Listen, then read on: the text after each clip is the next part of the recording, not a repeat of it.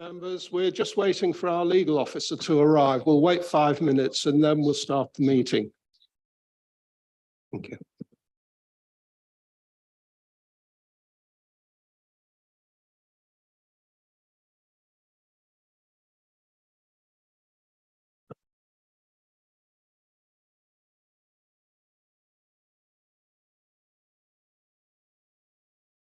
Started yet? Haven't started yet.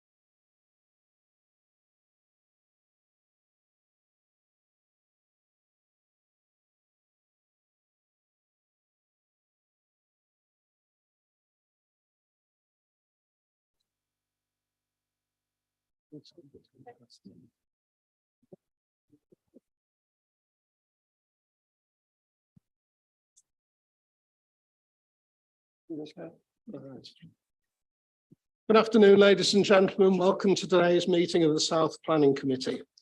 Item 1, apologies for absence and appointment of substitute members. Thank you, Chair. No apologies received, no substitutes. Thank you. Item 2, declarations of interest. Councillor Clubley.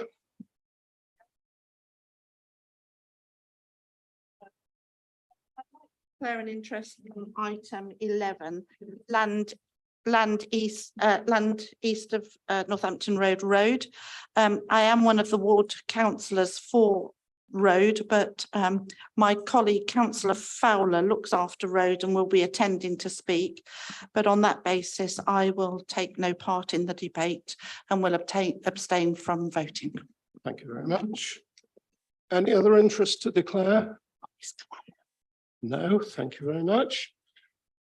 Minutes, to confirm the minutes of the meeting of the committee held on the 6th of July. Do we confirm the minutes? Thank you.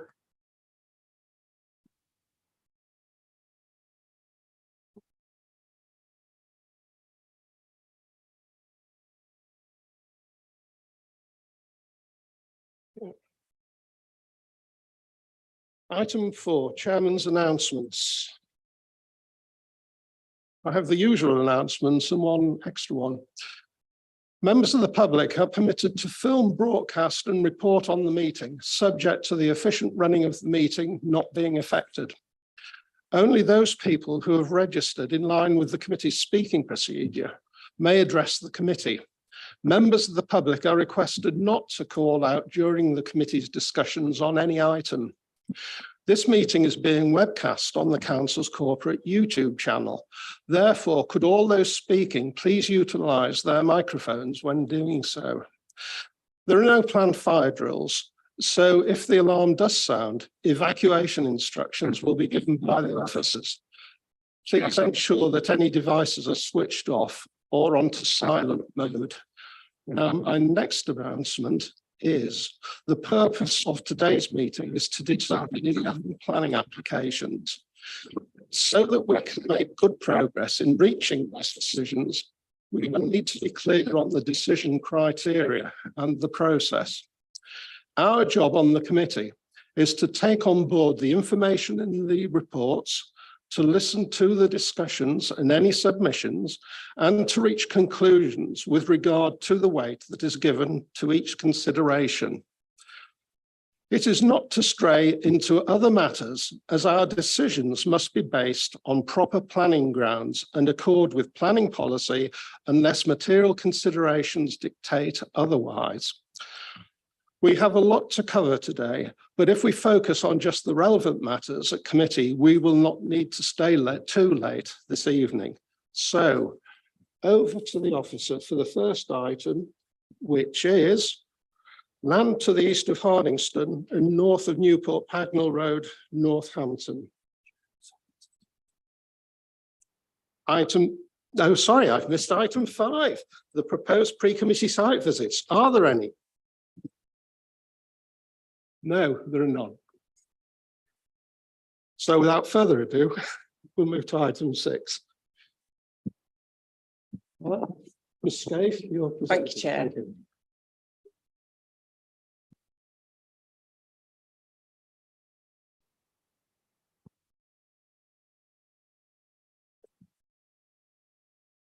So the first matter for consideration is application for permanent diversion of part of public footpath KN6. It's on land to the east of Hardingstone, north of Newport Pagnell Road in Northampton.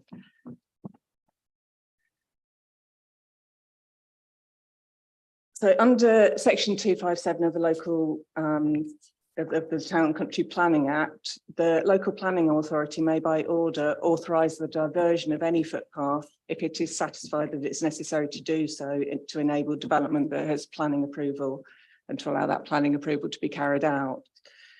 In this case, the diversion is in relation to the sustainable urban extension on the edge of Hardingstone. It's land south of Brackmills urban extension, which has an outline planning consent and a subsequent consent for reserve matters for phase 1 development. So this is the master plan that was approved for that overall scheme for up to 1,000 houses. So the diversion, this is phase 1 of the development that has reserve matters approval, and the diversion predominantly relates to the route going through the new development in this crescent area here. So this map shows you in the dark line going diagonally across the plan is the existing route that currently, as I say, goes diagonally, then extends down to Newport Pagnell Road to the south of the site. The diversion extends across Landymore Road here, takes the route along this proposed Crescent Street, which is part of the approved development, and back down to join its existing alignment down to Newport Pagnell Road. There are no objections from the Definitive Maps Officer or the Ramblers Association. There were third-party objections in relation to impacts on occupiers of Pagnell Court, which you can see down to the southeast of the site here. The footpath, as proposed, it does rise, the land levels rise up to the site. So there was some potential overlooking from the new route of the footpath to properties on Pagnell Court. A site meeting was held with a developer and an objector, and it's been agreed to increase the planting along that part of the proposed diverted route. And so to include some additional fencing to screen those properties and assist in security. Members' approval is best effort to allow the authority to confirm the order of delegating powers to deal with any further objections if they should be received. In the event that any further objections are received, local planning authority are required to refer. Sorry.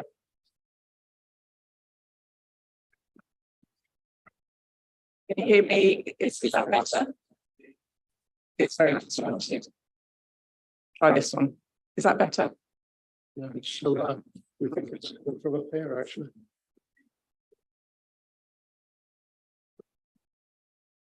Can you hear me if I talk loudly? Please carry on. Do members need me to repeat anything that was said or? No, carry on. Okay. So in the event that any objections are received and the council is unable to resolve those objections, we are required to refer the matter to Secretary of State to determine the footpath diversion.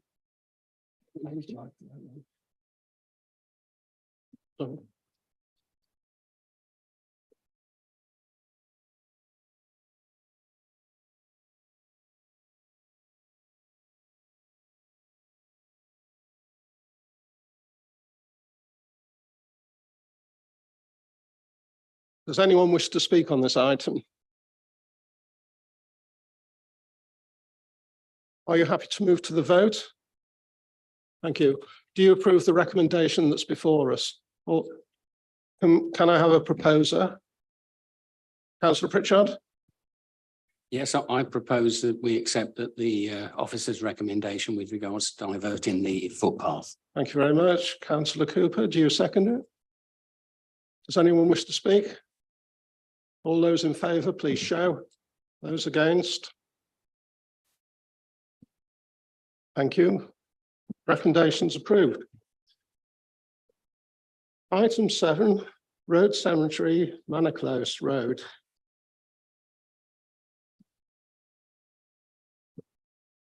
Thank you, Chair. Can members, can people hear me? Okay, thank you. So this is another application for a footpath diversion under section 257 of the Town and Country Planning Act. This one relates to a diversion at Road Cemetery, Manor Close in Road. So this is the site. This is the existing burial ground on the edge of Road Village here, and the current footpath goes from the end of Manor Close along the field boundary and extends in the northerly direction away from the burial ground.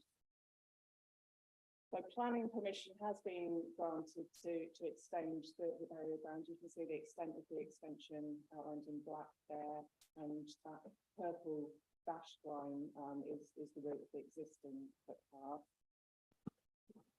So the proposed diversion is to extend the route around the burial ground as extended, and then it will rejoin its existing route across the field. So it will carry on along the edge of the field boundary of the burial ground as extended. Again, the definitive maps officer raises no objection. The Ramblers Association raised no objection, but have referred to an informal route along the southern boundary of the site. There is an informal route currently there that would remain in situ and be unaffected by the proposed diversion. A third-party objection has been received, advising that the diversion is unnecessary and an unnecessary use of public money. And the parish council are currently in discussions with that objector regarding their concerns. The officer recommendation is subject to resolution of any outstanding objections to confirm the order. In the event that the order remains opposed, the matter will be referred to the Secretary of State to determine. Thank you. Thank you very much. Local ward member, do you wish to speak?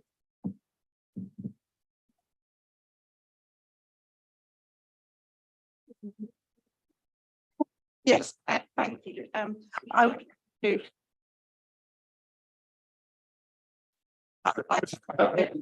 We have a speaker on this item. I should have called Stuart Shrub. Will you come to the microphone for speaking?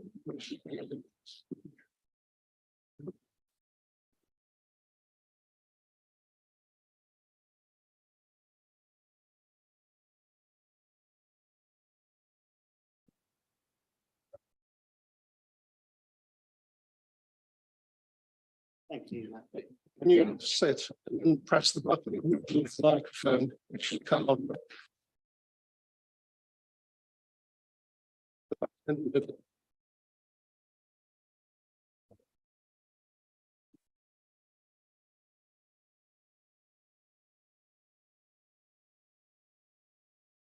Press yours, mine's come on, try that one.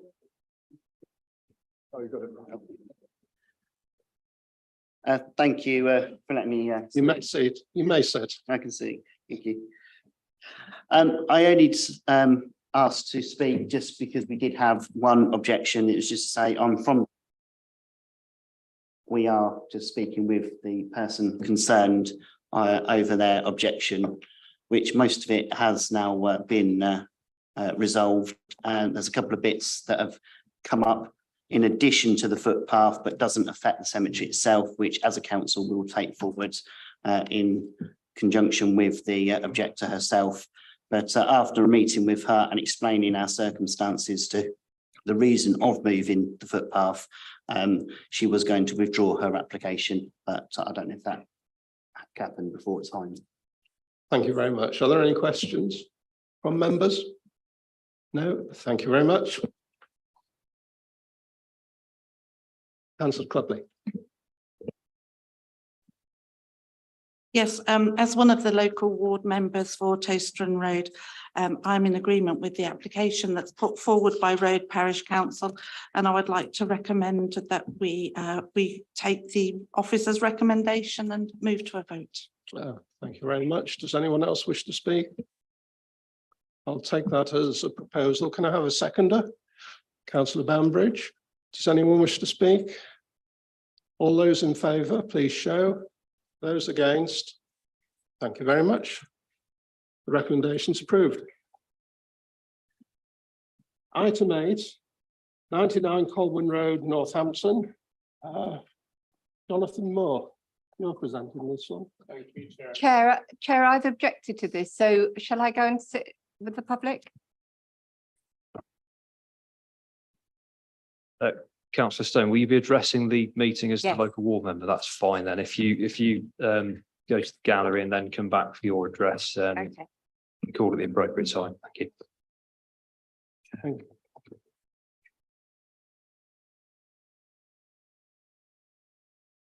Thank you, Chair.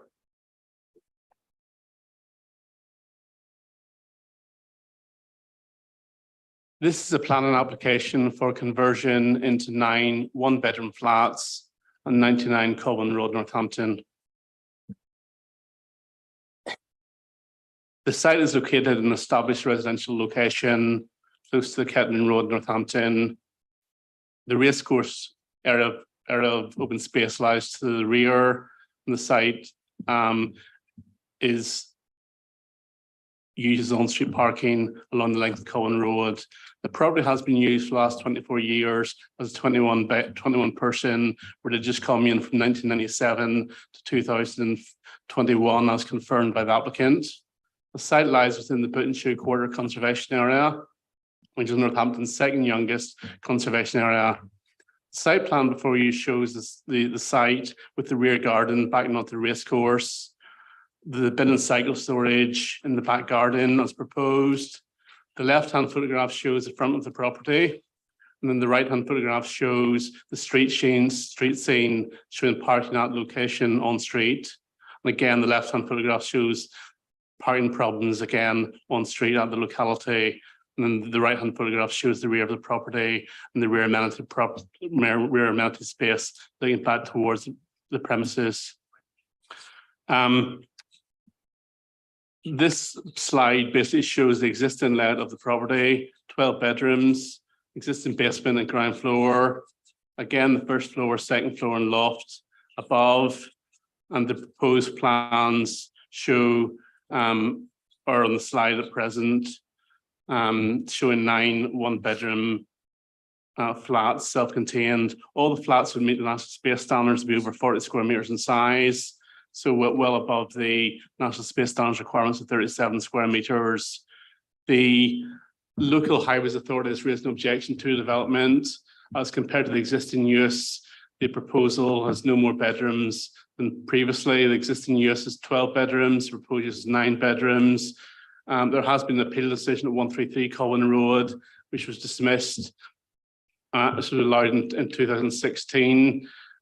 For the application was refused on highway grounds for residential development, and the planning inspectorate decided to dismiss the appeal, saying that the site is a sustainable location and close to services in the Kettering Road. Thank you.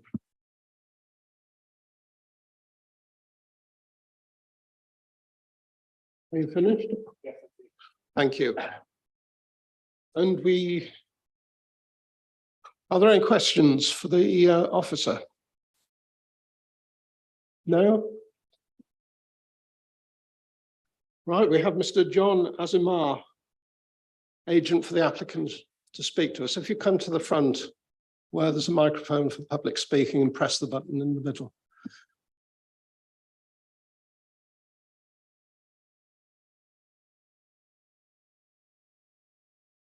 Thanks, Chair. As explained by the officer, the application property is located in an established residential area close to bus routes. It is established further the proposal will contribute to the council's 5-year land supply. And it's also a fact that the proposal does not include any external alterations. As such, there will be no impact on the neighboring occupiers in terms of loss of privacy, noise, or overbearing impact. You also have to bear in mind the existing use, which is for 21 persons as a religious commune. Chair, we believe that the proposal has been well considered, given that no external alterations are proposed. The proposal will also preserve the character and appearance of the conservation area. Now, in terms of parking, we note that there's been considerable concern regarding the impact of the proposal on parking. However, the proposal will although the proposal will result in increase in parking demand, the Highway Authority, as they have confirmed, the existing use generate higher, that's as a 21 person commune, generate higher demand than the current proposal. And also, there's been a recent approval for a scheme which will also generate comparable parking demand. It is also important to note that, as explained by the officer, in a recently allowed appeal for 133 Colwyn Road, which is a few doors away from the application side, the council refused an application on parking grounds. However, the inspector considered that the site is located in a sustainable location within easy walking distance of the local services and facilities and public transport services. As such, he was of the view that no off-site parking, although there is no provision for off-site parking, the dwellings are more likely to be attractive. You have a minute left. Thanks, sir. The dwellings are more likely to be attractive to for people who do not wish cars than those who do, and therefore consider the application acceptable and allow the appeal. Thanks, Chair. Thank you. Nicely done. Could you remain there in case of questions from members? Are there any questions for Mr. Azimar? Councillor Cooper. Thank you, Chairman. Just for clarification, I didn't remember from the case officer, 21 people lived there until 2022? 2021. Thank you. Thank you. Thank you. Any more questions? Councillor Clubley? Yeah, it's a clarification point again. It says here, in terms of the garage, the LAH strongly object to this as not only impractical due to its dimensions, but lack of vision for pedestrian cycle storage needs to be secure and lockable. I just wondered if you could give some clarification around that. Yes, the highway officer is of the view that the garage is substandard and therefore should not be used as a garage due to poor visibility. We have no objection to not using the garage as parking. It will be for cycle and storage. Any further questions? Thank you very much. Are there any questions to officers? Councillor Stone, would you like to join us? As a public speaker. Oh, Councillor Sharp's question. Thank you. The speaker mentioned a parking scheme. Can officers tell me more about the parking scheme that's mentioned? Sorry, I'm not quite sure what you mean. Sorry, the parking scheme you refer to. The gentleman mentioned that a parking scheme was mentioned when in discussion regarding lack of parking in the area. What is said parking scheme? Is that the use of a local car park? or- There was a parking survey submitted with the application, which the Highway Authority have seen. In addition, one of the points raised has been that the site is a very sustainable location. It's within 190 meters of a bus stop on Kettering Road. It's also close to Kettering Road local services. The appeal that was allowed at 133 Colwyn Road, the inspector ruled the fact that because the site was sustainable, the site by nearby, the site couldn't be refused because it was close to local services and close to the racecourse park. So there was a parking survey undertaken that was submitted with the application. And I would just draw your attention to condition 6 in the report. As the agent has alluded to, there's been imposed, it says the ground floor garage shown the approved floor plans shall not be used for the parking at any time. So that condition will prevent parking at the property, because obviously Highways didn't like the fact that there'd be a limited visibility from the parking space proposed. So all parking to do with the site would be on street. So can I ask the question again? So the parking scheme is using nearby buses? Well, there is bus stops available nearby. Yes, that's correct. Yes. Thank you. Can we have this in plain terms? Parking scheme means bus use in future. Thank you. Okay. Are there any further questions of the officer? No. Councillor Stone. Thank you very much, Chair, and I apologise for being late. I got caught up in traffic. This area of the Mounts in Northampton, near the town centre, is under the hugest amount of pressure. I get, and the other councillors get, an awful lot of casework from this area. The casework is about parking problems, it's about antisocial behaviour, it's about crime, it's about fly tipping, it's about residents feeling unhappy. So their view is that they pay a huge amount of council tax, and yet they feel very unhappy and unsafe in their own environment. We often have residents' meetings around here, and the complaints are always the same. And to be honest with you, those residents are looking to the council to protect them and look after them a bit better than they have been in the past. So I've got in front of me a survey one of the residents has done of the dwellings in Colwyn Road. This used to be a prime site, a prime road where everybody wanted to go and live. Nobody wants to go and live there anymore because of the changed social and crime-related conditions there.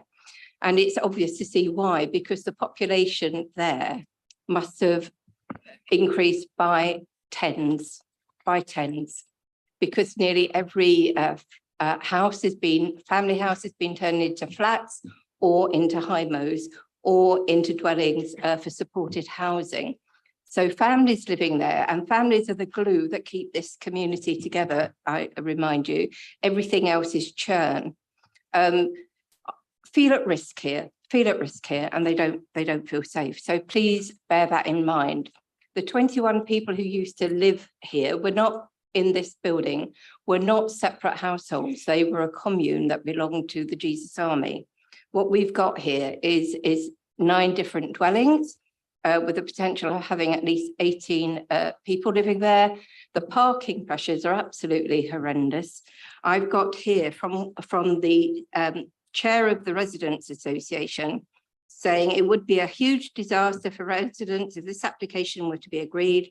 I'm guessing that the agents are intending to rent out these flats rather than sell them to buyers who would take better care of them. Although there would still obviously be a lot of the same issues with up to 18 extra vehicles if occupied by couples. At the present, there is 0 space for this number of vehicles.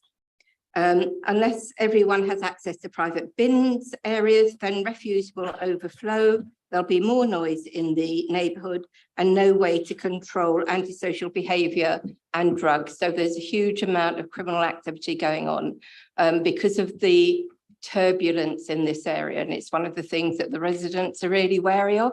They don't want that added to. Your time's up. Okay, thank you.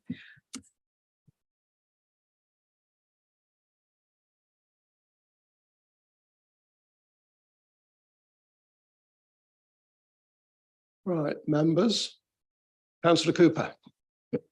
Chairman, may I just ask a question of you? Two members actually were late for reasons not of their fault. And they missed a statement that you read at the beginning of the meeting, which you haven't read before. And I wondered, would it be okay if you would read that again for their benefit, please? Yeah. So that everybody could benefit from Yes, that. I'll do that now. Thank you, Chairman. Can I just quickly come in, Chairman? Because I came in late, so would I be able to take part in this matter? Okay. Am I allowed to take part? Do you feel that you've adequately heard all the representations? Do you feel that you've adequately heard all of the representations? I came in halfway through, so I don't think I have had the first initial part. So In that case, you would be advised not to take part in the vote. okay, so I'll abstain. Well, I'll just one vote in this matter then. Are you abstaining? Well, am I allowed to take part? If I'm not allowed to take part, then I will just abstain. Yeah, as you've not heard all of the information, I would advise you to abstain. on Okay, the no, vote. thank you. I shall now read the statement, Councillor Cooper. The purpose of today's meeting is to determine 11 planning applications.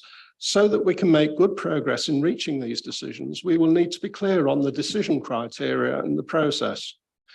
Our job on the committee is to take on board the information in the report, to listen to the discussions and any submissions, and to reach conclusions with regard to the weight that's given to each consideration. It's not to stray into other matters, as our decisions must be based on proper planning grounds and accord with planning policy unless material considerations dictate otherwise. We have a lot of ground to cover today, but if we focus on just the relevant matters at the committee, we will not need to stay too late this evening. Thank you for the opportunity. Right. Debate on this item. Who would like to kick it off? Councillor Pritchard? Thank you, Chair. With regards to the existing residents, do we know how many cars they actually utilised? And obviously there'll be less people, presumably, with the new configuration. Presumably they'll use less cars. I don't know. Hang on. Officers will answer this. I don't know for a fact how many cars were related to the existing use. Obviously, the proposed use, the existing use is 12 bedrooms, proposed use is 9 bedrooms. I think a comparison has to be made between the existing use of religious common and the proposed use in terms of number of bedrooms, the likely generation of activity and comings and goings between existing and proposed. So in coming to your decision today, I would urge you to give careful consideration to the comparison between those number of bedrooms and the potential number of people. So I can't confirm off the top of my head how many cars were using the existing use. Thank you. So through you, Chair, if I can just come back to Councillor Pritchard's point.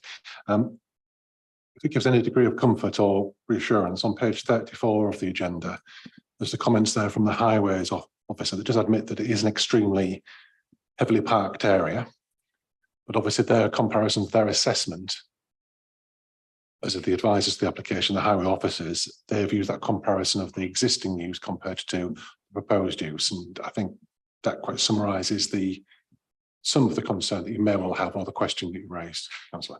Thank you. Councillor Stone, you said you weren't taking part in this, so please don't call out from the back. Thank you. No, you're not taking part, so please don't call out from the back. Who else would like to speak on this item? Councillor Bagot-Webb. Reference was made to the existing parking in the garage. We've been told that that area will not be able to be used. How can we control that to ensure it's not used? In answer to your question, I would refer you back to condition number 6 of the report that states the ground for garage shown in the approved plan should not be used for car parking at any time. The reason that condition was imposed was because the garage was too small and also because it was the lack of visibility. So we can hopefully try to enforce that to our plan enforcement team. If we get complaints that the garage has been used for parking of small cars, for example, then our enforcement team can investigate. No doubt the residents will be watching the site. And obviously our plan enforcement team can investigate and make sure that condition is adhered to. Thank you. Can I come back on that, Chair, please? Seems to me that it's going to be an enforcement job in the way you're discussing it. It would seem to me that we need to make sure it's blocked off so it cannot be used. Thank you. Do you wish to respond? And no further comment. Thank you. Any other views on this? Councillor Clubley? Yeah, I do take on board quite a lot of what Councillor Stone has said, actually. I have a great deal of sympathy for the residents of Colwyn Road. I think, unfortunately, with all these applications that we've got, Northampton seems to be becoming flat city, flat town. And I think it is very difficult for the people that live in these terraced houses and these small roads, because I think it does give a great deal of problems so far as parking is concerned. And also if people are renting, they don't tend to take as much care as they should around their properties. But unfortunately, although I have that great sympathy, I don't see that we have any legal reason for refusing this application. And so I would propose that we move to a vote. Thank you very much. Does anyone else wish to speak? Do I, Councillor Bambridge? Yeah, I'm probably saying the same thing as my colleague said, but with the numbers of people previous and now being less, I don't see how we can object to it on appeal. It would get thrown out directly. Thank you. So thank you very much. Does anyone wish to make a proposal? Councillor Clubley? Thank you. Do we have a seconder? Councillor Cooper. Does anyone wish to speak? Moving to the vote, all those in favour, please show. Thank you very much.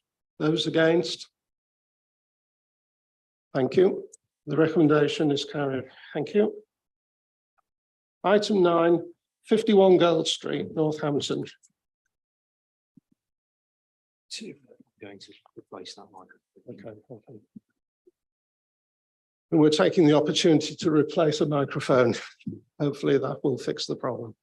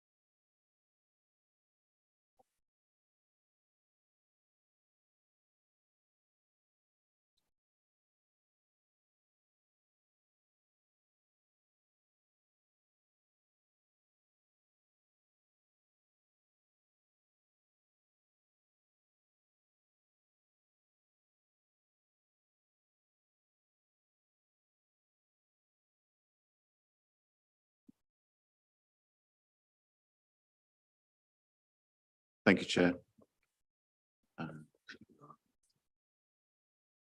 Got a slight technical.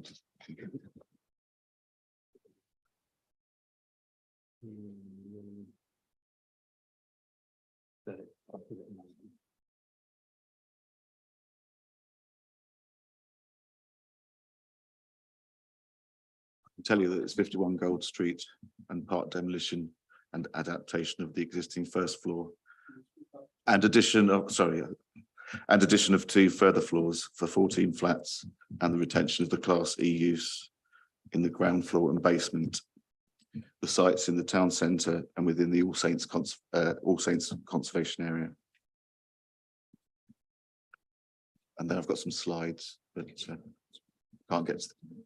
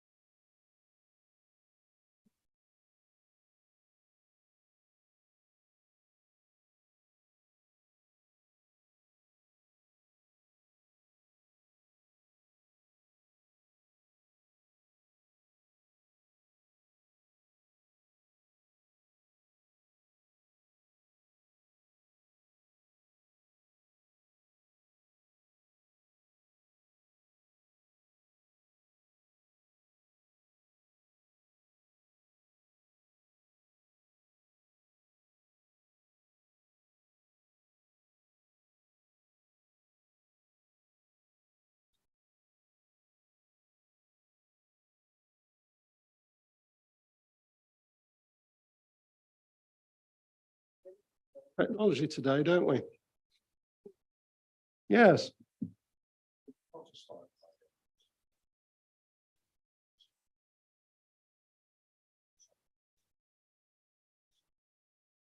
Oh, yes. Yes. Would you like to do that, Mr. Robson? No, right. I will try, but I would find it much easier with the slides that I've got to show you. Oh, yeah. Well, thanks for trying anyway. It's a kind of trapezium shaped roof at the top of a building where so you've got a kind of extra floor with a flat roof. They're fairly common on quite a lot of old buildings, often with slate dressing and often with sort of kind of low profile facing windows. Does that yeah. Does that help at all? I did it. Oh, good. Does it create dwelling space? Sorry? Does it create dwelling space? It can do. It can create all sorts of things. In this case, it does create dwelling space, but in general terms, they're used on buildings. It's not that mansards are not just used for residential purposes. No, but in this case, I think it's a bit of a telling point, isn't it? Well, I People don't are going to know. be living in. Well, let's not start the debate when we haven't seen the presentation, Councillor Stone. What's happening? Ah, we've loaded the presentation. Councillor Pritchard? Chair, just once again for information purposes, if the officer could actually outline NPPF paragraph 187, what that really means. That's on 8.25. That's the agent of change principle in the NPPF.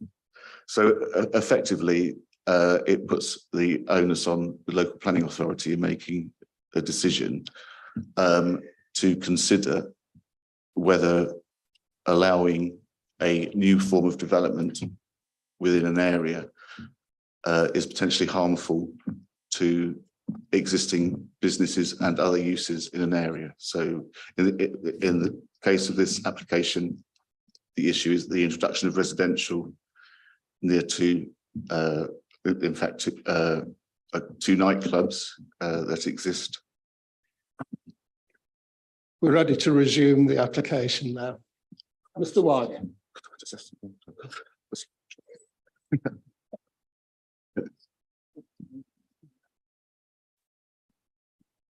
Which way can we try slide 2?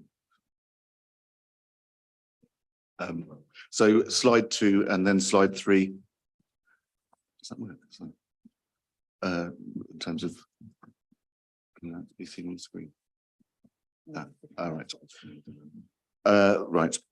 So to the immediate north of the site is Gold Street, where the premises has its main pedestrian access and delivery access for the existing Class E use, and that will remain the access for both in the proposed scheme. To the west is Horseshoe Street and Adelaide Place. Gold Street Mews is to the east, and the Argos store and car park are to the south. I should advise that the application was subject to a committee site visit on Tuesday morning as well. Next one. So slide 4 to the left is the local heritage asset, which is next door to the site. In the centre is the application property number 51, Gold Street. On the right photograph facing is a view along Gold Street, which includes the application property, and you can see a bit of the street scene. So this slide, top left, is a view of Gold Street from Mayfair, where you can sort of make out the sort of ornate gables of the building next door to 51. Bottom left is the view of the west side of the site from Horseshoe Street. In the foreground on the left is Elysium nightclub. On the left, and the former All Saints School, which is a grade 2 listed building and houses the Escape nightclub to the right in the Ironstone. In the background of that, there's, hopefully you can just about make out an ironstone wall and slate roof which is the rear of the application site. The black timber structure to the front of the ironstone wall is an outdoor area associated with the Elysium nightclub, which is unauthorised but cannot be removed due to the 4-year rule and being beyond enforcement.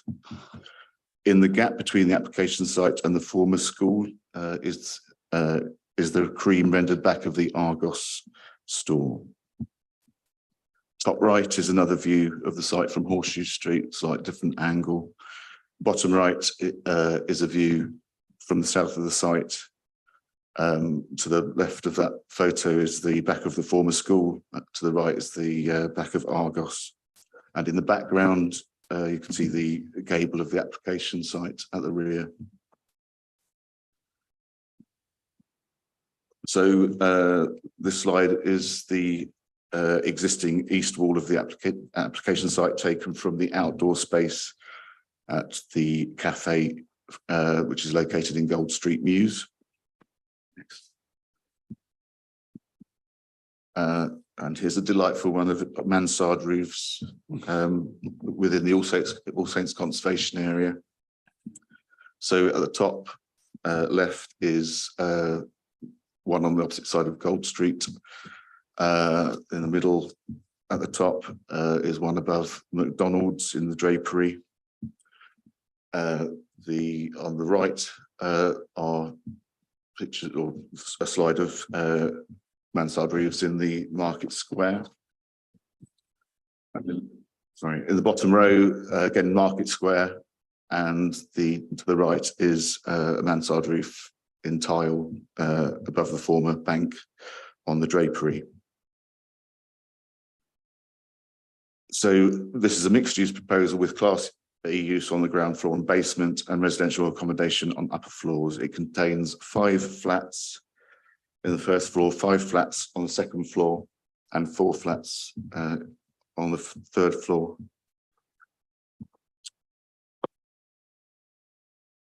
So this slide shows the front elevation in streetscape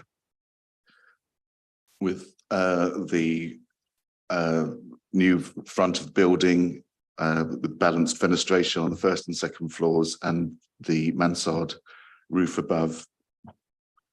On the bottom of that slide is the east side facing towards the cafe use. That has the retention of part of the existing stone wall with a 1.8 metre stone wall adjoining a thoroughfare within the site.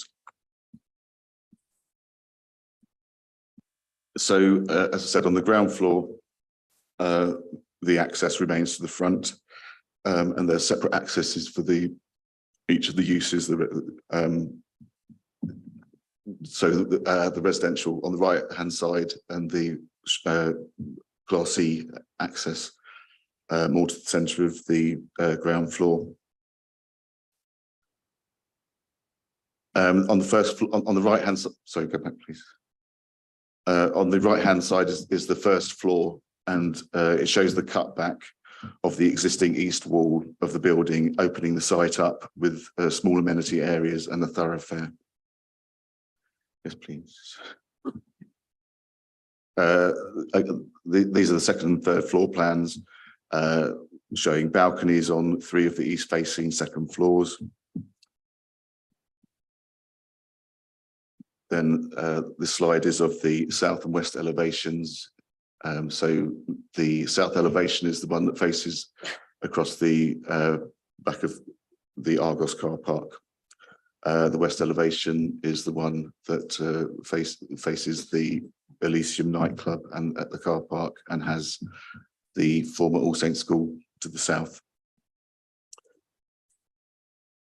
So the amenity of the flats is discussed in paragraphs 8.19 to 8.24 of the report.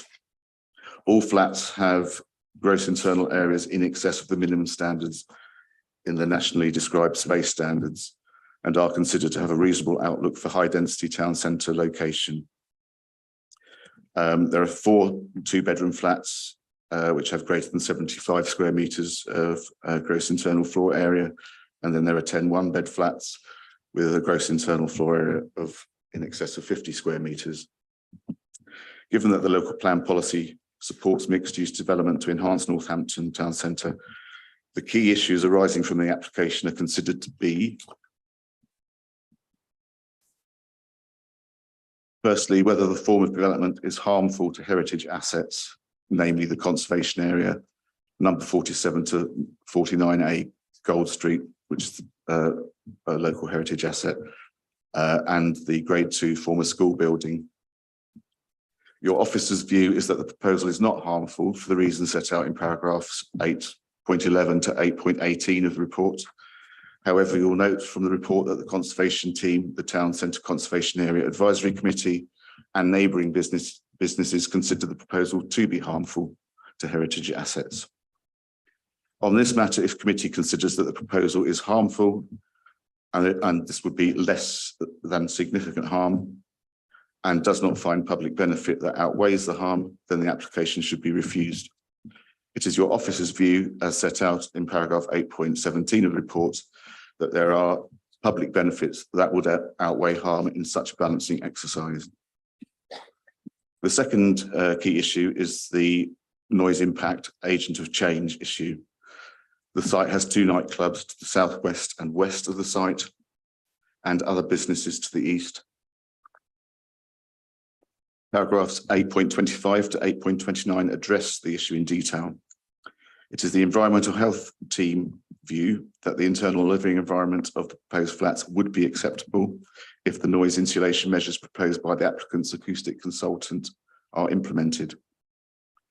The nightclubs are concerned that residential uses would be likely to harm their businesses through noise complaints.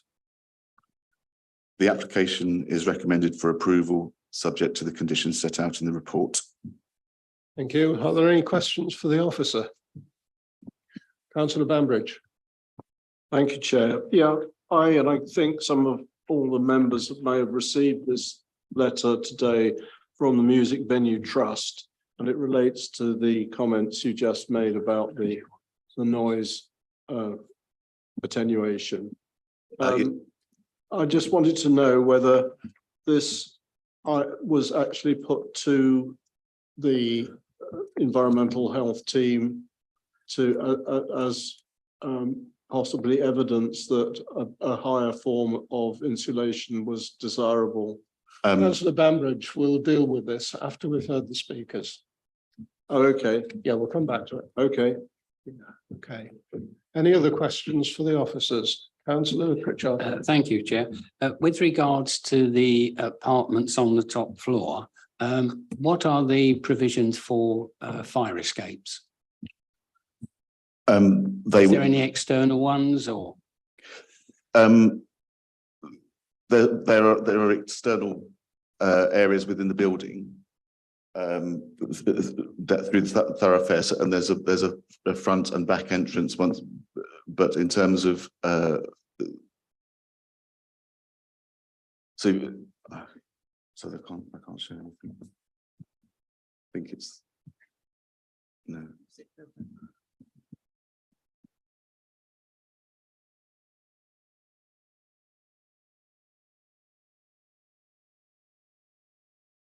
Ground floor, so they would be restricted to the stairwell, and once down the stairwell in the thoroughfare, they've got points of escape to the front and the back of the building. Thank you. Any further questions to officers? Councillor Stone. Could I just ask a question about sustainability? My understanding is that when we're looking at sustainability, we're looking at things like the local economy and we're looking at the need for green spaces. One of the issues here is whether this development is going to negatively impact the nightclubs and the local economy. I don't understand how that evaluation is going to be made. It's not a priority of one over the other. It's if we're going to have residential dwellings in town centres, then that has to be taken into account, doesn't it? That we mustn't harm existing businesses. We're already finding it difficult to attract custom into the town centre. So how is that evaluation made? The other point I want to make is in densely populated areas, this is going to be a development which is extremely densely populated. I understand balconies and that tiny little space outside will be used for waste, I should imagine. These people are going to have no communal sitting out area, and that are they? And so in terms of sustainability, I don't understand how that assessment is made. Okay, in relation to your first question, it's not an assessment of how much money the nightclub makes or how much money another business makes. It's an assessment as to whether it's possible to allow residential use and for that residential use to provide an acceptable living environment for those residents and not cause harm to the businesses by there being noise complaints, which then affects the business through them having to change the way they operate. If that was the case, the environmental health officer, in considering the acoustic consultant's report, would have found that we shouldn't be allowing the use. So the evaluation is not a financial one. It would be if we found that there was it wasn't an acceptable living environment and allowed it, but it's the opposite in this case. And with regard to amenity space in the town centre, I mean, it's at a premium. What people do with their balconies, I can't control it, but I doubt if I had a balcony that I would be putting my rubbish out. It would be a very key space. It might be small, but it would be quite sort of important to me. There is some amenity space provided by the way the scheme has cut the building back and brought light into the scheme. I think that you can't assess a town centre scheme in terms of amenity in the same way that you might assess a scheme where you've got much more land to deal with. You're inevitably going to have a slight clash between what you would normally allow in a large residential scheme to this, which is within the town centre. It is sustainable because it's located close to the shops, to the station, to the bus station. So that's the balancing exercise that I've done. Thank you. Any further questions to officers? No, thank you. Mr. Woods. Sorry, Chair. Could I ask one other question? I'm a bit Who's worried. it off? It's for The officers. Yes. Who owns the land where Argos parks its vehicles? And has there been any consideration about the impact on air quality for the people living in this development from the vehicle movements in that yard? But well, the applicant doesn't own the land. I'm assuming that Argos owns the land. They're a consultant in terms of the pollution from vehicles or other forms that you might perceive. That's the environmental health. Mr. Gill would like to come in on this one. Mr. Gill. Mr. Who? So just very quickly in regards to your question, Councillor Stone, land ownership isn't a relevant planning considerations. I'm sure the planning officer would probably have avoided that answer anyway. Thank you. Are you coming in, Mr. Robson, as well? No, just to basically reiterate what the legal officer said and what the case officer said through you, Chair, if I may. In terms of the actual ownership of the car park was asked by Councillor Stone in terms of its relation to this application. It's a separate entity, basically. I mean, all the consultees have come back and they haven't, not all, but some haven't raised issue in terms of those elements. So we cannot be considered on that nature, I'm afraid. Thank you, Chair. Okay, are we done with questions to officers? Right, speakers, who's first? No, we've got a Simon Thompson and a Dan Kituno who have registered to speak as objectors. Are you here? You're present. The first speaker is Simon Thompson, then you have 3 minutes. Please come to the microphone.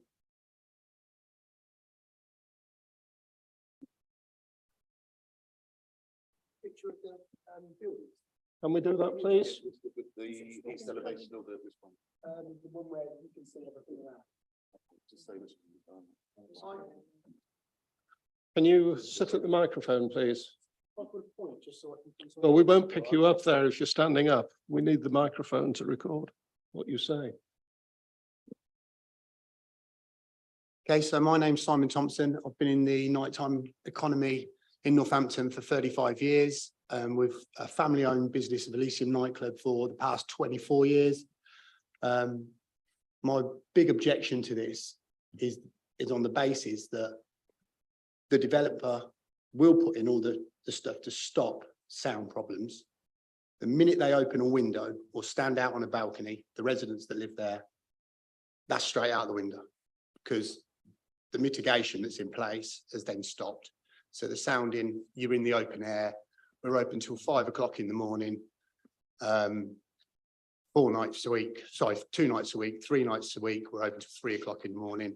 These are running nights. We have roughly 100,000 people come through our door a year. We serve over 40,000 students that come through our building from the university.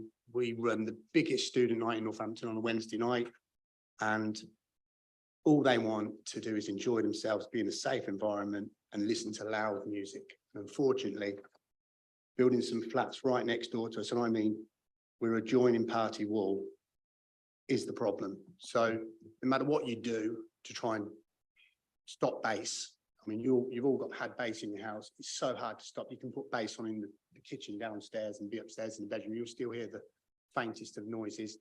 The minute you take away the stoppages of that and open up a window, it's there.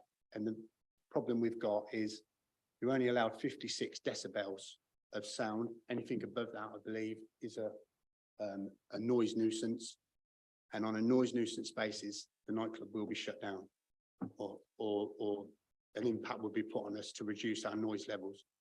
We run approximately 115 to 140 decibels, depending on the different styles of music and the different frequencies used in the music that's made. And there's nothing you can do to stop that that problem traveling.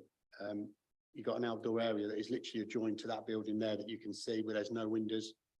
On the back side, you've got Danny's, who's going to speak in a minute about his. And on the left-hand side, you've got another nightclub called 43. There's 4 nightclubs in Northampton.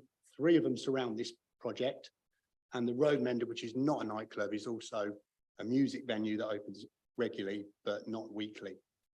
So on that basis, I recommend that we strongly ask you to object to this proposal, not just for our sakes and my family's sake, but also for the impact that it will have on the university in Northampton, taking away the nighttime economy by killing 3 of the nightclubs in Northampton. It's over. That's it. You know, the police have just spent thousands of pounds investing into us with the ID scans, the council on our side. We work heavily with you all. Thank you very much. Please Time's help up. us. I must stop you there. Thank you very much, Mr. Thank you. Thompson. And now we have Mr. Kituno. Are you here, please? Will you come to the front?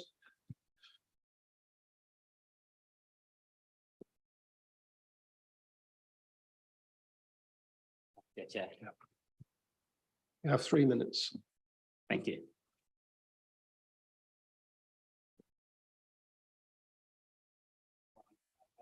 Can you press the button in the middle of the microphone, please? Thank you. My name is Dan Kituno. I'm the owner of Escape Venue. which is just at the bottom of that project that they're proposing. I've got so much to speak, but because of time constraint, I've just have two things. Mainly the noise assessment report that was submitted to support this application. The method they used is not appropriate in my view.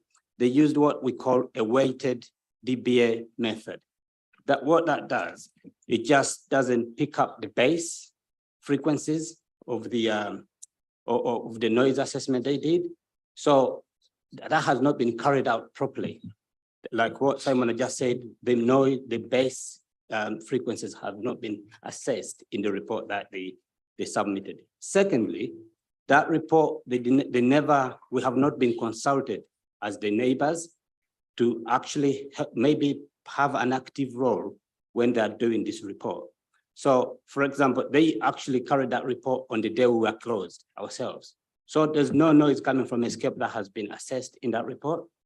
That worries me. The other thing I wanted to actually point out is what concerns me is West Northant local plan.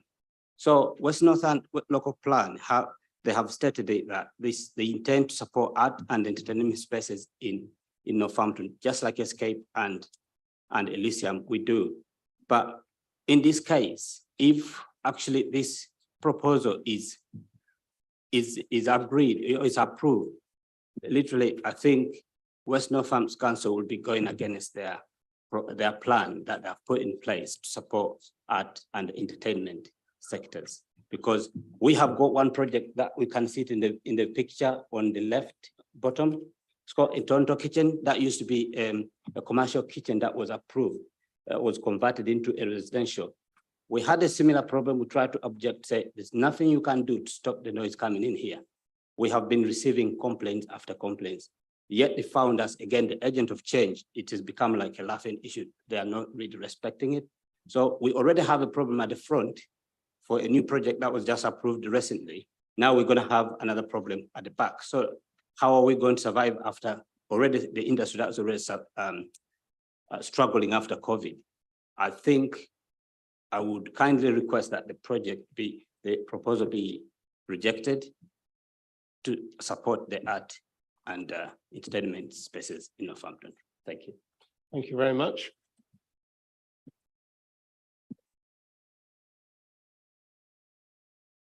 Yeah. Officers, would you like to respond to what you've heard? Yes, I would. The objectors have made their views known throughout the application process. The noise assessment that took place last November took place on a Friday night when the objections that had been received by the council, by the local planning authority at that time, had stated that both the clubs were open on a Friday night. Within the report, I can't remember the specific paragraph, but I went back to the environmental health officer when I read the noise report to ask if there was an issue with the fact that only one of the clubs was open on that night. And her advice was that there was not, because what she was controlling was to ensure that the internal environment of the flats was okay. With regards to these objections, they are making assertions. The applicant has submitted an acoustic report from an acoustic consultant. It's being criticised, but it's been assessed by your environmental health team, and they have found it to be acceptable. The objectors have not put forward an alternative acoustic report to show where the applicant's acoustic report is wrong. So you don't have any information before you from, you've got people asserting that this is what's going to happen. But the application and the requirements of our environmental health officer are that if those flats do not achieve the requirements of the condition that is suggested, then those flats can't be occupied. It's not a question of ignoring the complaints, but based on professional information and the professional assessment of that information, that is the view that we have taken as officers. The other thing is, I wasn't aware that whereabouts is the road mender in relation to, you mentioned the road mender. It's yes, but it's Will you not call out from the back, sorry. please? It's okay. It's not, the road mender is not in the locale of this site. There is a number of large buildings between the position of this site and where the road mender is away from the site. So, right. Please don't call out. I was asked to respond to assertions that were being made, and I'm not saying that I'm right. I'm saying that this is the position so that members have got all the information. Thank you very much. Councillor Cooper, Thank you, Chairman. is it questions to officers? Unfortunately. If we haven't moved to questions for No, officers, no, I need to bring Mr. Woods Just in. finish, if I could just finish, sorry, Yeah. Chairman. I had actually got a question for both the speakers, but you sent them away. Yeah, that's right, yeah. No.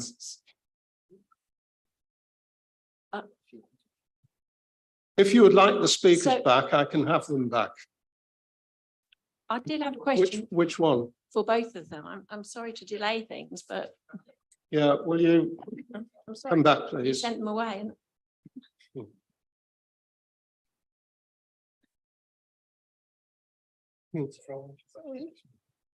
Yeah.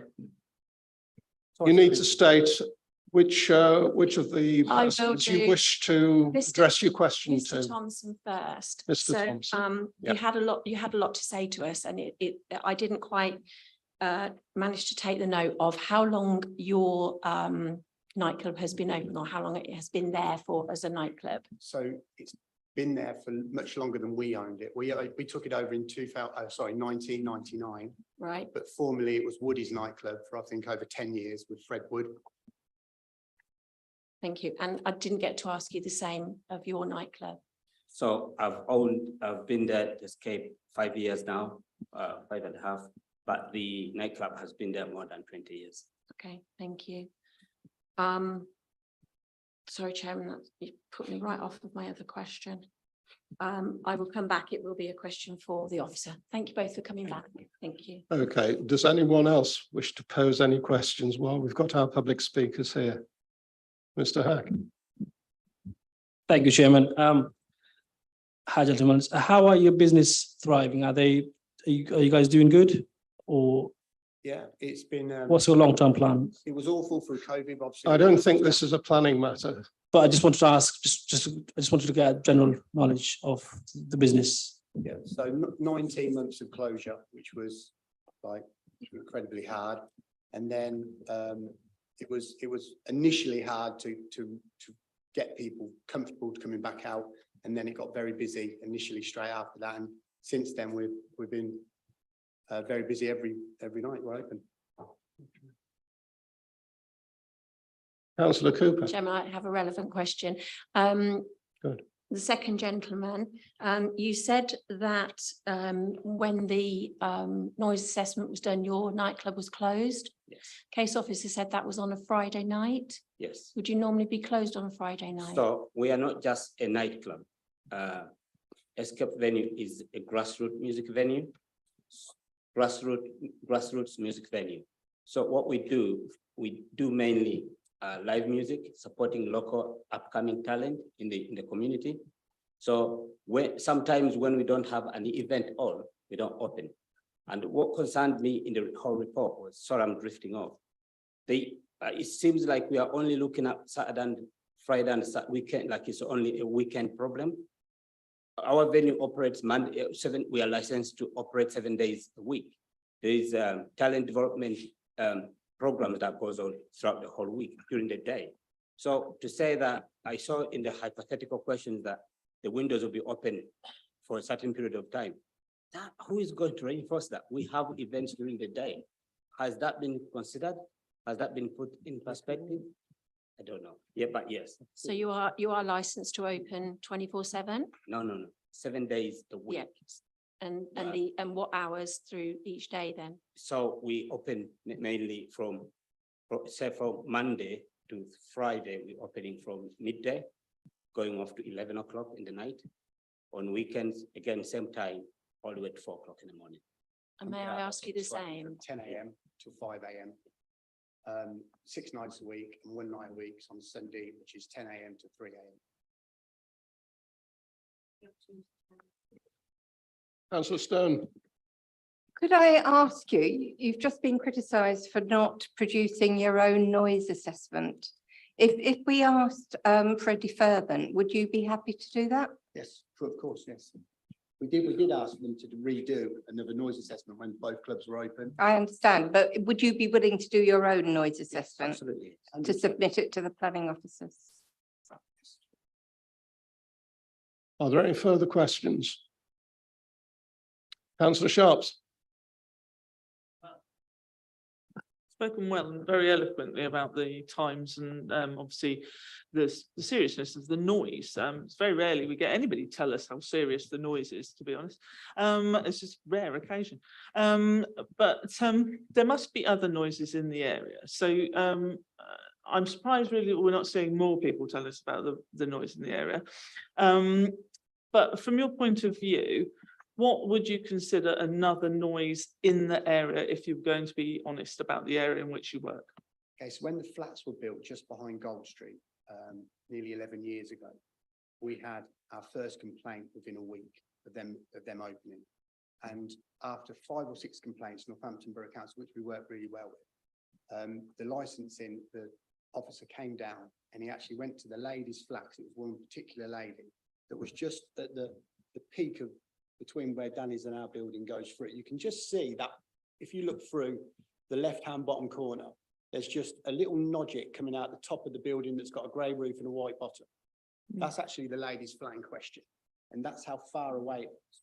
And he basically what they'd done was they had an officer in our garden and an officer in there, and we set the DVD at 112, which was 56 going through their window. And that's 350 meters away.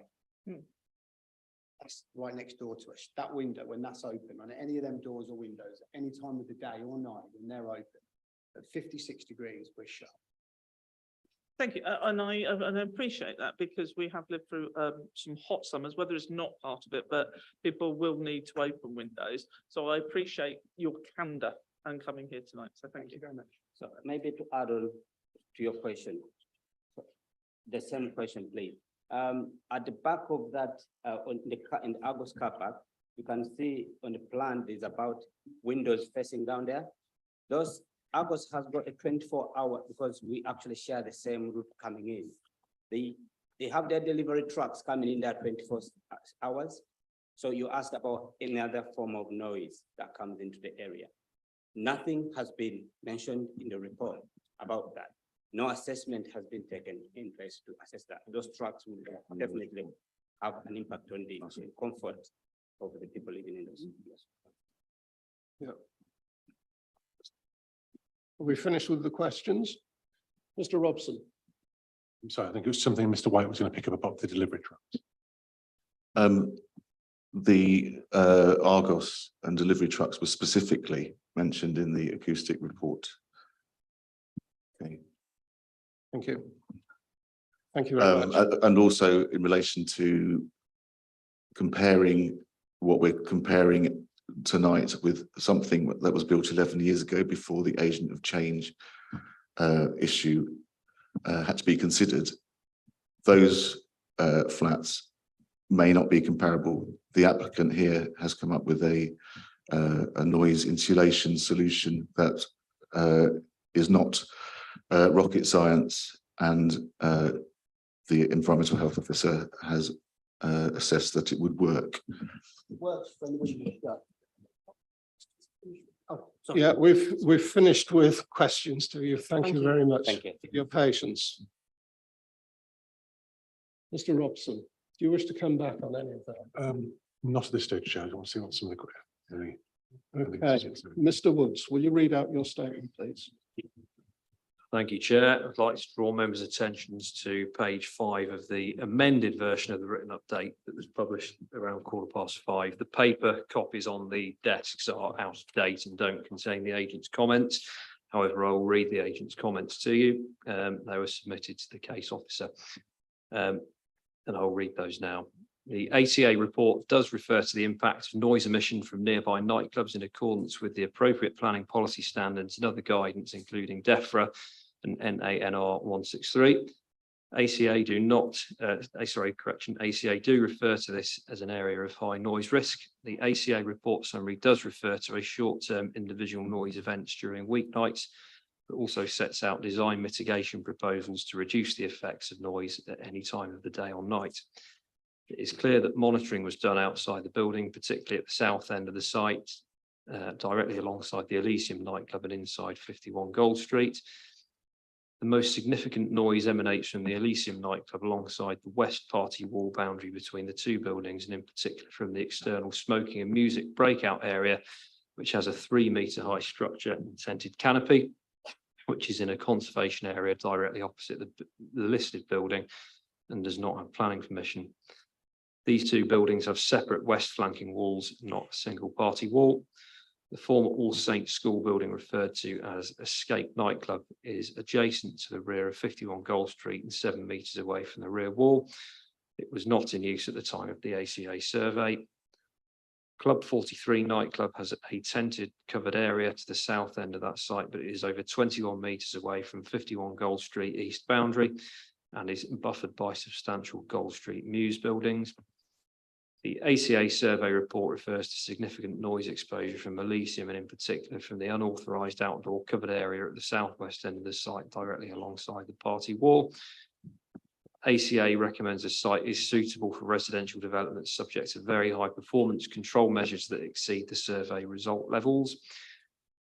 ACA recommendations have been implemented in the revised design and will satisfy the high risk external and internal noise emanating from the immediacy of Elysium. The mitigation proposals include new separating walls and combined walls between 575mm and 1.3 meters thick, a pitched roof with 100mm concrete planks, acoustic insulation and linings, windows with 2 double glazed units, and a mechanical ventilation system so the windows do not need to be open. These design mitigation proposals satisfy the high risk immediacy of the internal and external noise emanating from Elysium as the worst case scenario, and as such any noise emanating from the detached former All Saints School building 7 metres away and Club 43, which is 21 metres away and buffered by the Gold Street Views building, will be significantly less. The neighbouring cafe garden alongside the east boundary is unlikely to have any detrimental impact on the proposed linear courtyard area, which has a minimum 1.8 metre high boundary wall from the courtyard side, and varying height between 3.9 metres and 5.5 metres above the cafe side. The ACA report demonstrates that the design mitigation reasonably addresses the noise risk, and as such, the agent of change issue has been addressed. The local authority environmental health officer confirmed that the development was acceptable and that no additional survey work was required prior to determination of the application, as any noise mitigation scheme for the flats would have to achieve BS British Standard H233:2014, irrespective of the noise source. And that concludes the agent's comments. And secondly, I wish to draw members' attention to this letter here that has been circulated by the Music Venue Trust this afternoon via email. This letter is not published material, therefore should be disregarded by the committee if you've received this via email or a printed copy. Thank you. Thank you very much. Councillor Bagot-Webb. Thank you, Chair. Just want to sort of clarify a couple of points to make sure that we make the right decision. The first one, we talk about the low frequency noise. Low frequency noise also causes vibration. Are we aware of what vibration might go through the building? I'm not aware of what vibration might go through the building, but it would be one of the considerations that the environmental health officer would have considered in terms of the information provided. Thank you. Second question comes back to the existing buildings, the two nightclubs either side specifically. What classification are they? And are we right to allow residential to be put into the middle of whatever the classification of those buildings are? So their classification would be a sui generis use, I think. So it has no use class. But what about the one that we're talking about? The what? 51. 51. What is it classified as? It would be, it's a mixed use of Class E and Class C3. And is that then being changed to residential? No. So its existing use is a class, is now falls within Class E of the use classes order. The proposed use is Class E on the ground floor and basement and Class C3 above. Just seems strange that we are allowing residential in the middle of sui generis properties. Well, we haven't got to that point yet, have we? I think within the use classes order, uses such as B2 and B8 are specific, or are specific uses that would be that you shouldn't be considering having next to residential uses by dint of the noise that's likely to emerge from them. Sui generis uses covers so much. It's not a question of, the agent of change is not a question of should we be allowing something, can we say that it's harmful? And that's been the dilemma that has been considered by the acoustic consultant and by your environmental health team and by your planning officers.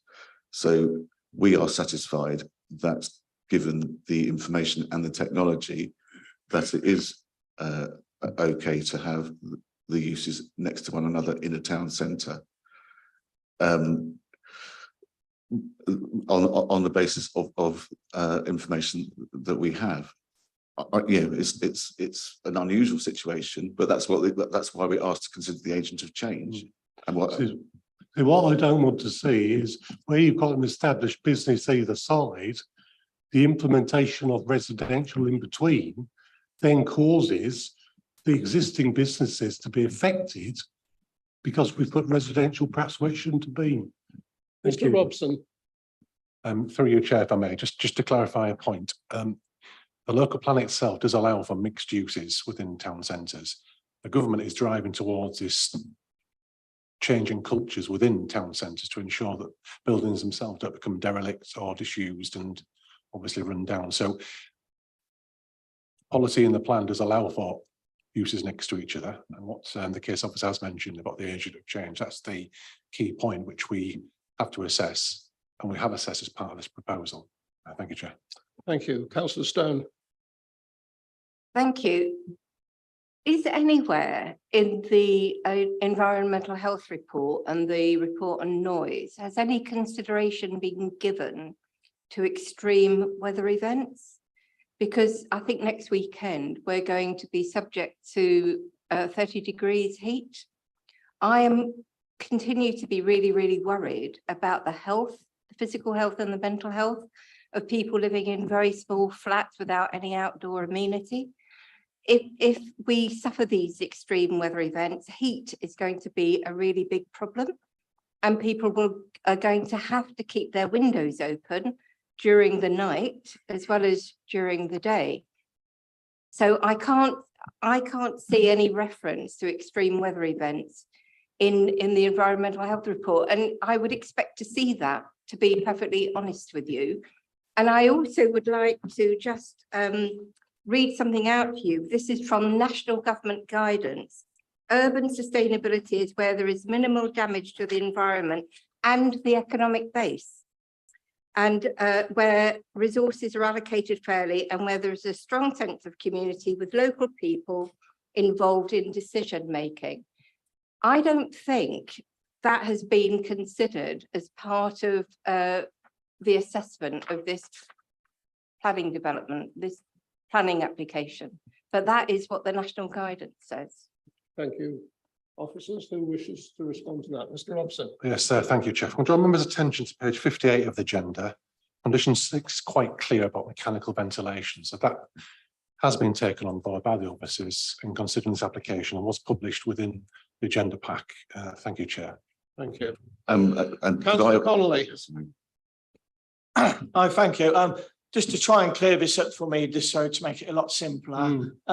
If I was to be buying one of those flats, those apartments at 51, and I opened the window and I thought it's a bit noisy, and I put a complaint into the council to the as regards to the noise of the nightclub.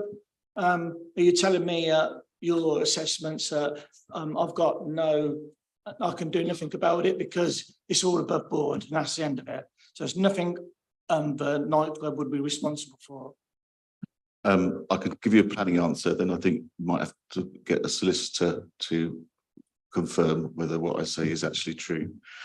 The situation with the agent of change is if the local planning authority has considered agent of change and has taken all reasonable steps to ensure that as a result of allowing a new use within an area to prevent there being an issue, then it can be a defence if the environmental health officer then decides, contrary to the view that has been given in this report, that there is an issue. So the fact that you go through the agent of change and the planning authority puts measures in place is sufficient to mitigate. It is sufficient to potentially address complaints from someone who said, I wasn't aware of that and I wanted to open my windows at 3 o'clock in the morning or 10 o'clock at night. But I think the solicitor probably ought to. Mr. Gill. Yes, the noise regulation in respect of enforcement is a completely different regime to the planning regime. So as your officers has mentioned, the agent of change principle is designed to strike a balance between encouraging new development and protecting the viability of existing businesses and amenities by applying that agent of change principle. But in respect of any enforcement activity, in respect of any noise that occurs and affects the flat owners, then that is something that will be assessed by environmental health officers. And it would take into account the fact that there are noise mitigation measures implemented within that development, which is what the development, I understand, has taken into account. Thank you. Any other views on this? Councillor Pritchard. Have we got to the debate yet? I think you're starting it. Oh, right. One of the some of the things that obviously I've listened very closely indeed with. Oh, sorry, we've got a question over here, Mr. Bambridge. Yep. Sorry, have you got could you put up the picture of the proposed development, the rear end of it, please?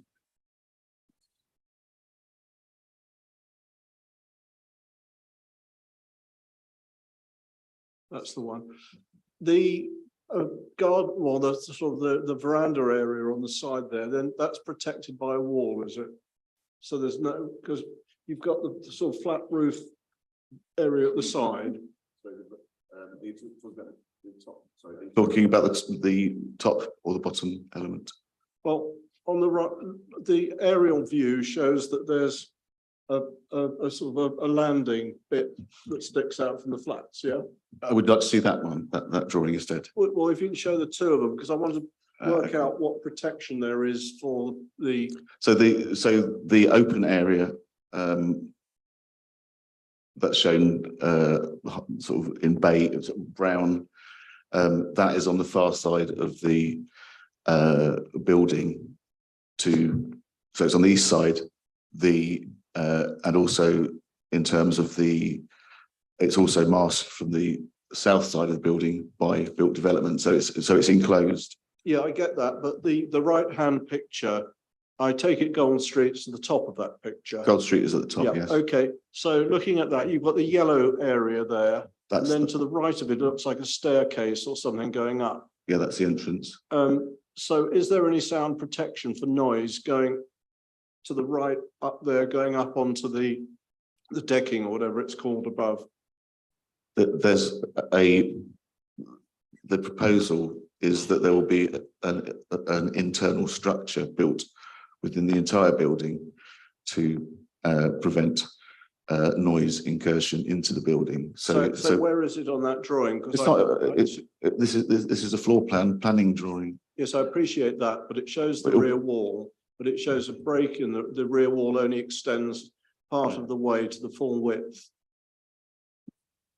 Yeah, Gold Street is at the top. So the Elysium nightclub is, Perhaps it'd be easier if I just, here, you've got a wall here, yeah, and you've got stairs here, and you've got an open area here. Where is the sound protection for noise coming from here to going up to protect the environment on the gravelly bit there? so the noise is within the infrastructure of the building, I can't, the architect is in the audience and might be a better person to actually answer this than me, but you have a frame within the building. So you've got extra skin within the building. So yes, if someone goes in through the rear, but that's not a main point of access. The access to the flats is to the front of the building. But the building is noise insulated, as per the information in the report. I'm not capable of describing it to you or specifically showing it on a floor plan drawing what's there.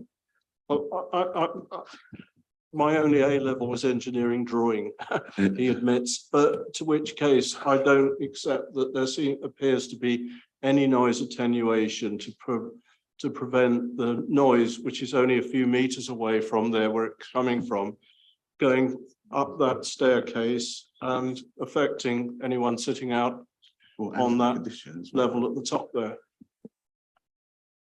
So the answer is that the condition proposed requires that the environment cannot achieve a level above the British standard. Failure to achieve that condition means that the scheme cannot go ahead. Building regulations would address some of the issues that you're seeking clarification on.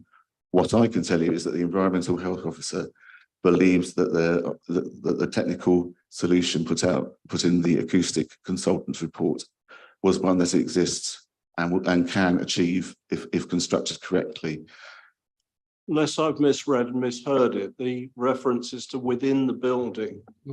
Surely that area at the side, which is living area, outside living area, where on a pleasant evening you would sit outside and enjoy the open air, is not protected. It's only inside the building, and yet that is an area of the part of the dwelling as such. Yes. So in that sense, what is not being said is that the external environment outside the flats at night, so the balconies and areas outside the flats are not going to enjoy the level of noise control that is within those flats. But the issue is to do with when the operation and the likely use of the balcony and that amenity space. So at night, when the nightclubs are operating, the environment of the living environment of the building is protected.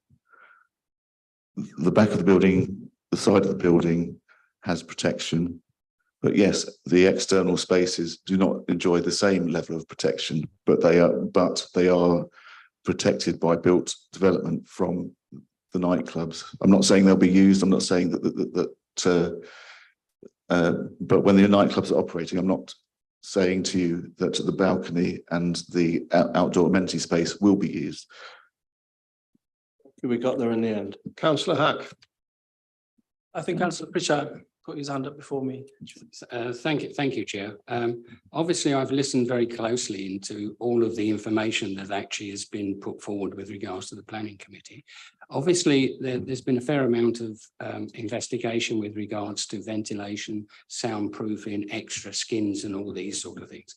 But surely you get to a stage where, just like residents near the M25, the M1, the West Coast line, you know, they're actually, shall we say, subjected to a significant amount of noise, perhaps even vibration to a certain extent.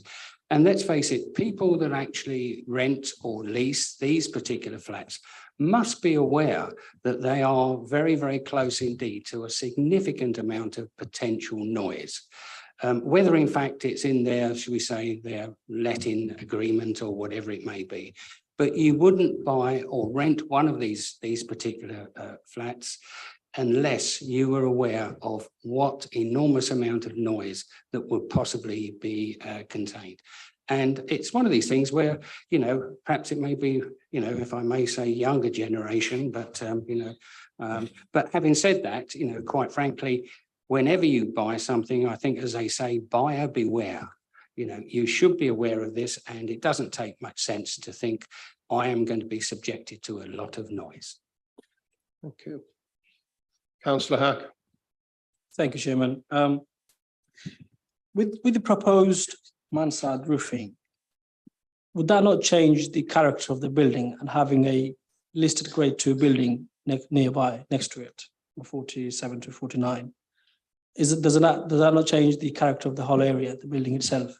And is that not a refusal reason? As I said in my presentation and in detail in the report, the view is that the mansard roof in the environs of that building. Sorry. So if you're looking at the views from the east, bottom left, top right, the height of the mansard roof is about half a metre above the ridge height of the existing roof. It is the highest point of that roof is further away from the listed building than currently is the situation. But the reason that I don't consider it to be harmful and officers don't consider it to be harmful is that that's a background to the listed building. Yes, it's near to the listed building. Right in front of that listed building are other buildings as well. Now, it is officer view that the use of a mansard roof there is not harmful. But I say, if you find it harmful and you don't see any public benefit, you would have to refuse the application. My view is it's not harmful. There is no less than significant harm to the listed building arising. But if you found that there was less than significant harm because of the mansard roof, then I would argue, and I do argue, that there are public benefits that arise as a result of the proposal that outweigh that less than significant harm. But my view is there is not harm as a result of the mansard roof. Councillor Clubley. Thank you. I was just reflecting, obviously Northampton is undergoing a series of regeneration. And as part of that regeneration, there's going to be lots of applications for flats in Northampton. And we had one recently in Abington Street, which we actually approved. It was in a nice area where the old Woolworths one, and there were no pubs or clubs around there. And my problem with this development is that it's not in a quiet area. It is between two very noisy businesses, which the university students of Northampton really enjoy. And if we were to approve this application, then to me, we're then putting the onus on two very established businesses to defend themselves in the future and potentially incur a lot of costs. And I just don't feel comfortable with the environment where this is, that we're potentially harming two very long-standing businesses. Thank you. Councillor Bambridge. Yeah, I agree with Councillor Clubley there, and also I worked in the commercial vehicle industry at factory level in Sweden, and I was involved with a lot of legislation involving vehicle noise, particularly when Austria introduced the Lärmschutz regulations that now have been adopted most of Europe. And one of the things that we worked with were the sound regulations, etc. And DBA, as the gentleman said earlier, does not take into great extent the bass noise, the boom, boom, boom that you can hear through the wall from next door. You can't hear the music, you hear the boom, boom, boom. And I think we use DBD more than DBA, and we tried to get that adopted internationally. And I'm not sure, it was a few years ago now, whether they managed to do that. But I certainly cannot believe that anyone could live in that building without being affected by that noise, no matter how good the insulation was. I don't think it's possible. And as has been said by several people here, it's just not the right place to put people living in. And also, I object to the mansard roof there. We've got a nice view now of the listed building there. There's few enough nice buildings along Gold Street as it is at the moment. And although the one shown there, which is the building we're discussing, is no beauty on its own right, at least it's lower than the roof height, and it's also lower on the roof height of the building to the right of it, whereas the drawings we've seen of the proposed street scene show it higher than both. And there it is. You see it goes above the white building on the right, and it sort of it changes the what's the visual impact of what is, albeit could do with a coat of paint and bits and pieces, but that is rather fine building.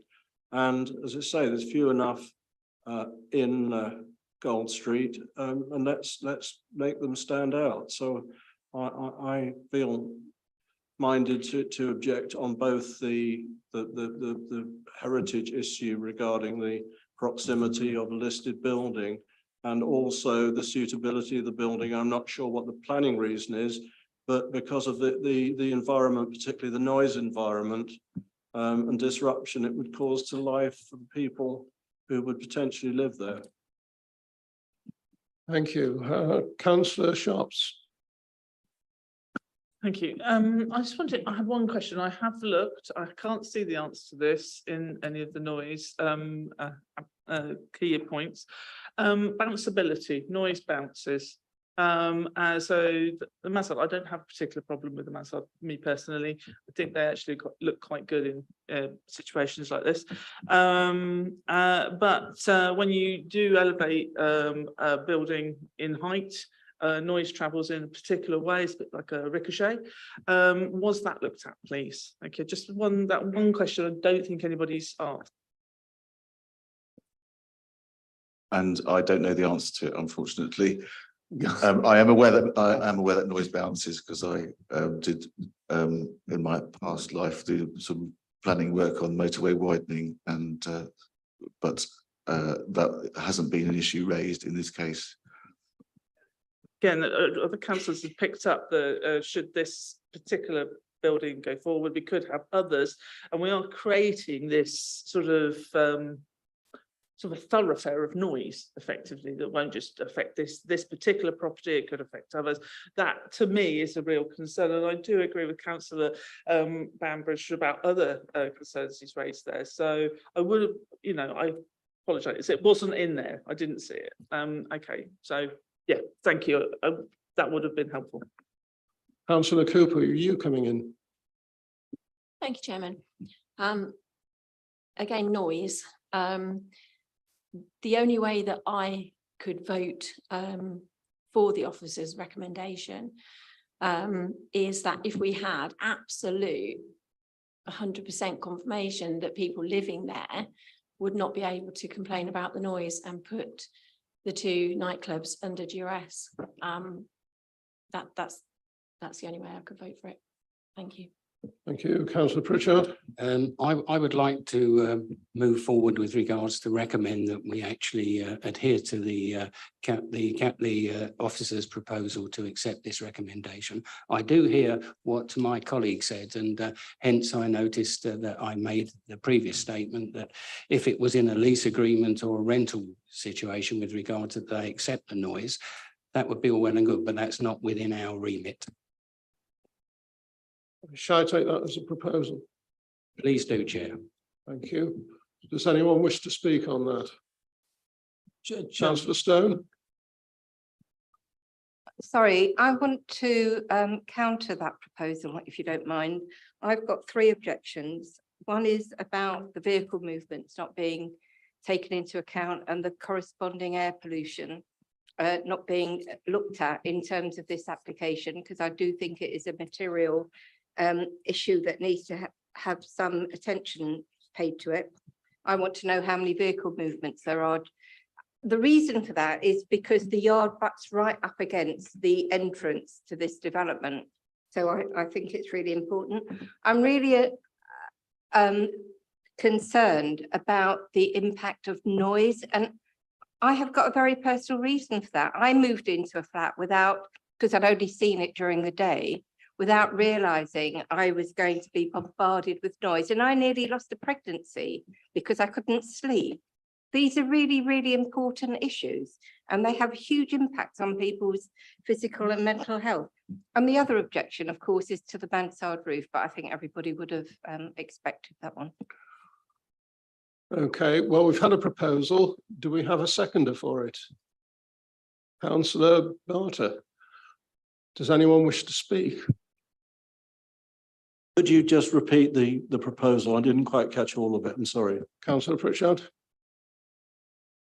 The proposal is to accept the recommendation by the officer, and possibly, as I mentioned earlier, with regards to Councillor Cooper, which is not within our remit, is with regards to the rental or the leasing agreement, stating that the person that actually is either leasing or renting this particular appreciates that there is going to be a significant amount of noise.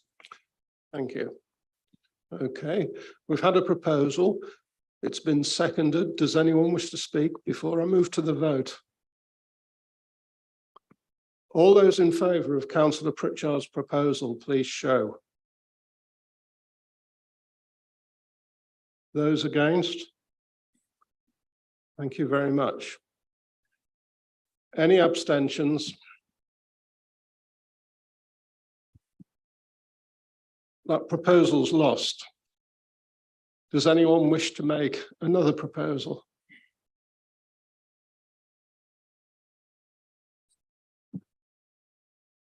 Councillor Stone? The proposal would be that we reject the officer's recommendation, wouldn't it, on the grounds that have already been given? Sorry, Chair, through if I may, we need to formulate, or council need to formulate a sustainable planning reason for refusal here. Which must be based on policy, which the policy, as the officer already stated previously, encourages mixed-use development in town centres. Environmental health officers have come back and said it can be altered or adapted, and therefore addresses the subject of issue of change, in the MPPF. Therefore, we need reasons that correlate with the planning policy. Thank you, Chair. Thank you, Councillor Stone. Okay. Can you provide planning reasons? Can I refer you back to what I read out from the national guidance, which is about sustainability and the need not to adversely impact local businesses? Officers? In regards to that, Chair, through you, the noise element's been addressed again, that the environmental health officer said it's acceptable, or the building can be adapted to make it acceptable. It's a mixed-use development, therefore it doesn't remove the use class, which is currently in the building, Class E, which is still on the ground floor and basement. It's just the addition of the 24-hour type living element with residential units above. Thank you, Chair. Councillor Bambridge. Are you able to make a proposal? Well, I'm just thinking that the methodology used and the fact that only one of the nightclubs was in operation at the time when it was done, I think it needs further investigation made. I don't accept that the full in-depth investigation. Thank you. Officers? Yes, through you, Chair. I mean, if members are happy with this, we can formulate a form of wording through an agreement with the chairman. But certainly that's the belief, or what I've heard from the discussions going around the room, that members are not satisfied that the impact or potential impact from the existing uses on the proposal has been addressed sufficiently based on the information, the lack of one of the nightclubs being in operation, to successfully demonstrate there isn't going to be an acceptable impact on the residential amenity of those units or words to that effect. And if members, I mean, that's not the exact wording, but it'd be something of that nature.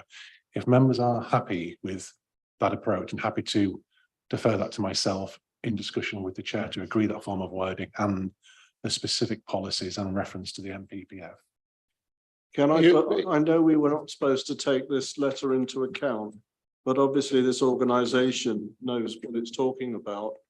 Well, can we? Not taking it into account? No, I'm not taking it into account. I'm just saying whether it's taken into account or not, that perhaps advice is taken from the entertainment industry with regards to this, because it's something they obviously know more about than other people do. Mr. Woods? Thank you, Chair, through you. The contents of the letter must be disregarded because it's unpublished material. It's not lawful, so we cannot consider it at this meeting. Mr. Robson? Can I rephrase that then, that expert advice in this field is sought by the environmental officers, as it seems to be a unusual and almost unique situation to have such a proximity of housing proposed within an area with a lot of not accepted noise. Mr. Robson? Just through you, Chair, I mean, it's entirely up to members or part of the members' discussion. We could potentially, or members could potentially move that the application, rather than being refused here this evening, is deferred for that information to be clarified. Further information, further noise information to come forward, which then will mean that the application will be presented back to members for members' consideration along those points, just to effectively tease out elements that are there that are within that information that are lacking, and one of those being the nightclub in operation. It's just an idea, Chair. There's a caveat on that, because one of the recommendations relate to the mansard roof as an objection. So they need to be separated out then if we're going to do it that way. Councillor Cooper? And there are other hands going up as well. And if the noise assessment has to be taken when both the clubs are open, and does this then give the opportunity to the owners of the clubs to bring in their own noise assessment, which they were asked earlier when we were asking questions of them?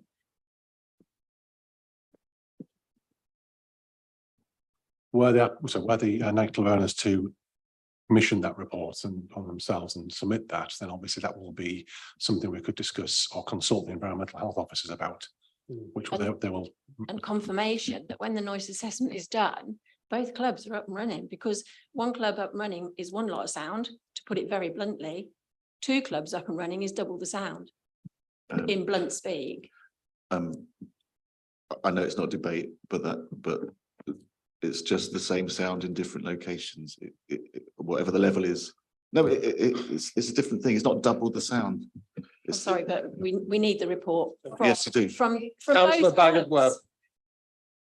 Hang on, wait till you're called, please, Councillor Stone. Councillor Bagot-Webb. Thank you, Chair. I just wanted to add the comment that, as far as I understood in all the discussion, then the flat is only soundproofed if the windows are closed. So therefore, if the temperature is warm in the evening, at night, majority of people do like their windows open. Therefore, the noise, in my opinion, based on what I've heard, would be above the limit. Therefore, you would automatically get complaints. So I think in any notes that you put down, Mr. Robson, it should reflect that we cannot insist that windows be kept shut. And therefore, we are going to get complaints of the noise. Thank you. Councillor Sharps. Thank you. I agree with the consultation regarding noise. I would like to see it on more than one occasion. I believe it was a Friday last time. Both gentlemen stated that the clubs are very late. Well, actually, I would say very early times. So it would actually be helpful, I think, because noise, rest of the town going very quiet, noise travels, all of that. And I would also like to ask just if we could have a look at that bounceability. It's the only thing that you didn't put in. And it was incredible, the rest of it. But yeah, that's what I'd like to see. Thank you very much. Councillor Stone. Thank you. I raised 3 objections to this. One was the noise, one was air pollution, because that wasn't looked at, and I was asking for it to be looked at. I think it's really, really important. We've got a policy in this council about going to net zero. So we should be looking at where there is air pollution, we should know what it is. I haven't seen any figures for that. And the other objection was for the mansard roof. So I think there are 3 things that we need to include in the reasons why we're objecting. Thank you. Councillor Pritchard. Yes, thank you, Chair. Obviously, this particular application has been refused. As per the suggestion, could we actually leave it to the senior officer there and yourself to agree the wording with regards to the reasons why it was refused? I think otherwise we can carry on negotiating this for the rest of the evening. Thank you. Thank you. Mr. Woods. Thank you, Chair. Just to correct the record, the application technically has not been refused. All that has happened is that the officer's recommendation for approval has been voted down. It would be for members to come up either with a refusal motion or a deferral motion for whatever reasons you come up with. So just to clarify, this application has not been refused at this juncture. Yeah, okay, Mr. Robson.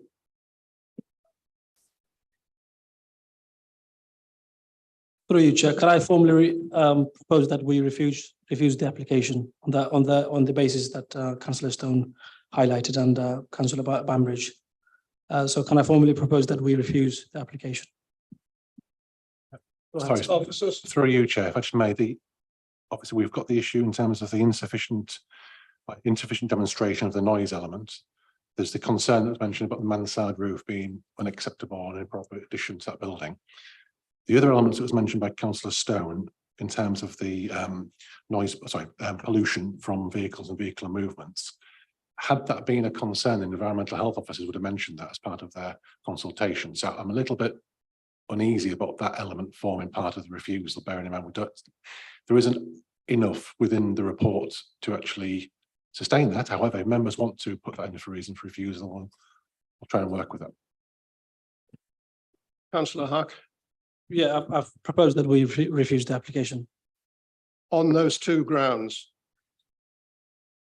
And if we could emphasize the heritage site of it, the Grade 2 listed building being next to it.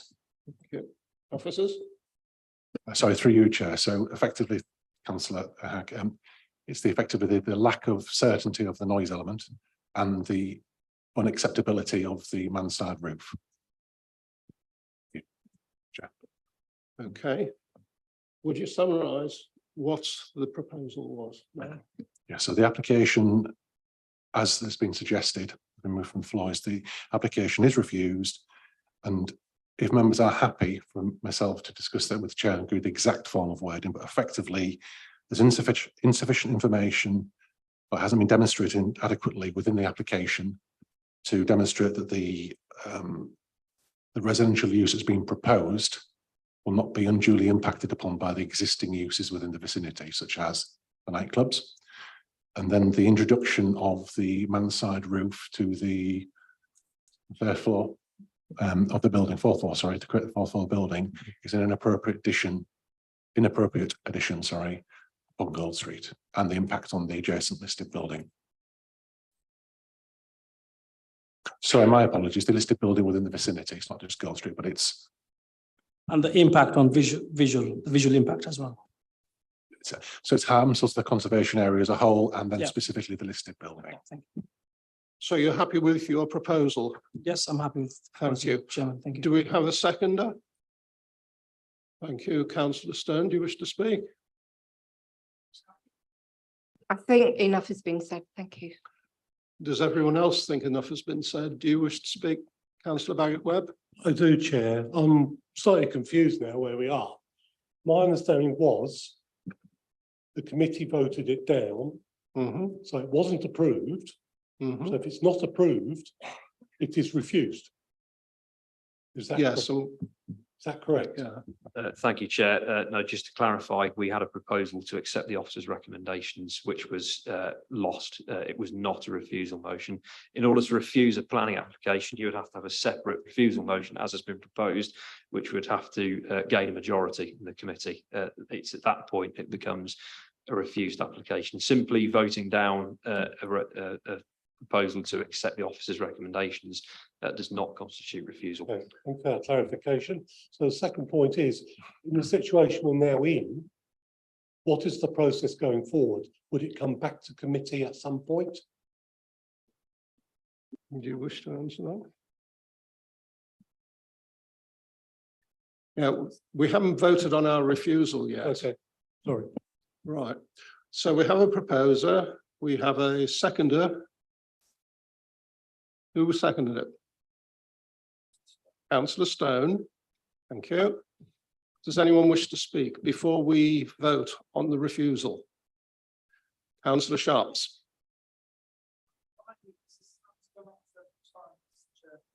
I wanted to ask, I believe that we can refer this. Sorry, yeah. Not until we've voted on the refusal. I'm just asking, Chair. Well, we have a proposal before us, we have to deal with that. Do you want to come in, Mr. Robson? Yes, Chair, I think I'm probably going to steal Richard's thunder. I mean, as it stands at the moment, it's there's a proposer and a seconder to refuse the application. The form of wording on the two elements, the lack of certainty of the noise proliferation and the mansard roof, for that agreement to be, sorry, that recommendation to be deferred to myself in discussions with the chair to give the exact form of wording and the policies that sit alongside that. Were that recommendation or that motion to fail, then we could look at a third option, which could in theory be to defer it to seek further clarification on the application itself. Okay, thank you. I wanted to ask that before that particular motion went through, but we're at a sticky situation where it's already gone ahead. I'm over here, councillor Buck. Thank you. Thank you, councillor. Does anyone wish to? Mr. Barter.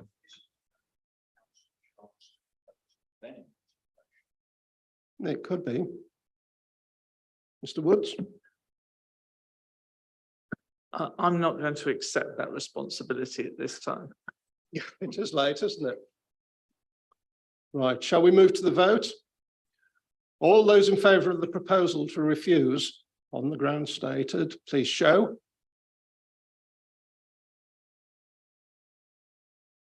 Those against? Any abstentions?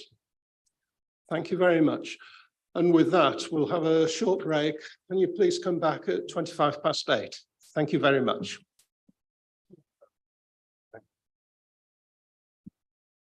By that clock there. Should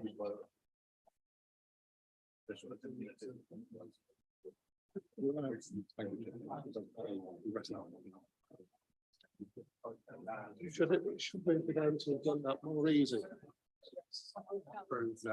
Yeah. Well, we got to the point there.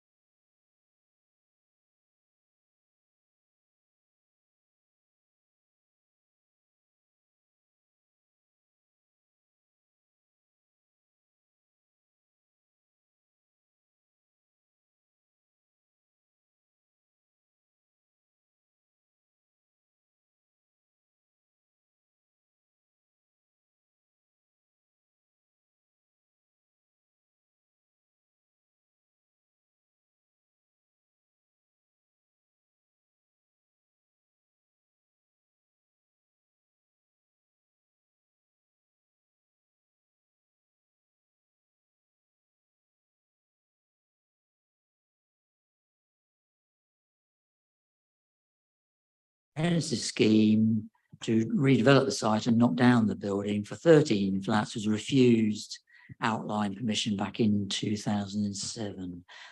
The previous planning applications predate the designation of the Boot and Shoe Quarter Conservation Area, which was in June 2011. Now, the proposal is to provide 10 flats on 2 floors and the creation of a second floor for one of the larger 2-bedroom flats, which would be the 10th flat. So that's 4 flats on the ground floor and 5 flats on the first floor, and a small amenity area at the back. Now, the main issues are firstly the principle of development and its impact on the character and amenities of this area. Surrounding area is predominantly residential. There are other factory conversions nearby, and they are sort of slightly larger, slightly taller buildings that have been in place for, to my knowledge, at least 20 years. Now, there will be some impact in terms of how the occupation of the building compared to its current use will change.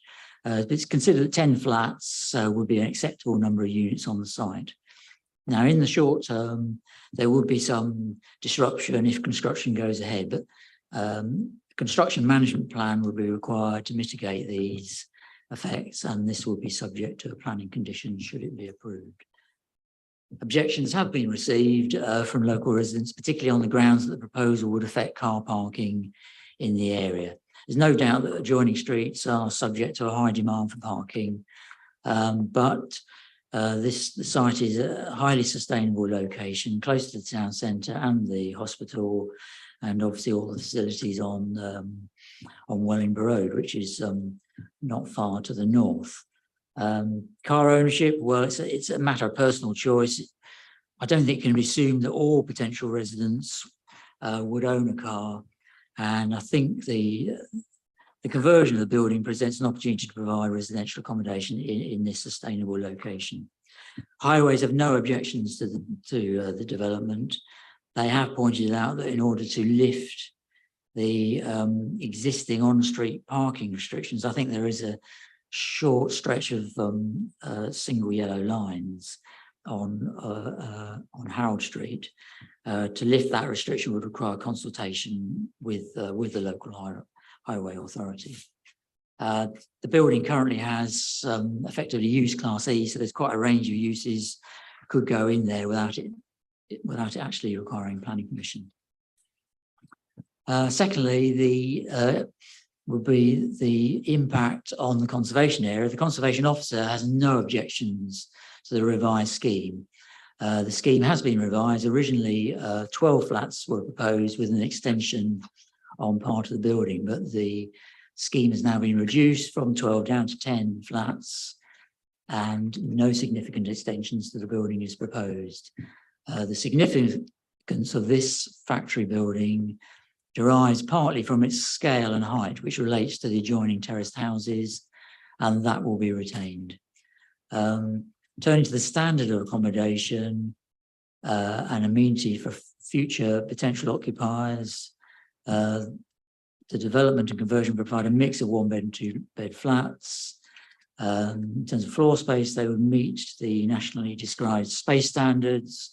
All the flats have an outlook onto the street, and bin and cycle storage is shown provided within the building. So in conclusion, the proposal to convert the building would provide a useful 10 units within a sustainable residential area close to Northampton Town Centre. The residential conversion bringing into use a currently redundant building, and the works would retain the overall character and appearance of the building, would not harm the character of the conservation area. So on balance, it's considered that 10 flats on the site would not have a significant impact on the character and amenities of the area. Members are therefore recommended to approve the application. Thank you very much. Councillor Stone, do you wish to speak on this item?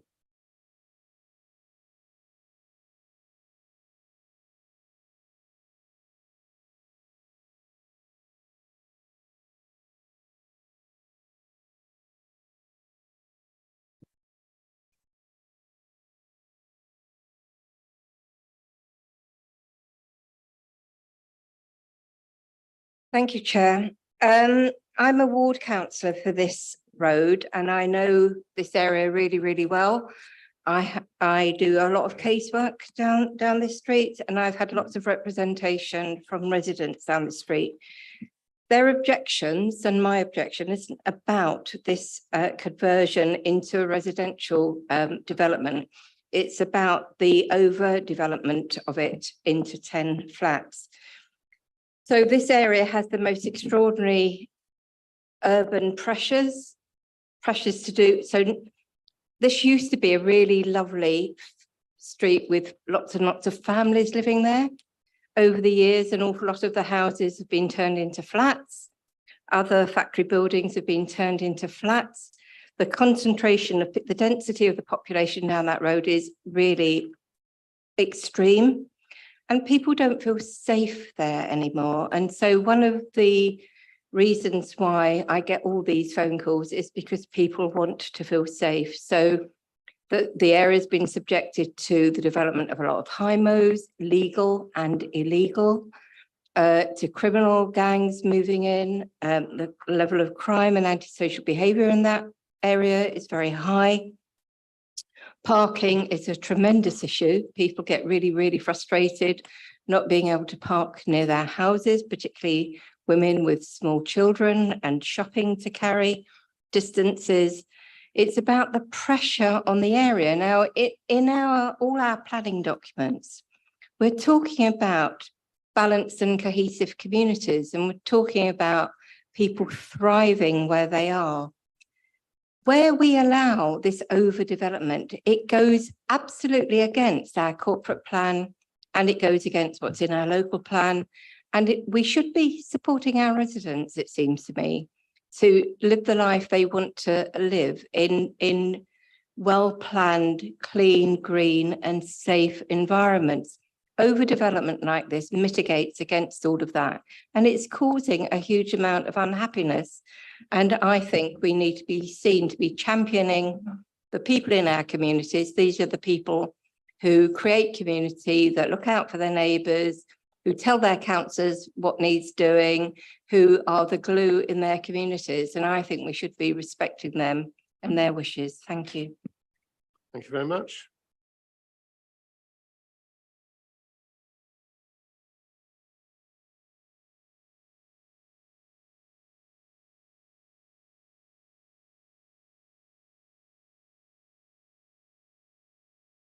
Who wishes to speak?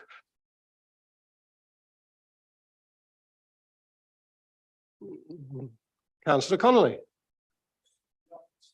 For the officer, Daniela Stone was saying about the concentration of HMOs on Victoria Road. I didn't know whether you had that figure.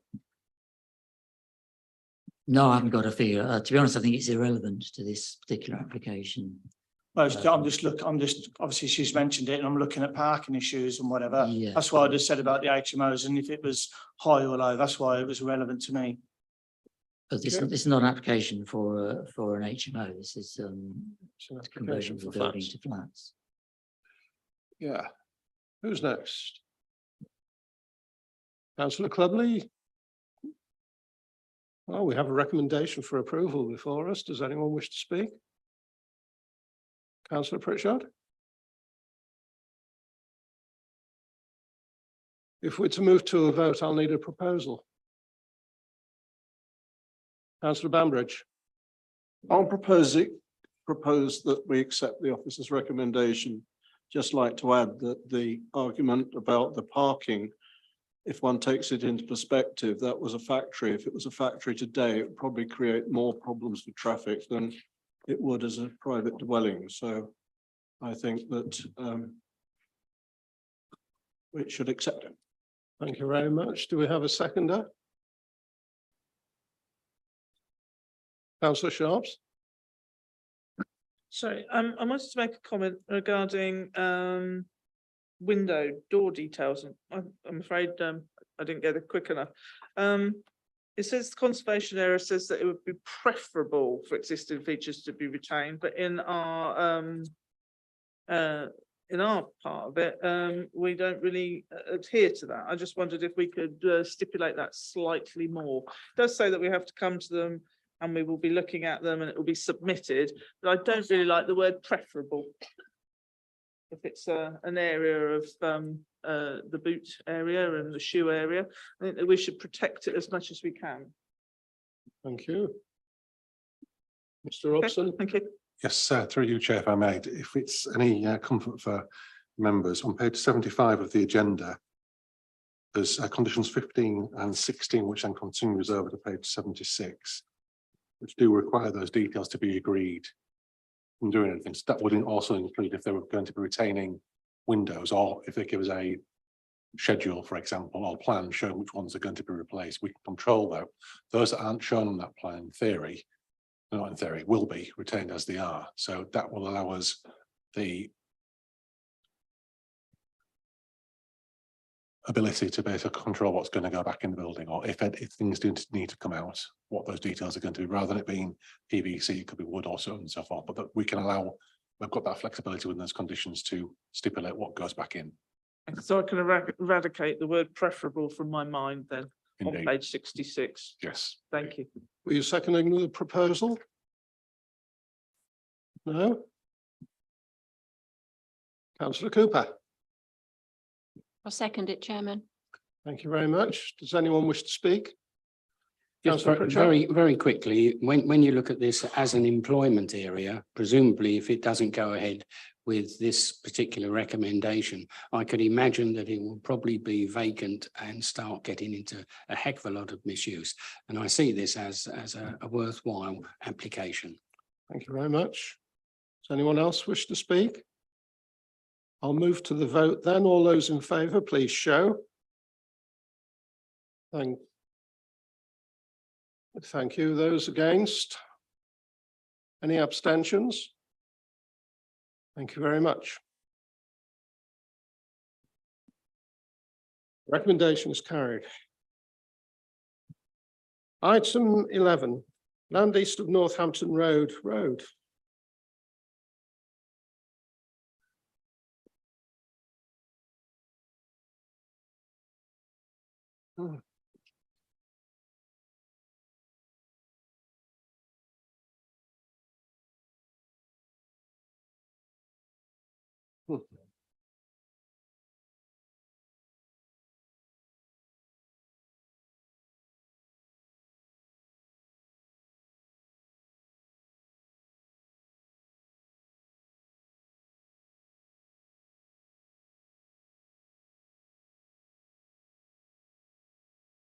Mr. Patterson. Thank you, Chair.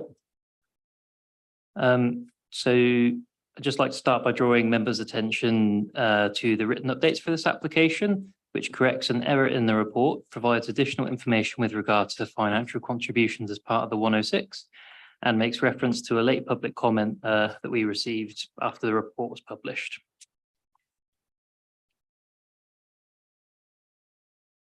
Sorry, what was that? Sorry, Chair, why is that allowed when we were told to disregard the letter we received after the publication of the report? Mr. Woods. Thank you, Chair. Because the written updates, it corrects an error in the report, it corrects a factual error, whereas the documentation circulated was unsolicited and from a third party and was not published material. Whereas this is published material, which is visible to the public on the website, so the public can view that and decipher it when they view this. Whereas the information circulated on the last item was not. It was only circulated to councillors. Thank you. Thank you, Chair. Mr. Patterson. Thank you, Chair. So this application relates to a parcel of land on Northampton Road, which fronts the highway, as shown outlined in red on the plan on the screen. The site is an open countryside as it lies to the north of the settlement confines of the village of Road, which terminates at the curtilage of the houses which abut the southern boundary of the site. The application proposes 24 new homes, 11 of which would have 2 bedrooms and 13 of which would have 3 bedrooms. Access would be provided via a single estate road, although some dwellings would front directly onto Northampton Road. The committee should note that the report refers to both first homes and starter homes. For clarity, whilst both are forms of affordable homes, there are key differences which are explored in paragraph 7.10 of the committee report. In summary, the differences are that they are different products, offer a different level of discount, whilst first homes are discounted in perpetuity, whereas starter homes are discounted for the first 5 years after first occupation. It should also be noted that first homes supersede starter homes. This is why the proposal cannot be tested against policy LH2. So this is an aerial plan which helps illustrate the context of the site. This is the site location plan, obviously referring to the site within the red boundary. And then we're just going to whiz through the site photos since many of the committee attended the site visit on Tuesday. So this is a site, this is a view looking onto the application site from Northampton Road. Again, another one from Northampton Road with the water tower in the background. And this is one from across towards the rear of the site, looking back towards Northampton Road. And then this is one taken from the boundary of the houses on Manor Close, looking across the site. So we'll just go through the plans. So this is the proposed site layout. Proposed materials plan. I'm going to move through these at pace because these are all available in the public realm and will have been available to view online. So this is the proposed indicative street scene with the access here. Then I've just included all the house types for clarity, but again, we'll whiz through these.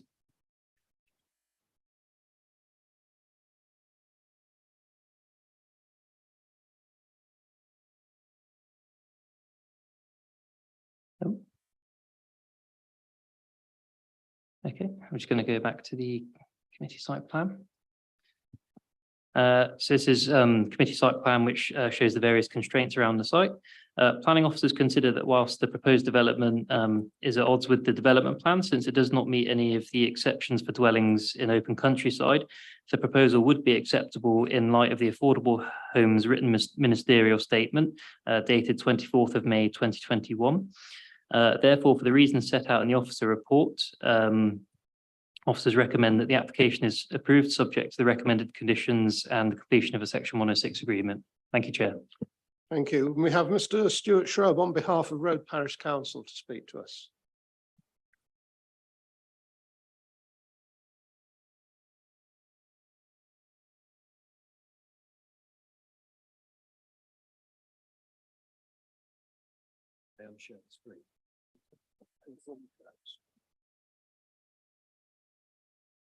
Okay, thank you, Chair. Thank you, Council.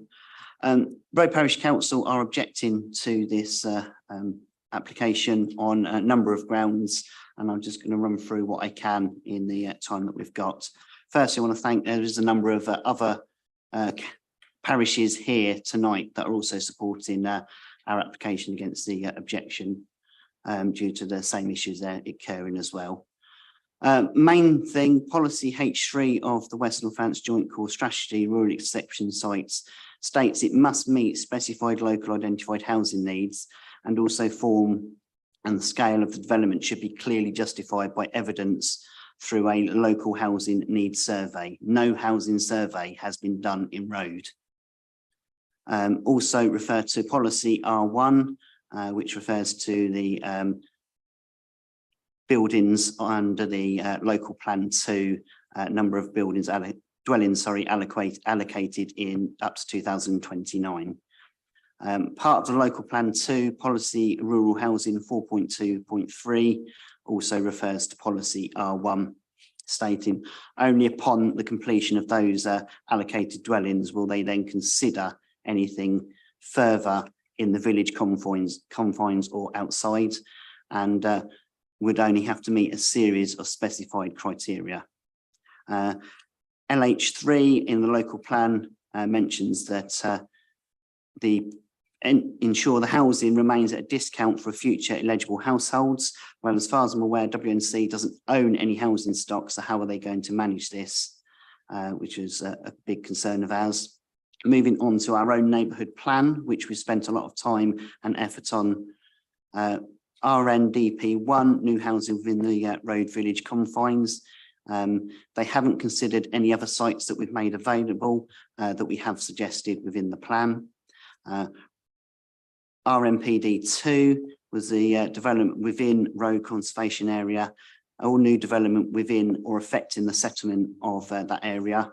The plans itself are contradicting, and the new amended plans, the crime advisor has also advised that it's going to create a bigger problem for crime due to the redesign. NDP6 also refers to protecting our surrounding countryside from inappropriate development and maintenance through open land. As I say, we spent a number of years in terms of doing this, and 98% of our village have voted for it. And in all fairness, there's a lot of amenities that we have struggled on. And the best thing I can probably say is Dean's Hanger and Bugbrook and also Harpole have also gone through the same thing within the last 2 years. Thank you very much. I However, must stop you there. Time's up. Thank you. Are there any questions for our speaker? Mr. Barter.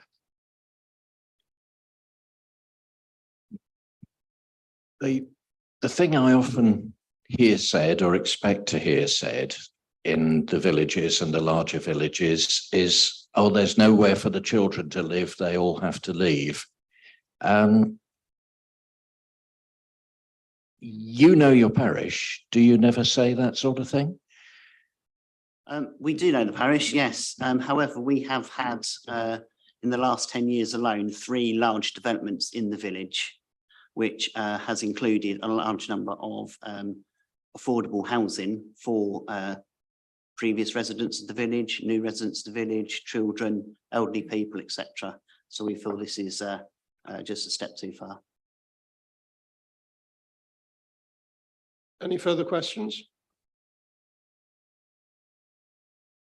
No, thank you very much.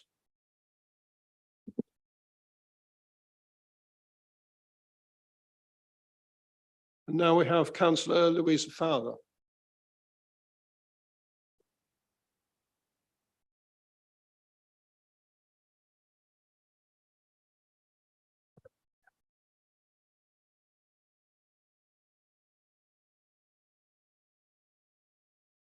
And you have 3 minutes to speak.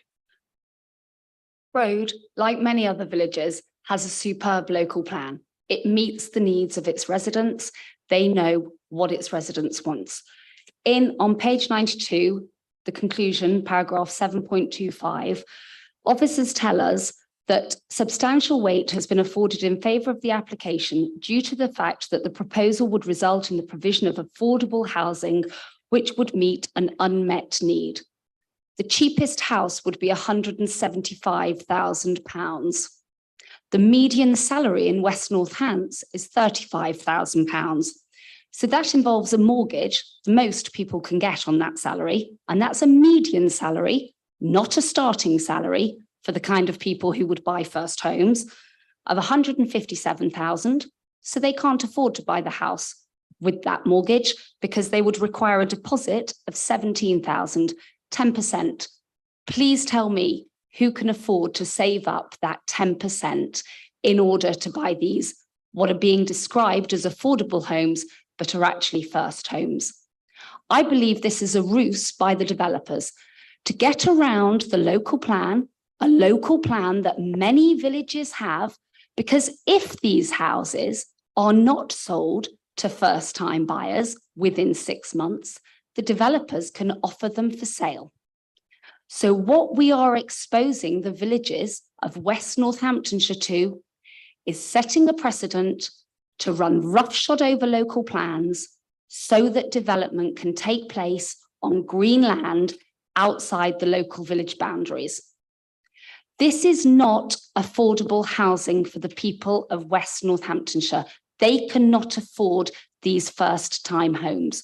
In West Northamptonshire, we know that we want people to work, to live, and to thrive. These kinds of salaries for these first-time homes They will be commuters, people coming out of London, and that is not who these first homes should be for. So I urge you to reject this proposal, because I believe it sets a very dangerous precedent which will undermine our planning protocols and means that local developments across the local plans across the council will be ignored. And that really, really worries me. Are there any questions for Councillor Fowler? Thank you very much. Hold on. Councillor Barter. Can you put your mic on, please? This may not be a question to Councillor Fowler, but what she said raises a question to the officer, and that's about the ability to sell homes on at a market price if they're not sold within 6 months at the Can you affordable save your price. question until we come to the officers? Okay, I will do. So no questions for Councillor Fowler. Thank you very much.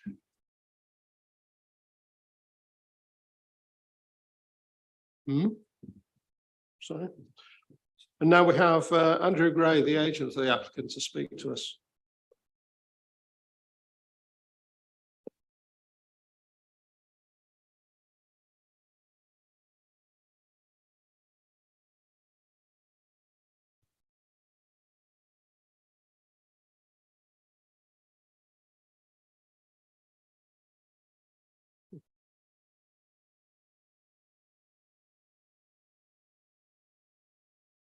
Good evening, members. My name is Andrew Gray. I'm a fully chartered member of the Royal Town Planning Institute, speaking on behalf of Snowdon Homes.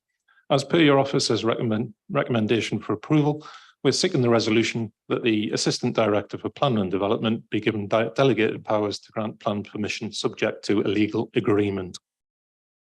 All dwellings will be affordable homes, as proposed as an exception site under the government's written ministerial statement on first homes. The ministerial statement is clear that local authorities should support the development of first homes exception sites suitable for first-time buyers unless the need for such homes is already being met in the area. The need is not being met. We are in a housing crisis. The delivery of 24 fully affordable homes should be considered to represent exceptional circumstances. The council's housing strategy acknowledges that over 1,200 new affordable homes are needed every year until 2050. The report also acknowledges that prices within South Northamptonshire are overall the most expensive. The council's strategic housing department has already acknowledged to us that your own corporate plan commits to providing the highest possible number of affordable homes through planning applications, and that this scheme can help meet that commitment. Substantial weight should be given to this. The government's framework is clear that ministerial statements are a strong material planning consideration that must be taken into account. The First Home scheme is designed to help local first-time buyers onto the property ladder by offering homes at a substantial 30% discount from market rate sale. So on this project, brand new 3-bed homes can be purchased for a maximum of just 250,000. These discounts will apply on all of the homes proposed, meaning that generations of new buyers and the local community will continue to benefit every time any property is sold. These benefits will be secured in perpetuity by way of a legal agreement with the council, making this proposal unique. We have worked closely with your planning officer to ensure the scheme is of the highest standard in design. All dwellings exceed technical space standards and utilise high quality materials in their construction. The First Home scheme before you should be taken on its own merits. There are no technical objections to the scheme. The proposal is viable. We've accepted planning conditions and obligations outlined within your officer's report. These 24 fully affordable dwellings can be brought forward without delay in accordance with the presumption in favour of sustainable development. The provision of 24 affordable homes carries a very substantial favourable weight in the planning balance. The benefits of the scheme are significantly and demonstrably outweigh any harm.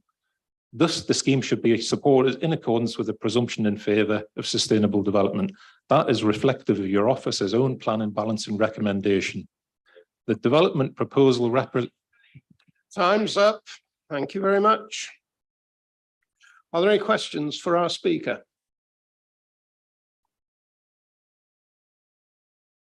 Councillor Stone. Thank you for that explanation. What is your response to what the council was saying about the 6-month rule? How are you going to ensure that the first homes policy is going to be upheld and that you won't have to resort after that to the open market? Well, firstly, there was a comment or an assumption that these are going to be sold to people outside in London. There were under the First Homes Initiative, there would be a local connection test applied.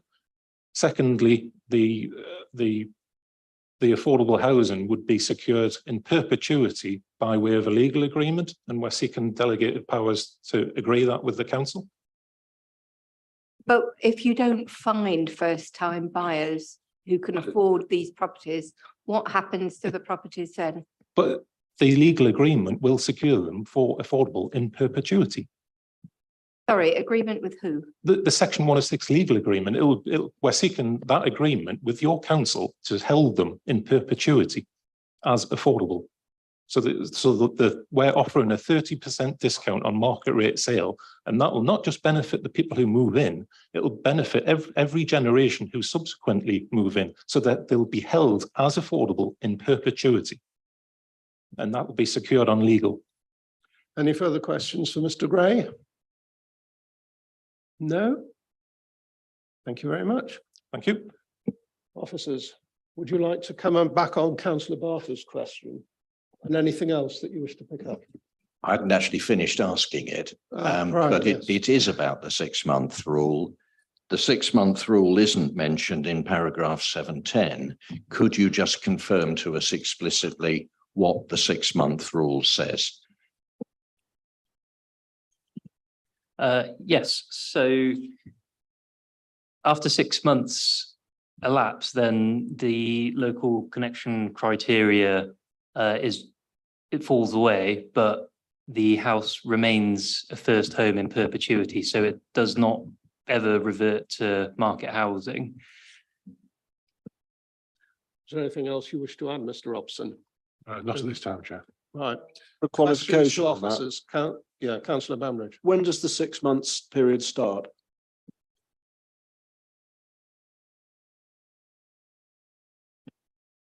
So my understanding is it's the point of exchange. Yeah, when it's first marketed. Sorry, I didn't understand that.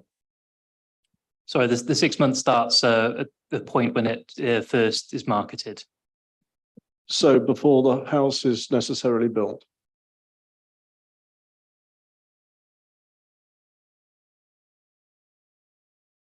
Do you wish to clarify? Mr. Gill?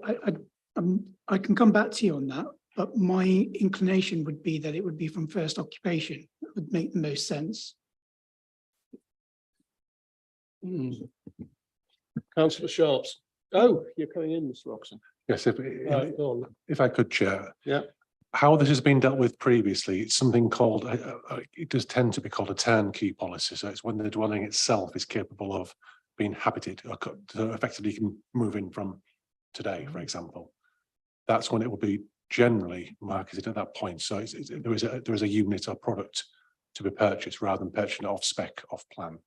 So the building would exist at the time that starts, is that? That's fair? how I've seen them before, Chair, yes. Thank you. So, Yeah, Chair, that's how I've seen them okay. before. Yeah. Councillor Sharps. Thank you. I think that's very important that we have that clear, not think, or perhaps, wonder afterwards. The one thing I have to say is it's the first time I've ever seen an agreement like this. So I'm not just making I'm not making a decision on planning. I'm almost sort of working my way through 710. So if we could have a proper sort of lowdown on 710, because that is an integral part of this. I honestly don't understand it without a really good explanation. If somebody doesn't mind, I don't mind appearing a bit thick today. But if somebody can explain how I can buy a house and then sell it and it will be still a bit cheaper a little bit time after, because this sounds fabulous. So if somebody wouldn't mind, I'd love that. Thanks. Mr. Patterson, can you help? I think Chair, through you, I can think of this. Within the Section 106 agreement, there would be a provision within that agreement that requires the discount to be noted on the title deeds. That's how it's maintained in perpetuity. The discount, that's what you're referring to, I think.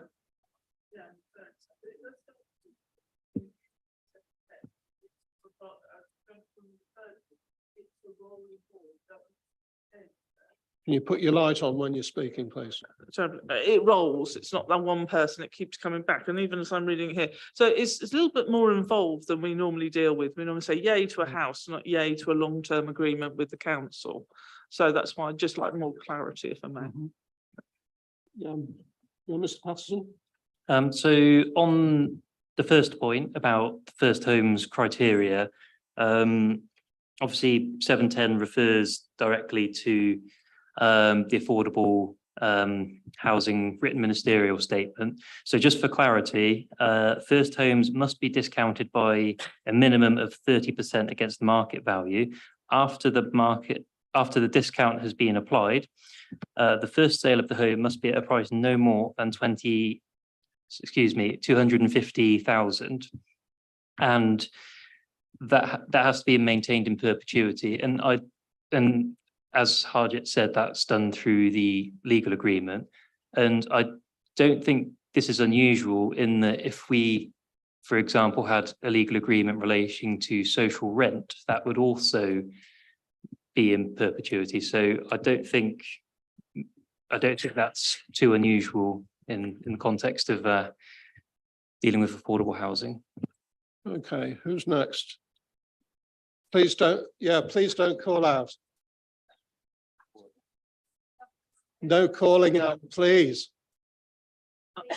No, don't call out, please. If I may return on that, this is the first time I've seen one of these. Yes. And I do. Same for all of us. Yeah, so just having sort of actually the knowledge on it and knowing that the decision that I make to say is long-standing.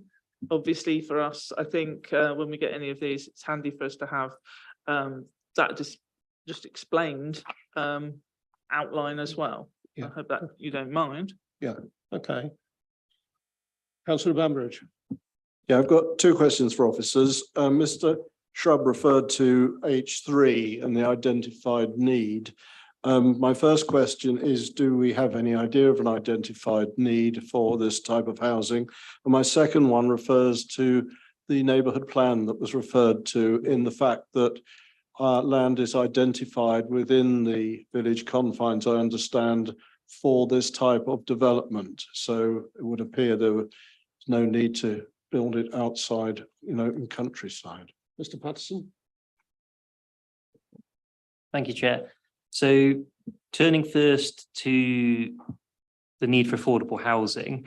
So in paragraph 7.18, I make reference to the parish level housing surveys, and obviously the fact that these are too out of date to be relied upon, and also the issue that first homes are a new product and therefore demand is relatively untested. But it's the view of our strategic housing officer that it's clear that there's a general need for affordable housing, which would also apply for road, and the development would go some way to meeting this demand. And then it's also worth noting the appeal decisions produced by the applicant as part of their planning statement, I believe, and specifically referring to the Broadtown appeal.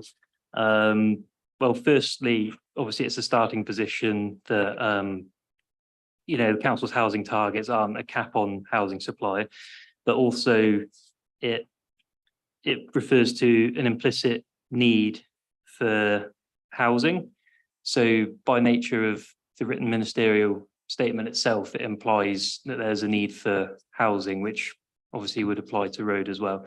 And your second question was in relation to the road neighbourhood plan?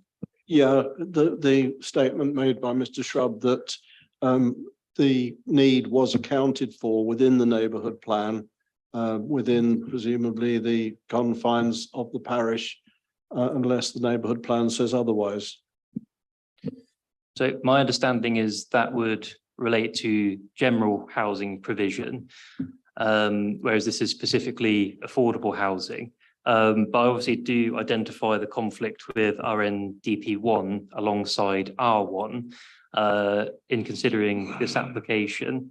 But obviously it's also worth noting that the written ministerial statement requires local planning authorities to support first homes in specific circumstances which would apply to this site.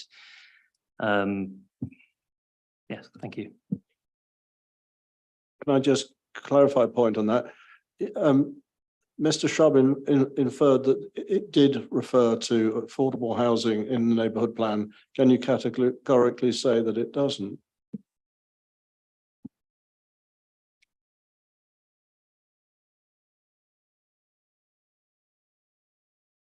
I don't have the policy before me, so I couldn't say categorically, but my understanding is that it relates to housing generally, which obviously includes affordable housing.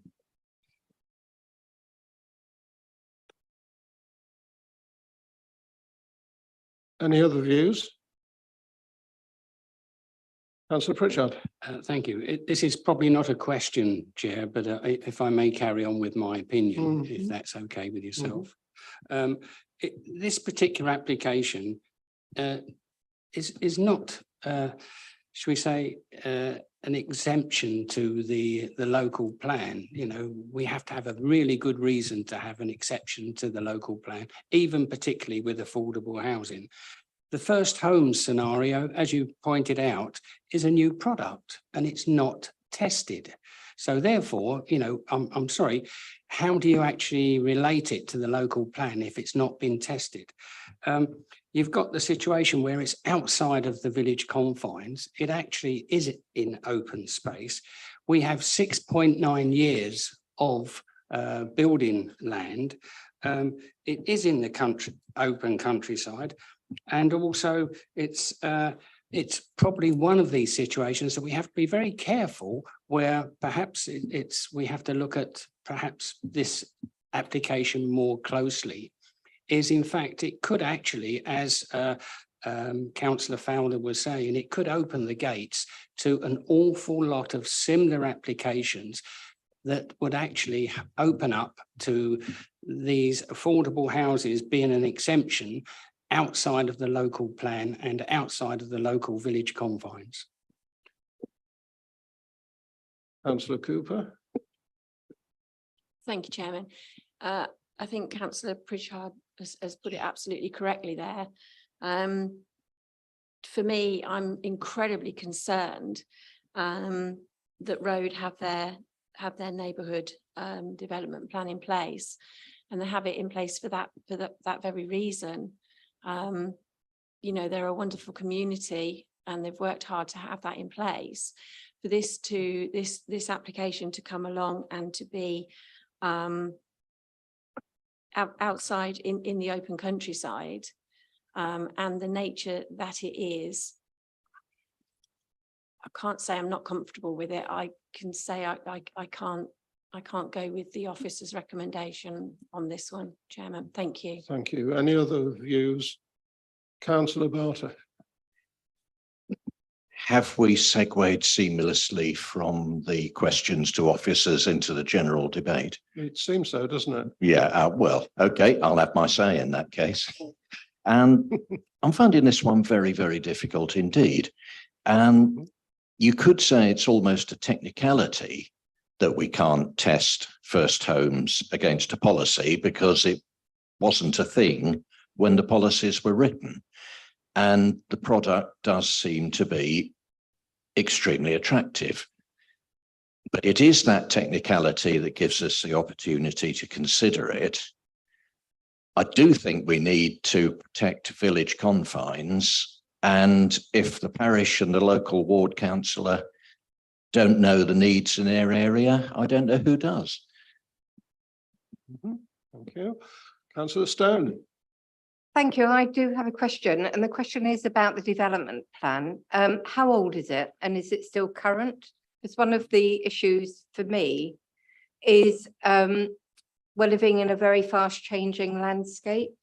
And so in order to address that, development plans need to be reassessed over time, don't they? Thank you. Mr. Patterson.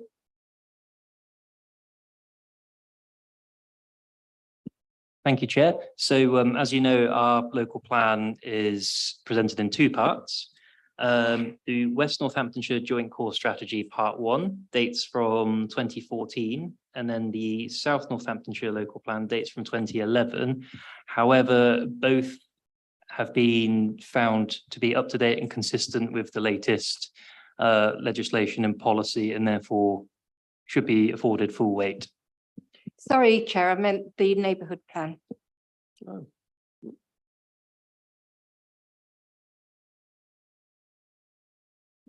Neighbourhood plan obviously forms part of the development plan in this case and was adopted July 2019. Councillor Bambridge. Thank you, Chair. I mean, looking at this, it's outside the village confines. It's against the neighbourhood plan. We've heard that there is allowance for it within the neighbourhood plan, although that may be challenged. But equally, we need to look at what's already gone on in the parish, because you've got the Pianoforte site and the other sites. There's been heavy development in that area that has included affordable housing and presumably social housing as well. And I think this is far too big a step too far. It's just against everything that is precious within a parish these days. And they've done everything possible to make sure that their village grows properly and controllably through their neighbourhood plan. They've already, as I say, taken a lot of new development with those sites. And I think it's a bridge too far, and I would object to it. Thank you. Councillor Bagot-Webb. I think my colleagues just said a lot of what I was going to say.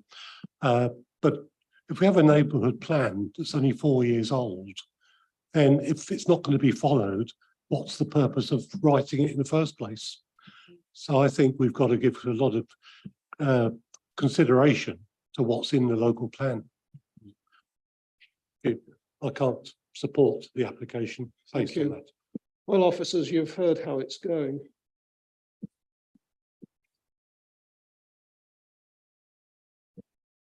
Yes.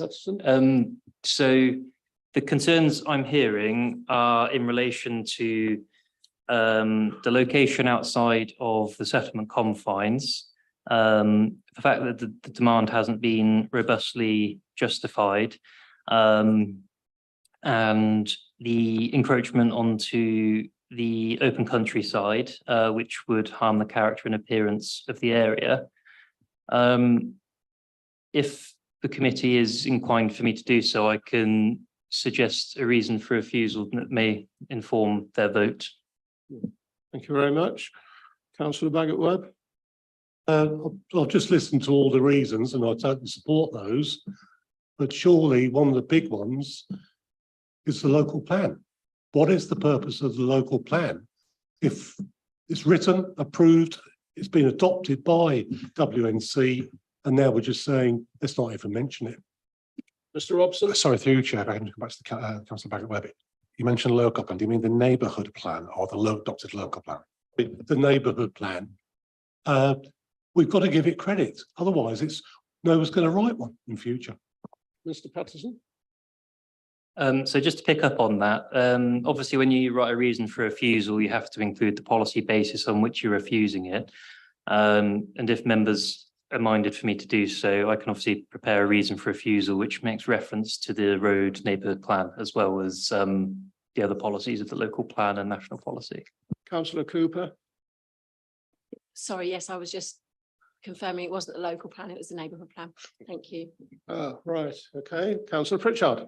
Yes, thank you, Chair. I've listened to all the comments and I would like to make a proposal with regards to that we do not accept the officer's recommendation. And I have to look to my colleague in Democratic Services and not say reject, but should we say go against the recommendation by the officer. Right. Does anyone have another view? Yeah, Mr. Woods. Thank you, Chair. Councillor Pritchard, if you're proposing to go against the officer recommendations, I must ask how, because you're either electing to refuse something, but then not accepting it, but not providing any direction on where you go from there. So it either needs to be a proposal to refuse. I can't understand how a refusal to simply not accept the officer's recommendation would work, because what else would you be? If I may say, I was actually tiptoeing round because obviously I didn't want to say voting against and refusing. But if that's the case, what I would like to do is go against and refuse this particular application. Mr. Robson. Thank you, Chair. And through you, if I just come in just to ask a question, if it was just to clarify the point. And I'm sure Richard will correct me if I'm wrong with this point. Effectively, the application is recommended for approval. So before we could potentially get to a different recommendation, we'd have to take a vote on the current proposal in front of members, which is to approve. Were that to not succeed, then obviously we can approach the reasons for refusal or potential reasons for refusal. If I'm correct there, Richard. Mr. Woods.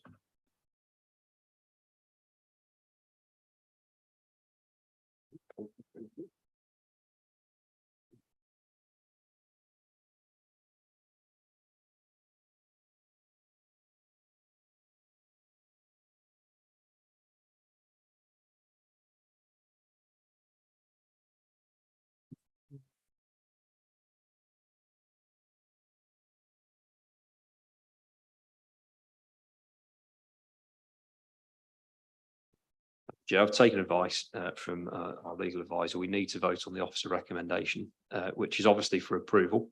So we'd need someone to propose and second the officer recommendation and vote on it. And if that proposal was to fall, we would then explore other options, such as refusal or deferral, that somebody else would have to put forward. So somebody would have to propose the officer recommendation and to see whether or not there is a majority on the committee for that recommendation. And then we proceed from there if that motion was to fall. Could I make a comment before we do that? Yes, go on. My comment is, I think schemes like this with 30% discount, affordable homes, we really are desperately in need of that kind of housing, and we've got to do everything we can to help people get onto the property ladder, because young people are finding it exceptionally difficult. What's difficult about this? So I approve of it in theory, but what's difficult about this is that it goes against the neighbourhood plan. And, you know, I think a lot of weight has to be put on that, and it's outside the boundaries. So I'm a bit concerned that what you would think would be all the proper negotiations and consulting with the local people should have happened to make it acceptable. And that hasn't happened. So I regret being put in a position where I'm going to have to vote against affordable housing and first homes for young people. I really regret that, because I think we do need that in West Northants. We do. Thank you. Councillor Pritchard. Could I? Sorry. No, as I say, I would recommend that we go against the proposals that have been recommended by the officer. Right. Okay. Do we have a seconder for that? I was about to say, to make progress, I would propose that we accept the officer recommendation and see where that takes us. Yeah. So I propose to accept the officer's recommendation. Right. Let's see where, yeah, okay. Do we have a seconder for that then? Councillor Cooper, does anyone wish to speak? Well, get on with it. I'm a good egg. I just wanted to really point out that the whole thing here just points out dramatically that it's the urbanisation of this very special rural space, which is against our policy, R1, you know, the core strategy of the local plan. And it seems that was kind of at odds at sort of parts of what we're doing here. And whether we accept this or whether we push it, whichever we do, I would prefer that when we have these things come in front of us, we don't have that. I know that we have to do some of this based on the fact that the first time homes, and this is commendable, but I do think the local plan is the most important thing here, and not urbanising areas of significant beauty and local area is one of the things that we have to do here, and we have to make sure that our officers steer us in the right direction on this. So thank you. Officers?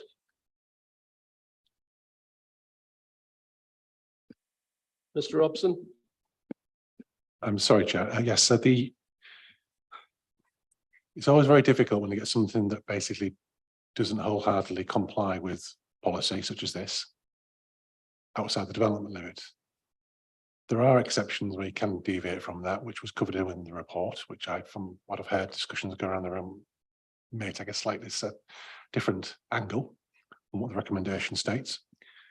However, as a general rule of thumb, if a neighbourhood plan didn't exist, or if there wasn't other alternatives, speaking generically, that existed, then this type of development or this type of encroachment may well have been acceptable, or could be deemed to be acceptable. I'm not suggesting that should happen in this case. I'm not suggesting that's the way the vote would go. But it's a very difficult question to wrestle with. And obviously, yes, we do need to provide, all authorities need to provide homes or starter homes for people, but there still needs to be that question: is it the right site? And that's what I can pick up from the discussions that's been going around the chairman this evening on this particular application, Chair. Thank you. Right. Well, we've had a proposal for accepting the recommendation. It's been seconded. All those in favour of the proposal?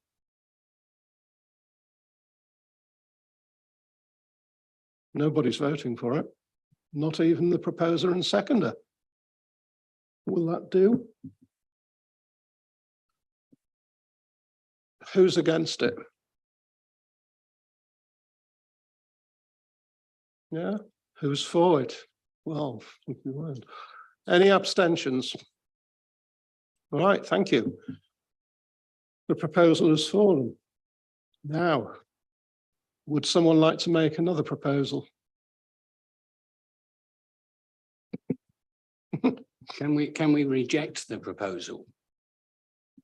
No, I think we need a proposal. Oh, sorry, can we reject the application? Mr. Robson? Through you, Chair, if I may. Mm. I think the officer just touched upon elements that he'd had, or discussions going around the room in terms of policy considerations, the neighbourhood plan.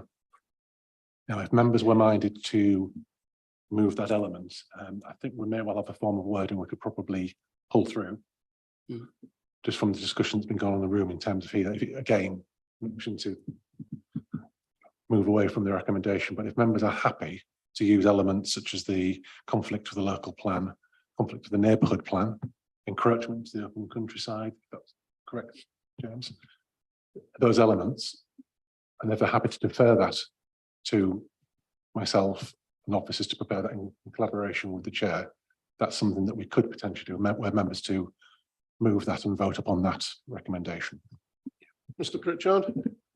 Yes, I hear what the officer said, actually, and I would concur with his recommendation that he prepares some of the criteria with regards to why we're not accepting the proposal. Right. Sorry. Councillor Bambridge. Yeah, Mr. Patterson has done that already. He's gone through the list of things I think we've discussed very adequately. And I think we should hear him repeat what he said before and consider that, because I think that hit every nail firmly on the head, to be honest. Yeah, thank you. Through Mr. Robson then. Mhm. through you, Chair, if we can let the case officer, you can probably come back on some of this points. I've seen him scribbling away in terms of the discussion that's been going on the room. If you're happy with that, Chair, I can get the officer to read that out. Yeah. James, could you repeat the reasons, please? Yeah, so yes, as said, I've been scribbling away. So if members were minded to do so, they could vote on my draft reason for refusal, obviously subject to final wording being finalised between the Assistant Director for Planning and obviously working in collaboration with the Chair. But my draft reason would be the location of the proposed development, by reason of its siting outside the settlement confines of road, falls within the open countryside and does not meet any of the exceptions set out in the development plan, where development would be supported outside the settlement confines. The need for such housing has also not been robustly demonstrated as part of this application, and the proposal therefore fails to meet the requirements of policy H3B, which requires the scale of such development to be clearly justified by evidence of need through a local housing needs survey. The proposed development has therefore not been adequately justified and represents an unsustainable form of development, which would result in a harmful encroachment into the open countryside and would fail to preserve the character and appearance of the area. This conflict is not outweighed by any material consideration, including the Affordable Homes Written Ministerial Statement dated 24th of May 2021. The proposal is therefore unacceptable in principle and is contrary to policies SAR1 and H3 of the West Northamptonshire Joint Core Strategy Local Plan Part 1. Policies SS1, LH1 and LH5 of the South Northamptonshire, SS1, LH1 and LH3 of the South Northamptonshire Local Plan Part 2, and policy RNDP1 of the Road Neighbourhood Plan. Thank you, Chair. I couldn't have put it better myself, Chairman. Oh, right, thank you. Well, with that, that's a proposal then, is it? It's your proposal. I'm more than happy to propose that, Chair. Thank you very much. Do we have a seconder? Councillor Pritchard, does anyone wish to speak? All those in favour of that proposal to refuse, please show. Thank you. Those against? Any abstentions? Thank you very much. Item 12, St Leonard's Road, Northampton. And Mr. White, when you're ready.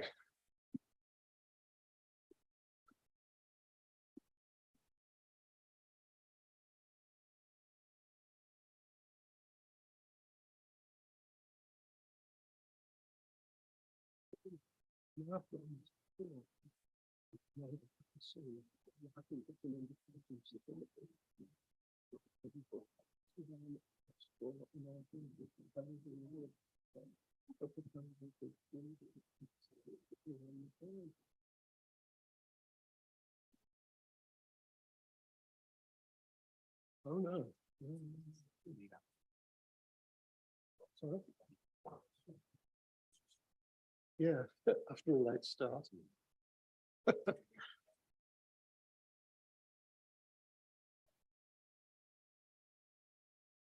Mr. White. Thank you, Chair.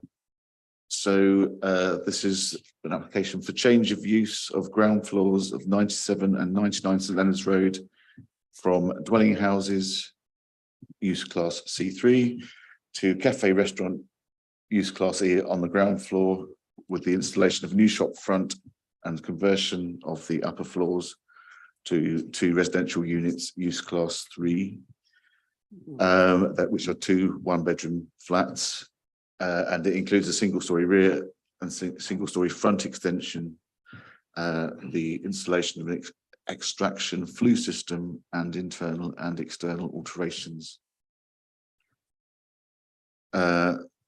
The application is at committee as a result of requests by councillors Davenport and Roberts for the application to be determined here.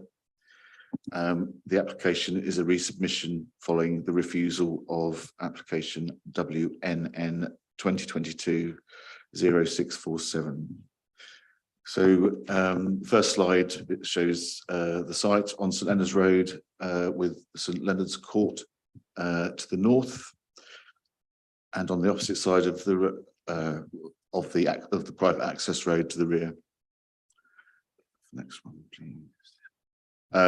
So on the left is a Google view of the site from the north, where if you can see the red pointer, that's the site. So you can see that in the context of other development around it and St Leonard's Court. On the right is a view along St Leonard's Road at the front of the property. So these are my photos, I think now. The photos of the properties and neighbouring commercial uses are at the top, and at the bottom is a view of the back of the site from the access road, showing some of the structures close by.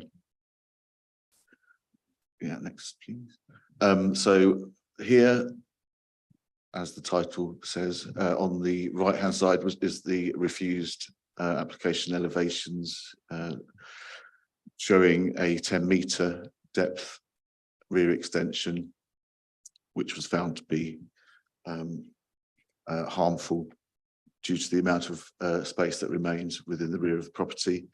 To the left is the current application, where that has been reduced to a level where it's considered to be retain sufficient space beyond the building.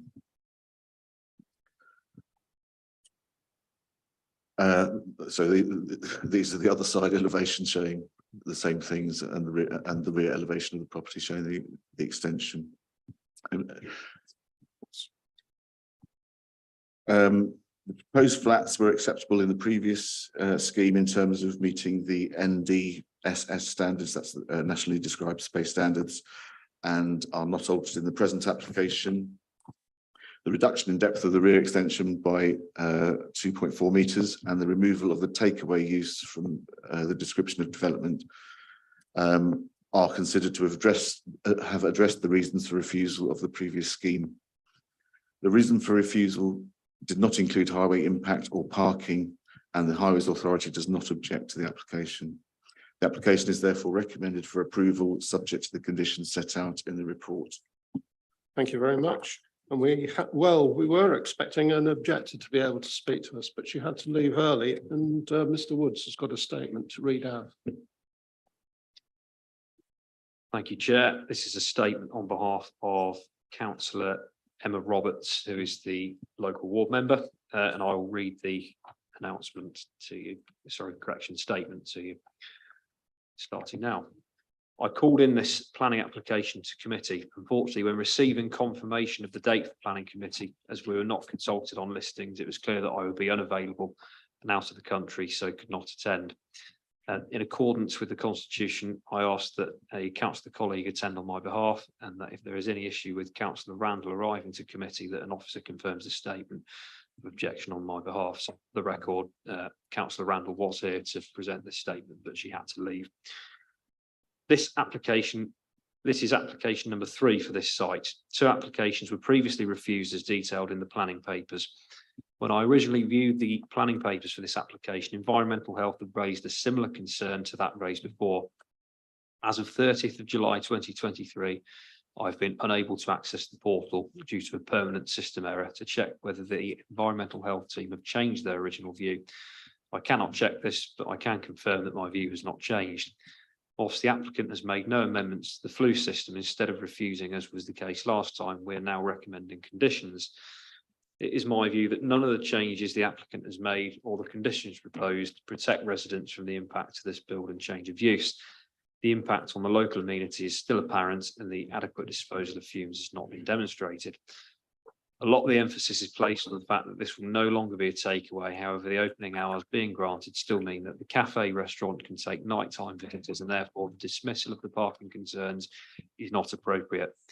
The application states that highways have not objected. I fail to see how they can comment without completing a parking survey and assessment of impact. Parking is a valid reason for refusal of a planning application, and if a survey was done for the area, it would be clear that there is no room for development of this type of this road. All these surveys seem to have stopped without explanation, and just because the application was not refused on parking grounds before, it does not mean that it shouldn't be. Section 8.8 of the planning papers states that as residential dwellings, the two buildings would already be considered to contribute to parking within the area at a requirement of 3 spaces per dwelling, brackets including visitor space. The restaurant cafe use would generate a parking requirement of 5 spaces in accordance with the Northamptonshire parking standards of 1 space per 14 square metres of floor space. Flats would generate a requirement of 4 parking spaces, including visitor spaces. So in theory, there would be a parking increase of 3 spaces as a result of the change of use. This means that an extra 3 spaces needs to be found by the developer, in my view. Those spaces do not exist. The application does not provide any additional off-road parking and will not contribute any extra spaces, and therefore traffic generation and pressure on existing parking are valid reasons for refusal and should absolutely be considered here. The double parking reference might not be the applicant's fault, and the removal of the takeaway element may help. But as I stated above, the application still asks to stay open late. Correction, sorry, the applicant still asks to stay open late. Even without double parking, there are insufficient spaces on this road for the current use and other developments. In addition, this will make things worse. Whilst we continue to allow applications on St Leonard's Road where change of use is requested, we continue to let existing residents down. No further applications of this nature should be allowed until a new ultra-local plan for this mixed residential and commercial street can be agreed with residents' involvement and the future vision for the area agreed. And I ask the committee to refuse this application. That concludes the statement of Councillor Emma Roberts, ward member for Delapre and Rushmere Ward. Thank you, Chair. Thank you very much. And we have Mr. Ali I, the agent for the applicant, to speak to us now. Would you come to the front, please?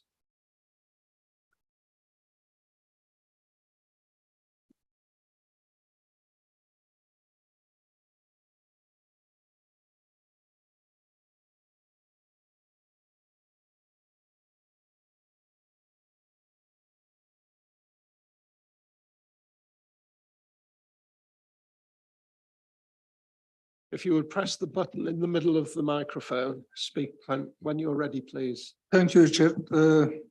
Just shortly, actually, not necessary more information. I like speaking about objector people, but I can see the objector people is not here. I have thank you very much and the respect to case officer report. Everything is there. And just I like to draw the attention, objection just for parking, but the relevant authority, the highway, not any objection by highway. Thank you very much. Thank you. Are there any questions for Mr. Ali I? Yeah. No? Thank you very much. Thank you.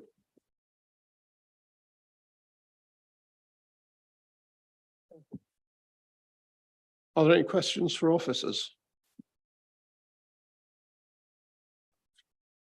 Councillor Connolly.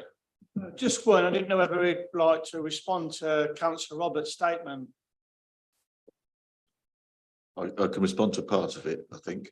The reasons for refusal, I think I'll do it this way. The reasons for refusal on the previous application did not include parking reasons. The Highways Authority did not object to that application on parking grounds. They did not object to this application on parking grounds. In my view, we've got a duty of consistency in decision making, so I don't think it would be right without having a professional view from the Highways Authority that that the application was harmful on parking grounds to use that as a reason for refusal when it wasn't a reason for refusal before. In the second reason for refusal of the previous application was to do with the high proportion and over concentration of takeaway uses in the Far Cotton area. There is no longer a takeaway use proposed with the application. So that reason for refusal can't be sustained in this instance. So in relation to the appearance of the rear of the building, there's not a neighbour objection to it. It's not harmful to neighbours. It was to do with the amount of space that remained behind the building, and that's been overcome. So I hope to a degree I've answered some of the points that the councillor raised. If there's anything I've missed and you want me to come back on, let me know. Councillor Stone? I think my question's been answered. So there's no issue about the flue, is there? The flue did not form a reason for refusal of the previous application. The environmental health officer does not object to the application. Right. Councillor Clubley, were you coming in? No. Well, we have a recommendation for approval. Do I have a proposal? Councillor Bambridge, do you propose? I propose we accept it. Thank you. Councillor Cooper, I'm happy to second it, Chairman. does anyone wish to speak? All those in favour, please show. Thank you, unanimous. Thank you. Item 13, Delapre Lodge, Delapre Park, Northampton. Chair, could you just tell us what time this meeting is planned to finish? Around 10.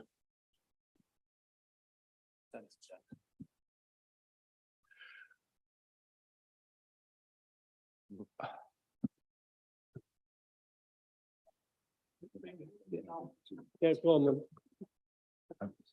For you, Chair, if I could, just before the case officer jumps into this report, I just wanted to say that on members' agenda papers, this is item 13, which is the full plan application for the proposal. There is a subsequent listed building application for consideration, which is pages 137 to 145, which effectively is still an application that members could vote on. But I don't know if the officer feels appropriate. You might want to just one presentation covers both. But effectively, there'll be two items that members will be asked to vote on: the full application, which is item 13, and then the next item, which is the list of building consent, unfortunately doesn't have an item number next to it, but we can still vote on that. Or take a separate vote on the list of building consent. So there's a planning application and there's a listed building application together. Right, as item 13. But we'll be having one presentation and making two votes. One per application. Chairman, may I ask Councillor Cooper. a question here? If we are finishing at 10 o'clock, point 14 on the agenda, the partial application, we have three gentlemen who have sat here since 6 o'clock. Exactly. Who wish to speak. What happens to that? They've sat here since 6 o'clock. Well, if we need a comfort break, I can adjourn. If we want to call a halt to the meeting, then I'll need a proposal. Yeah, I wasn't suggesting a break. All right. I Well, was just suggesting. well, that the no, gentlemen have no, sat here people since might 6 want a o'clock. break anyway. I'm suggesting, do we need a break? No, we don't need a break, but it would be courtesy to call that item now, wouldn't it? Before we finish at 10. There aren't any other speakers on any other items. No, that's and right. Yes, I'm just trying to raise this point. Yeah, that okay. They've sat here since 6 o'clock, and if it Would doesn't you get like me heard- to move to item 14? I'd request that, thank you. Yes, we'll move to item 14. Millfield Business Park, Branbury Lane, Pattishall, Good thinking. for the benefit of our public speakers.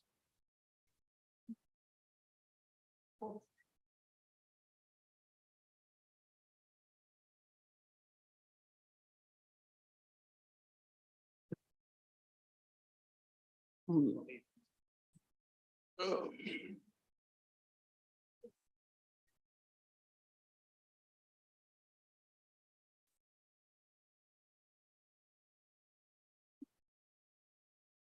we should have two meetings. The agenda was too full. You can't go on thinking and be sharp after that number of hours.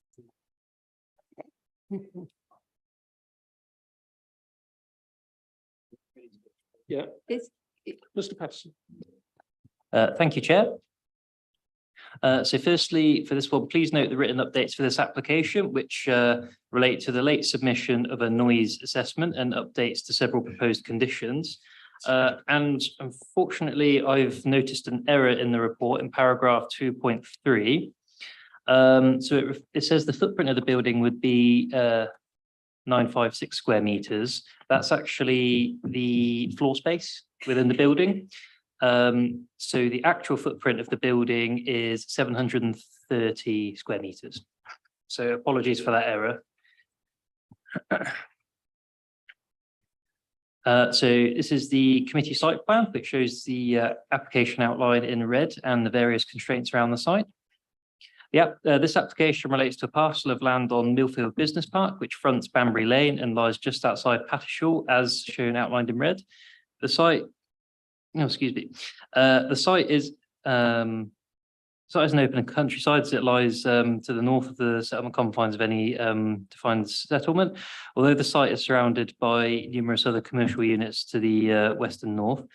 It should be noted that there are various extant permissions for the redevelopment of various parcels of land that comprise the business park, including on this site where there is extant permission for a similar B2, B8 use.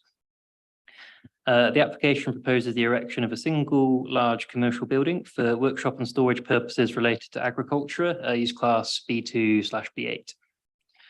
So this is an aerial of the site, which is a little outdated now because there's building work going on here. So we've got a site location plan with the proposed development shown on it. And again, we'll just go through the photos quickly. So this is the front entrance to the site. So the photos taken from Banbury Lane.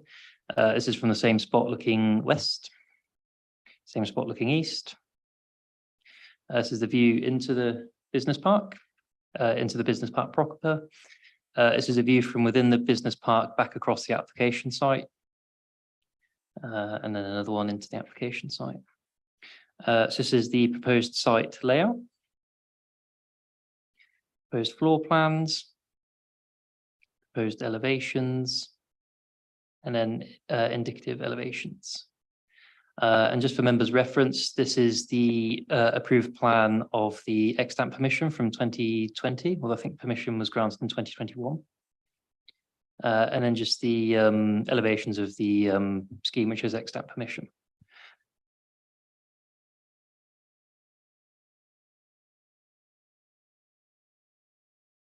So planning officers, for the reasons set out in the officer report, recommend that this application is approved subject to the recommended conditions, which obviously have been updated via written updates.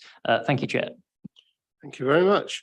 And we have John Russell, an objector, to speak to us.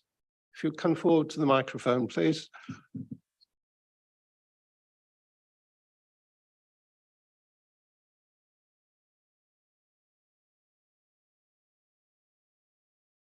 You have 3 minutes. Mr. Chairman, members of the committee, in an earlier application for this site, reference 2020-1472, which you've just seen on the slide, the LHA as a consultee made a request for a drawing showing the vision splays from the new access and further noted that the requirement for a 60-mile-per-hour road were for a vision splay of 215 metres, measured 2 metres back from the curb line. There is no such drawing on the portal and the requirement was not conditioned.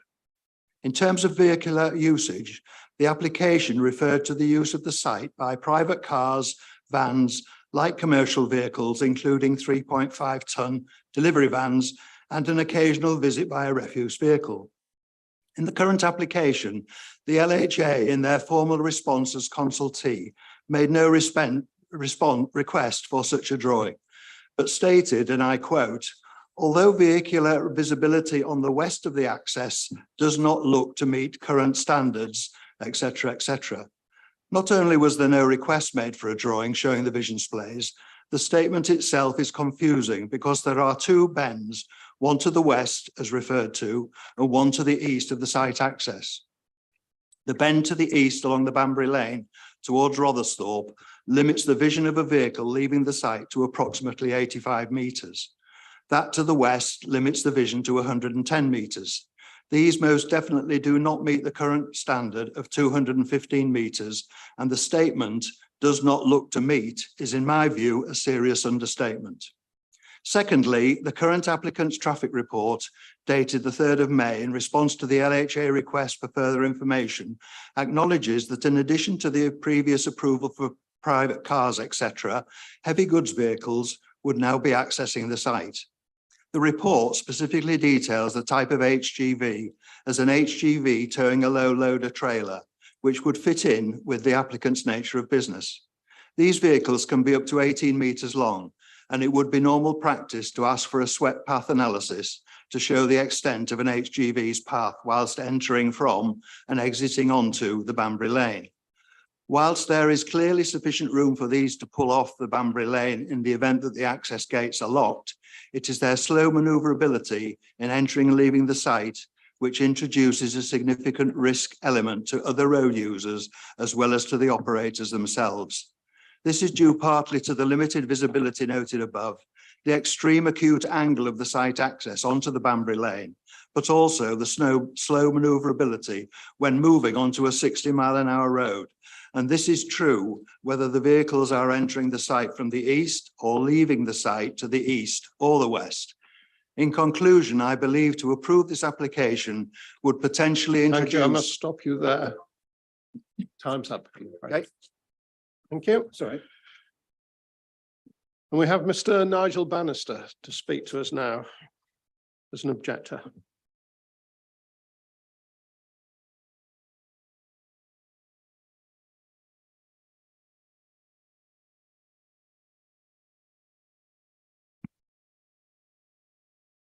Please start when you're ready. Okay, thank you for allowing us to go a little bit earlier.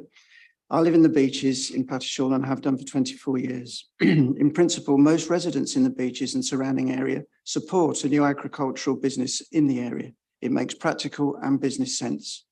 However, not to the detriment of resident and road safety in the main thoroughfare that comes through the middle of the parish, the Banbury Lane, also known as Butcher's Lane within the parish.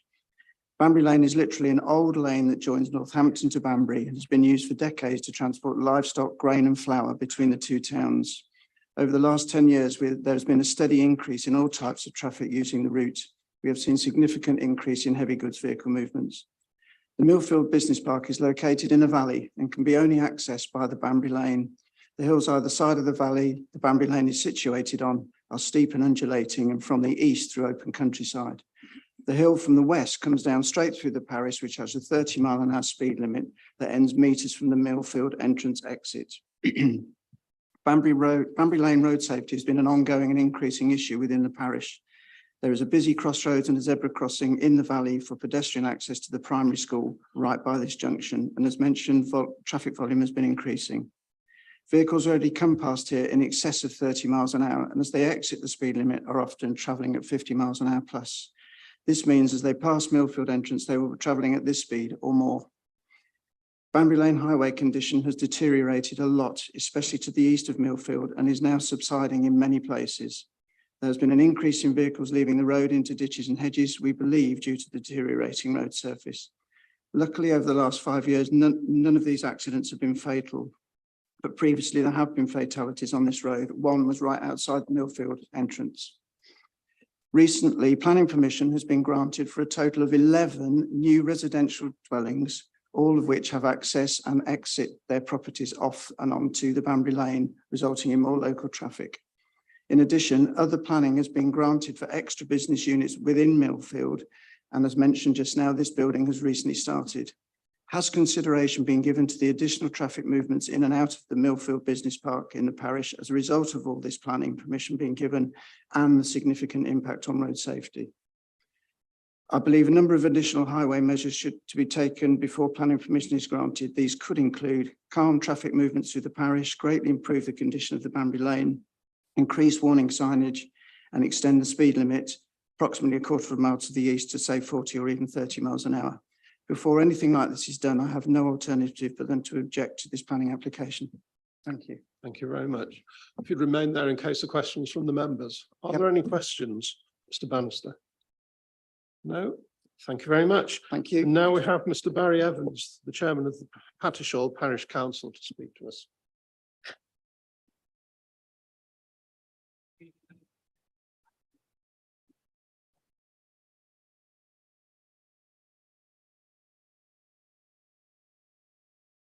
Would you press the button in the centre of the microphone and please speak when you're ready? As a farmer, I welcome the opportunity to have an agricultural enterprise such as Sharman's on my doorstep. But as the chairman of Pattishall Parish Council, it is my responsibility to represent the views of the parishioners. Since my time on the council, I have not experienced quite the level of concern that this planning application has engendered. I have lived in the parish since 1972 and have seen it grow with several new housing projects being completed. In the last few months, it is estimated that traffic along the Banbury Lane has increased to over 40%. Speed along Banbury Lane is a constant worry.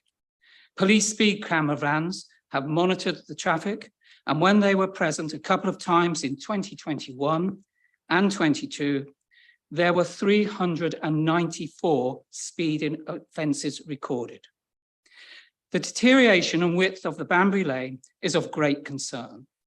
All too often, the verge is churned up where vehicles have left the highway, and the sharp bend to the east of the development has claimed lives.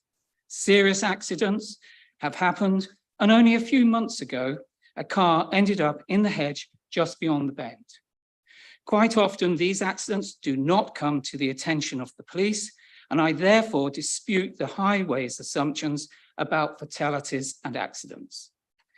The length, width, and maneuverability of vehicles entering and leaving this proposed development is going to prove a significant safety risk to other motorists, especially those coming from the east. This is a 60-mile-per-hour zone, and a vehicle traveling at this speed coming round the bend from the east would have about 85 meters before encountering a large agricultural vehicle accessing the site. The reaction time at 60 miles per hour is 40 meters, and the brake time is 57 meters, making a total of 97 meters in good weather conditions. This is 12 meters less than the 85 meters visibility from the bend, and would be considerably more in inclement weather. No doubt this is why the highway rule for accessing onto a road is in a 60-mile zone is 215 meters. If one includes the 18-meter length of an articulated lorry, then the motorist only has a distance of 66.5 meters in which to react. Without being dramatic, it is not a case of if, it's a case of when an accident will happen. Thank you, Mr. Evans. I must stop you there. Thank you you very much. Is there anything that the officers would wish to come back on in the public speaking? Mr. Patterson. I suppose it's just to reiterate the contents of the report that the Local Highways Authority requested additional information from the applicant, which was then provided, which included the crash data. And the Local Highways Authority didn't raise objection, and obviously turning to paragraph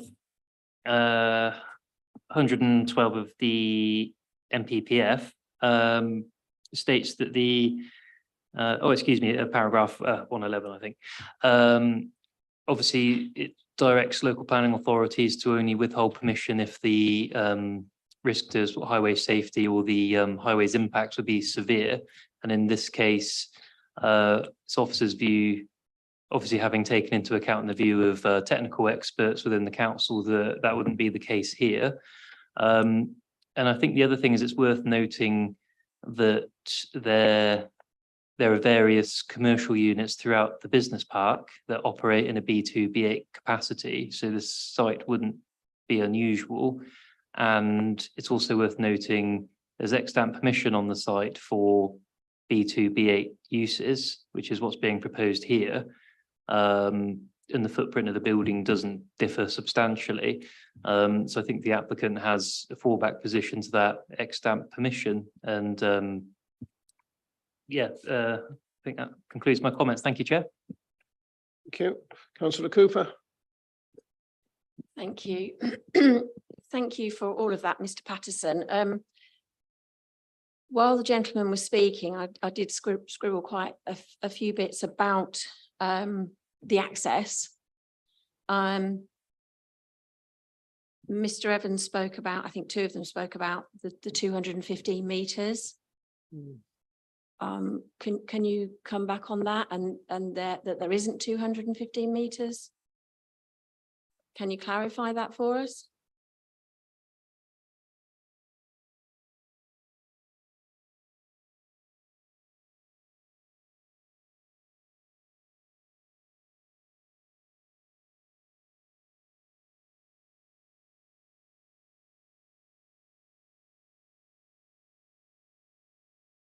So my understanding is that the public speakers are correct. In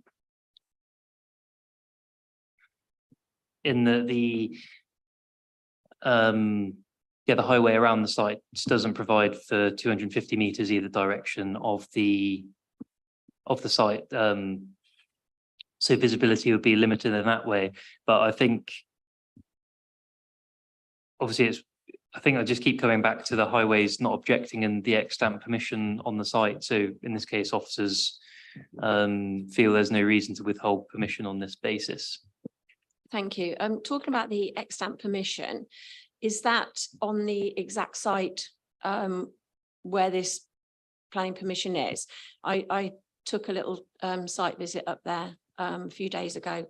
I drive past the site often, but I hadn't ever been down. So I went down into the site and I can see exactly where this proposal is. The extant that's on there, is that on the same footprint? Yeah, thank you. As this application? So the extant permission is not precisely the same footprint, but it's within this. I don't think it's sharing. The same location. So as you turn in, it's within the same site and broadly in the same area, although it may not be in precisely the same place within the site, but broadly, yes. And just slightly smaller. So that has got permission. Yes. Okay, I think that clarifies it for us, really. If I may, I'll just look down at my other notes. So with regard to there'll be a need for HGVs that have got trailers on the back because of the sort of vehicles that they're bringing in for the maintenance. Obviously, you said that there is existing permission for cars, vans, etc. Are there no concerns that these are going to be much bigger vehicles coming into the site? I've been there, I've seen the display, it's really wide, it's massive, but it's quite a tight turn as you come off of the road to turn right into where the proposed site is.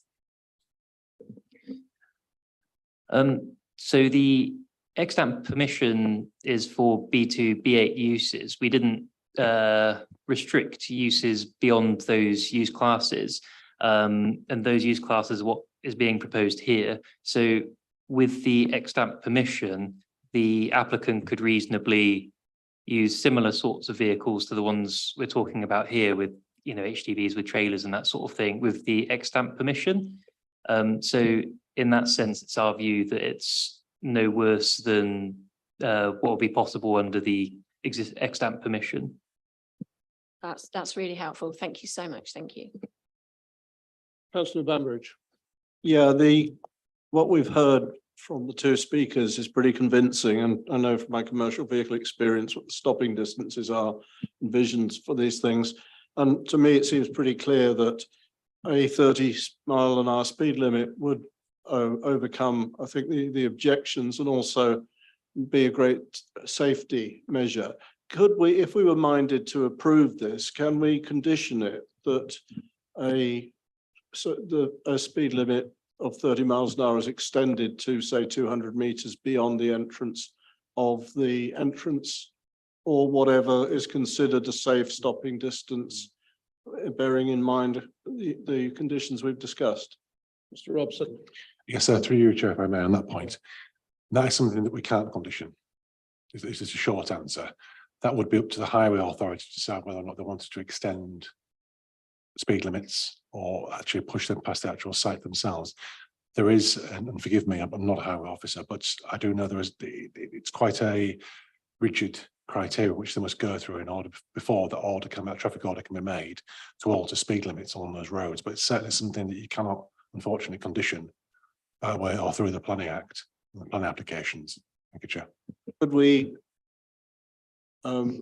make a formal proposal to them that it is done rather than a condition, to try and underline it and give some weight, and particularly bearing in mind what the parish council and been said about this, because it certainly to me is the obvious solution to this, and it's not a particularly difficult or onerous task.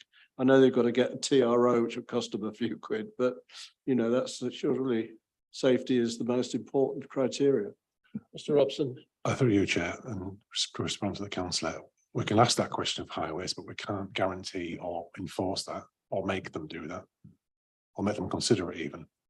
So it's very difficult. We can certainly ask the question, but we can't, we've got no power in which to actually ensure that would happen. Councillor Stone. Can we defer the decision then until we've had that discussion with highways? Officers. The difficulty is highways haven't objected to this application, and as James mentioned, the extant permission, what they can do now is exactly the same as what we're proposing. The only difference is the actual buildings changing in size. So effectively, it somewhat diminishes what discussions we can have with highways, bearing in mind they can roll up tomorrow morning or now with HGV vehicles on the actual site with no restrictions over them or no extension to or extending the actual highway speed limits. So that's the difficulty we would have. Have highways actually been out to the site, and have they spoken to the parish council? Highways have asked for clarification, through you, Chair. Highways have asked for clarification, certain bits of information which we have, they obviously covered off, that actually was generated by them, which was a concern or an issue, clarification from them, which has been resolved. So, I mean, they don't necessarily have to speak to parish or town councils, but obviously I'm assuming based on the extent of the information that's requested, that yes, they will have been out on site and seen the site orientation, how the access is at the moment. Otherwise, I'm assuming they wouldn't have asked for clarification of that information. Thank you, Chair. Councillor Clubley. Yeah, I know that piece of road particularly well, and I think I came down it yesterday, and I'm not convinced that a 30-mile speed limit would work anyway, because you'd suddenly come round a corner and there'd be a sign and then it would be over. But what and I don't know whether it's highways, but in a lot of areas around here where there's agricultural vehicles moving, there is a sign that says slow moving vehicles turning or agricultural things, various signs. I mean, is that down to highways, or is that something that WNC could do to say slow, so that there was a sign approaching the turning from both ways to say slow vehicles moving? Mr. Robson. If I can, Chair, through you, I think you're referencing the brown signs I sometimes see on the highway verge that say slow moving vehicle or agricultural vehicles and machinery. I mean, it would be within the remit of highways because it's within their land to station something like that. And again, it's something we can certainly ask the question, but we can't necessarily guarantee that would be positioned there or within the vicinity, I'm afraid. Thank you. Councillor Cooper. Thank you, Chairman. Yeah, so I'm one of the ward members for Bugbrook, which Pattishall comes under. I'm not the lead member for Pattishall. My colleague, Councillor Addison, is. I haven't been involved in this application, but obviously I've read the report along with the others here today. I very, very much sympathise with the three gentlemen who have spent their whole evening waiting to speak. I sympathise with them completely. I know the road very, very well. One thing I would say, yes, there is the traffic is fast, but there is already a lot of farm vehicles, huge farm tractors, whatever, using that road because we're surrounded by a lot of farms. I think what members have to bear in mind here is that this is already, well, you don't know it's a very well functioning, but you haven't been on the site visit, but I've been down there. It's a very well functioning site. It's a very quiet site. I was really surprised to go down there. There isn't much there and there isn't much going on. I see concerns here because this is, it's a very wide display, but as you drive in, this proposed site is literally to the right. So the vehicles have got to come off of the Banbury Lane and get onto the wide display and make their right-hand turn. We've got to bear in mind there is already a permission on this site. There is a permission. So talking about reducing the speed of the road, which as we've had explained to us, and as I know, and I'm sure my colleagues know, I get asked this in my parishes all the time. Can we get a speed reduction outside the school, outside all of these places? It's very, very hard to do, very hard to do. And I get asked it all the time. Yes, it's not, the length between the two curves in the road is not as far as is stated, but highways have not had an objection to that. We've already granted a permission, which is sitting on this site anyway. This is a slightly larger, but the site can take it. In the report, it talks about all the turning displays for the vehicles that are going to come onto the site with the farm vehicles that they're bringing in. The report goes into detail about the months of the year as to when the site will be used and how it will be used and the times of day it will be used. So as much as I really, really do understand the concerns of the parish council and of the residents of Pattishall, I haven't got a reason that we can refuse this. Thank you, Chairman. Yeah, thank you. Councillor Sharps. I'm going, no comment about highways from me.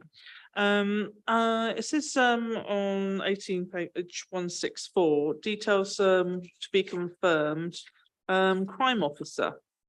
I haven't got any updates, but I did note that there was some, I don't think concern is the right thing, but about the quality of the build and whether or not they were adhering to a safety scheme for this area. Now lost my page. I wonder if you could fill me in on that. Secure standard designs. That's page 6, page 152, and that came from the crime prevention advisor. I don't know, has that been changed? Is there anything in it? Agricultural areas are known to be places that can get hit by that sort of thing. And it also says throughout, sort of gently, that maybe the whole plan isn't up to the quality or standards, really vaguely it says it, of other areas. Is there a reason for this? Mr. Hudson. Thank you, Chair. So I will deal with the crime prevention officer's comments first. So obviously I provide commentary in the consultee table that the crime prevention officer has expressed some concerns about aspects of the design and has requested that aspects of the proposed development comply with the relevant secure by design standards. I don't have her full comment before me, but I think it includes things like making sure doors are up to sort of relevant standards and that sort of thing. And when I received the comment, I drew the applicant's attention to it, and they've since provided a short summary to me about the measures that they intended to employ to address those concerns. I can't remember the the precise details of it, but it includes things like CCTVs and the types of locks. So that's that question. And I think you are alluding to paragraph 7.16, if I'm correct, where I do sort of pass comment that a more sensitive development of sort of higher design might have sat more comfortably on the site and been perhaps goes some way a bit more to enhancing the visual appearance of the site. But again, I'll bring you back to the conclusion of that paragraph, and the fact that the proposed building would be warehouse-like in appearance, which is totally not out of character for the site, and would be appropriate. And then obviously you've got the fact the site's heavily screened, and also the building is built into the hill slightly, so it'll be well screened and it won't be readily visible. But yeah, I suppose I did pass comment that obviously a higher quality design might have been more desirable. You also commented, quite rightly so, 719, officers note that areas of concern regarding the security of proposed design requested the building comply with relevant design standards to limit the potential for crime and antisocial behaviour. I think that everybody will think that's a wonderful idea. So can you tell me what came back from that, please?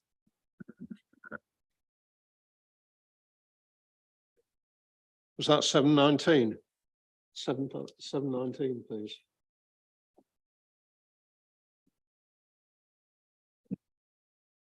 It's slightly unfortunate that the applicant's here but not registered to speak, as they could refresh my memory. I don't have the document to hand, so I can't give you an exhaustive list of the security measures, but it is things like fencing, secure points of sort of ingress to the building, and CCTV. So I don't have all the details before me, but it's that kind of thing. And essentially we reviewed it as, in planning, and considered that those sufficiently addressed the reasons for refusal. Sorry, not reasons for refusal, the reasons for their comments, excuse me. And it's also worth noting that the proposal was of a similar design to that which has extant permission. So again, we didn't feel it was appropriate to, to ask them to sort of, modify the design or install security measures that would be overly onerous and unreasonable. Thank you. Thank you. It's just that because there was the comment, but it wasn't in the conditions, so I just wanted to clear it up. So thank you. Thank you, Chair. Through yourself, I've just to answer the councillor's point. Where members choose to go along with officer recommendation, had concern about security measures and so forth, or an appropriate scheme to be agreed, which has already been agreed, albeit in writing or submitted in writing, we can certainly condition that's submitted or in accordance with that list of measures that have already been put forward. I'm happy to go with officer's recommendation, but I think, as it's been stated, it just doesn't appear. Normally it always appears in our conditions, and it just doesn't happen to appear in conditions. So if you'd like to add that you've added it into our conditions, as was said today, I'd be happy with that. Thank you. Thank you. So, Can we do that? So effectively the development in accordance with those details that have already been submitted, dated, whatever the date it was, but obviously that shall include measures such as, and just list what they've actually presented to us. Thank you very much.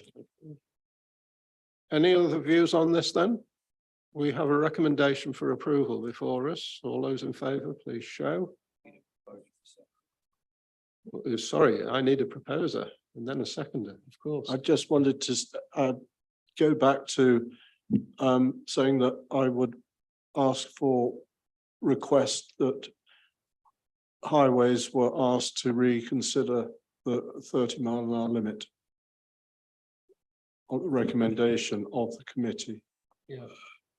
Through you, Chair, if I may, we can certainly ask that or have it as an informative on there, that or we can certainly go away, take that away and have that discussion with them. But again, we can't enforce that at all. I know you can't enforcement, but I think it would strengthen it if it was actually. But it can't be recorded conditional as on the being- decision either, because again, that's unenforceable. So it'd have to be a discussion we have separately. Yeah, okay. Thank you. Are you proposing then? I'm happy did councillor Sharps want something? I missed the end of her.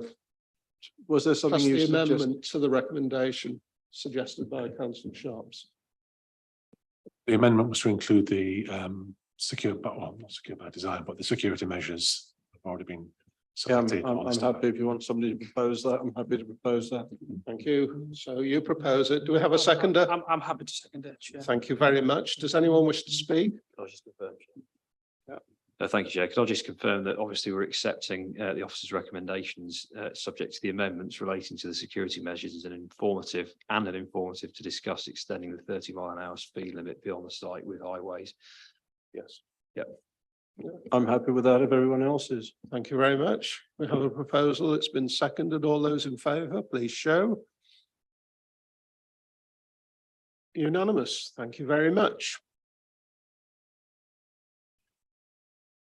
Are you up for finishing the agenda? Do we need a comfort break? Chairman, No? I suggest we just do the Delaprey one. It's can take us about 10 minutes, I would have thought. Right. Are you here for the Delaprey app? Okay. Sorry? Oh, are they? Yes, yeah, I'm aware of that. Yeah.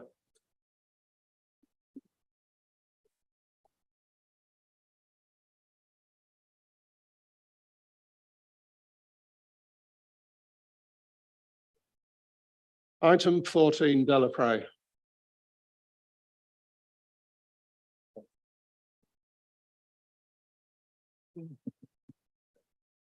Oh, sorry, 13. Yeah, I can't count, can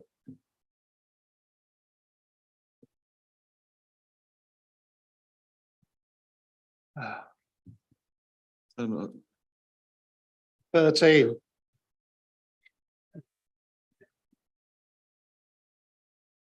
Because I keep going there. Page 125.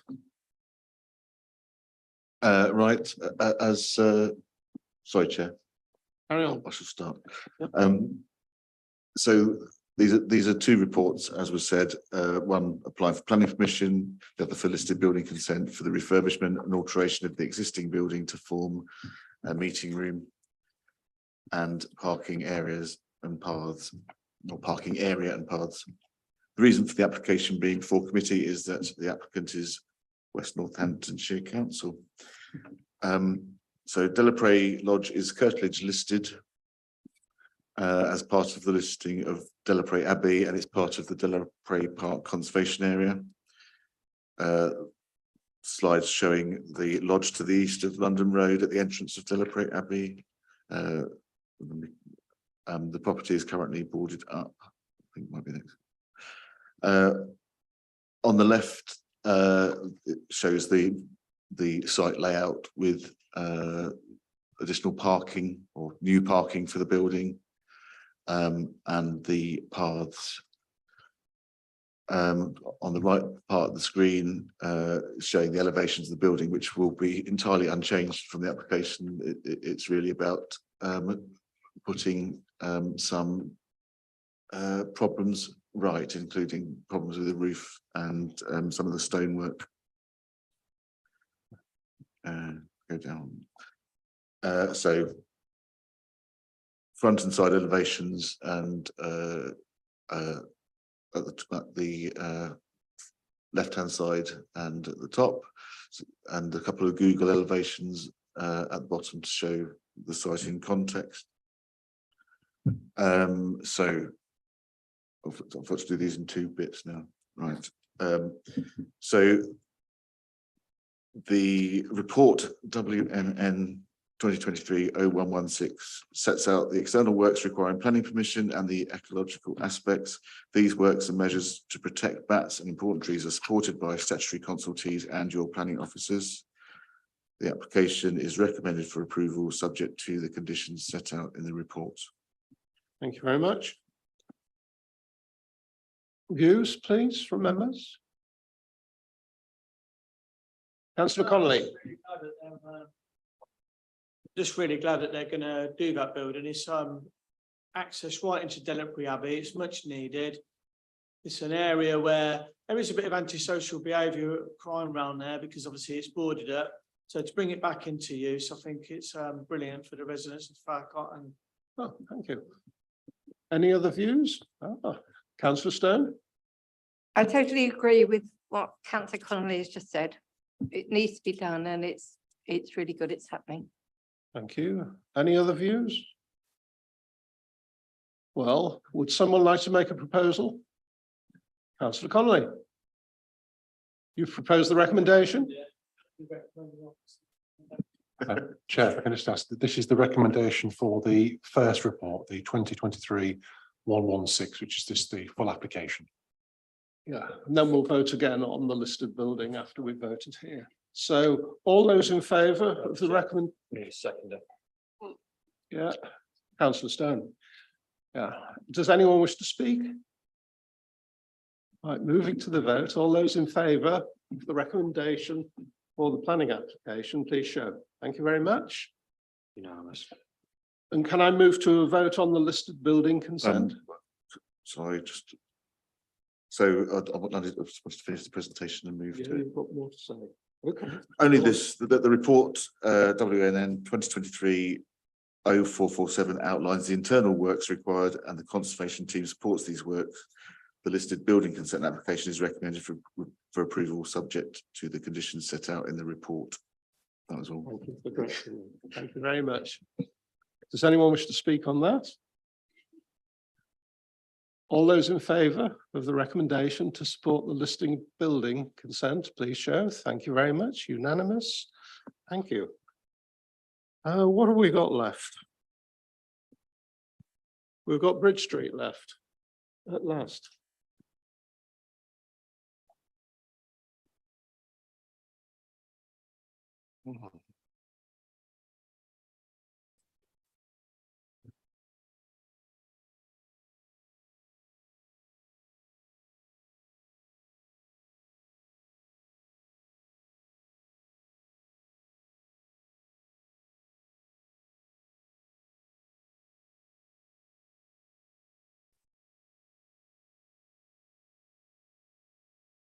Yeah.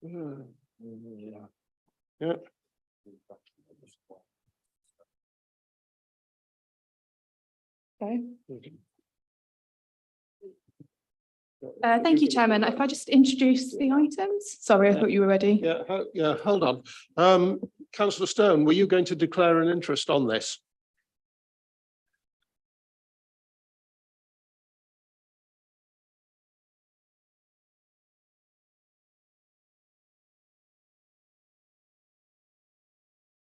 You start. Thank you, Chairman. So the presentation will cover both items 15 and 16 at Bridge Street. That's due to the sites being directly adjacent to each other with shared plans and officer photographs. So members will need to vote on each item separately at the end. A member site visit was conducted on Tuesday this week, walking around the site along Cattle Market Road, Bridge Street, into the vantage point within the All Saints Conservation Area at the top end of Bridge Street. There were two questions raised by members at the site visit. The first related to air quality within the local area and whether this was appropriately assessed by the Environmental Health Officer. And the second related to evidence of the acceptability of the housing mix, bearing in mind that it's largely a 1 and 2 bedroom apartment proposal. So taking the first matter related to air quality, I have spoken to the Environmental Health Officer.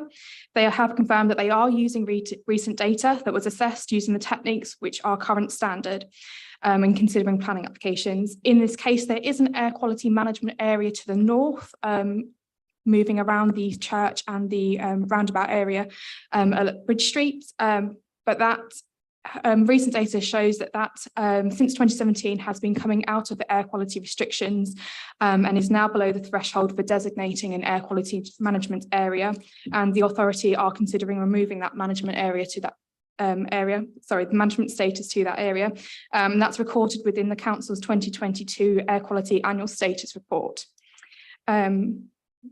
the sites that we're considering don't fall within that air quality management area, and the environmental health officer has not raised any objection to the proposal on air quality grounds. As such, officers are satisfied that there would not be unacceptable harm caused to the amenity of future residents through air pollution. But there's also a condition at condition 20 recommended, which does deal with air quality and any mitigation should it be required. Turning to the second question, officers were asked whether there is a need for the provisions of 1 and 2 bedroom properties, as it was noted that other similar developments have been taking place in the area for 1 and 2 bedroom apartments. So I did speak to the planning policy team, who have confirmed that the authority does not have evidence of the specific mix of properties that are required. We do have an evidence base for a shortfall of housing within the Northampton area, and therefore the presumption in favour of sustainable residential development applies. So I'll just run through the plans for item 15, which is the larger of the proposals for 104 units. This is the area to the north of that I call the north site in the reports. So it's edged in red on the plan. This shows the aerial photograph of the site. So you've got Carlsberg to the west, north leading up into Bridge Street and into the town centre, which would be off of the aerial photograph, Morrison's to the right, and then the south site and some existing warehousing that would remain in situ. There is residential properties to the southeast. So this is the access plan. It shows 3 access points, one taken from Cattle Market, which is the main vehicular access into the parking spaces. A second taken from Navigation Road, providing service access to the commercial unit, and then a third on Bridge Street, providing access to the service yard. These are the plans from the ground floor up to the second floor. So the light blue denoting 2 bedroom properties and the darker blue denoting 1 bedroom properties. And then this moves up to the 3rd, 4th and 5th floor. These are the indicative elevations, as it is an outline application. So it would be approved for the height and the layout of the building, but not necessarily the design or the placement of windows that you see before you, as these are just indicative. So that's the north block and then the south block. You can see the Malt Shovel Public House to the left-hand side of the top image. I just run through the plans for item 16, which is the 66 bedroom scheme, 66 apartment scheme. So this is the area known as the south site. It currently contains 2 warehousing industrial commercial units. Again, the aerial photograph showing the location, Carlsberg to the west, Morrison's to the east. And then this is the site location, the access plan. So it shows that there would be 2 vehicular access points, the main taken from Cattle Market Road into the parking area, and an exit point onto the navigation row, and then a further access point for the service yard just there. So these are the floor plans. So it shows you the ground floor, moving up to the 1st, 2nd and 3rd floor, 4th floor, and then the 5th floor. Just turning to the indicative sections and site plan. So this is the south block shown on the bottom left image. Then you've got a site section through the site there on the top image as well, showing Cattle Market Road and then the elevations against Carlsberg. So these are the indicative elevations and massing diagrams that are provided. So they aren't taken from a vantage point, they're just indicative, taken from a viewpoint, just an arbitrary one that the applicants have chosen. You can see the malt shovel in the left-hand side, and then the silos Carlsberg on the right-hand side, and that's the comparison across in terms of height.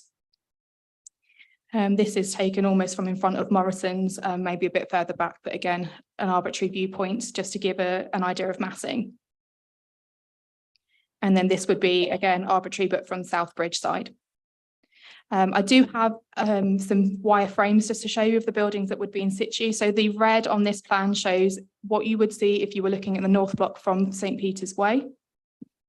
And this from the south corner of Cattle Market, the blue donating the south building, and then the red donating the north. These were viewpoints that were considered by members when we were walking around the site. View from South Bridge, again, blue being south building, red being north block. And then this is the view from Bridge Street. I'm not sure that you'll be able to see it, and I haven't got a cursor, so I'll try and describe it. It's as you follow down the, have you got it on there? No. As you follow the building line down, there's a, at the bottom of the road, there's a church, you can just about see the roof line. Then there's a few red lines above it. That's what you would see from Bridge Street.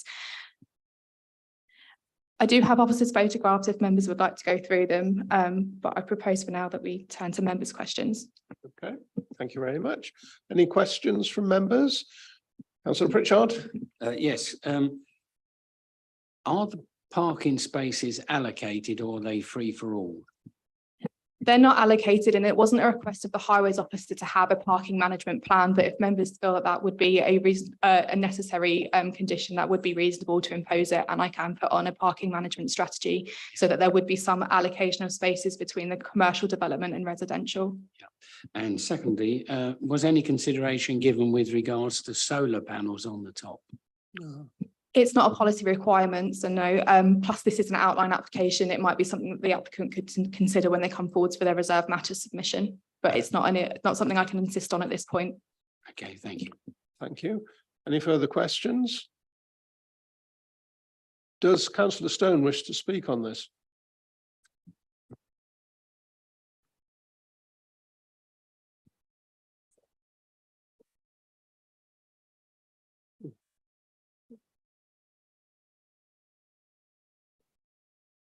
It is with some regret that I'm objecting to this because it is improved on the first application, I have to say, but I'm objecting to it on a number of grounds. One is I find it extraordinary that a recommendation has been given to put densely constructed dwellings as an island within 4 really busy, highly polluting roads. I just find that extraordinary. And there's been no mitigations offered to help residents deal with that.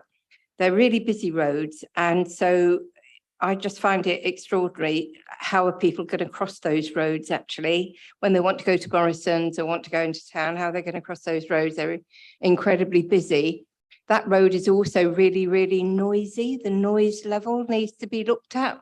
I think it's really inappropriate to expect people to live with that level of noise surrounding them coming from all the vehicle movements on the 4 sides. I'm the councillor for that area, and I can tell you one of the things that I absolutely hate are all the cases of overcrowded families I have to deal with almost every week. We have families living in 1-bedroom flats, families with children in 2-bedroom flats. We have children living in poverty in that area with no outside space. The fact that we know that and we can't provide family housing when we're building new dwellings in the town centre just horrifies me, absolutely horrifies me. You've got no idea the level of misery it causes to our families. And we are insisting on building more and more studio apartments and 1-bedroom flats. It's absolutely outrageous in my view. We're not meeting local need by this development at all. I did ask a question on the site visit about where is the children's play space, and I was told there wasn't a need for it. Well, there will be. There will be families on that site. Single people don't stay single forever. And couples, you know, do have children. There will be a need for play space on that site. My view, it's complete overdevelopment and something much more modest should have been considered, but with mitigations for the air pollution, mitigations for the noise, and certainly trying to make it a family-friendly and child-friendly space. Thank you, Councillor Stone.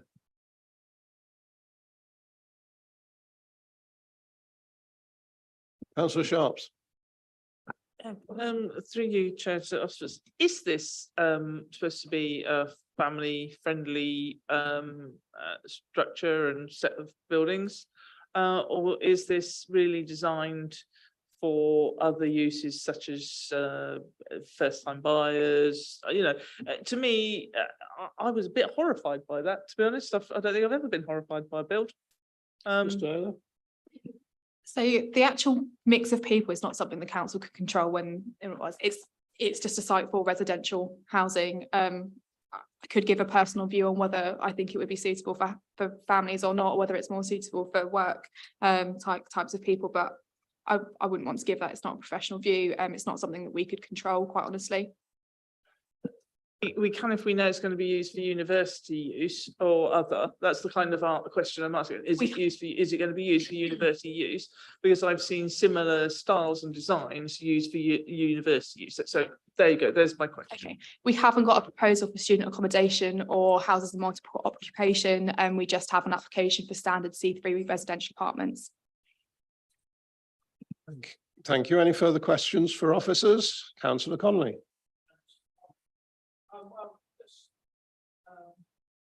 Obviously that's a gateway into Northampton, really. I mean, I live quite close to that area and drove past every 20 years, and I've watched that site just decay continuously. There's old restaurants there falling down. It's an area of anti-social gatherings. I mean, I can get little bits down there and what you can cross up for the people here. I just think that the site does need regeneration.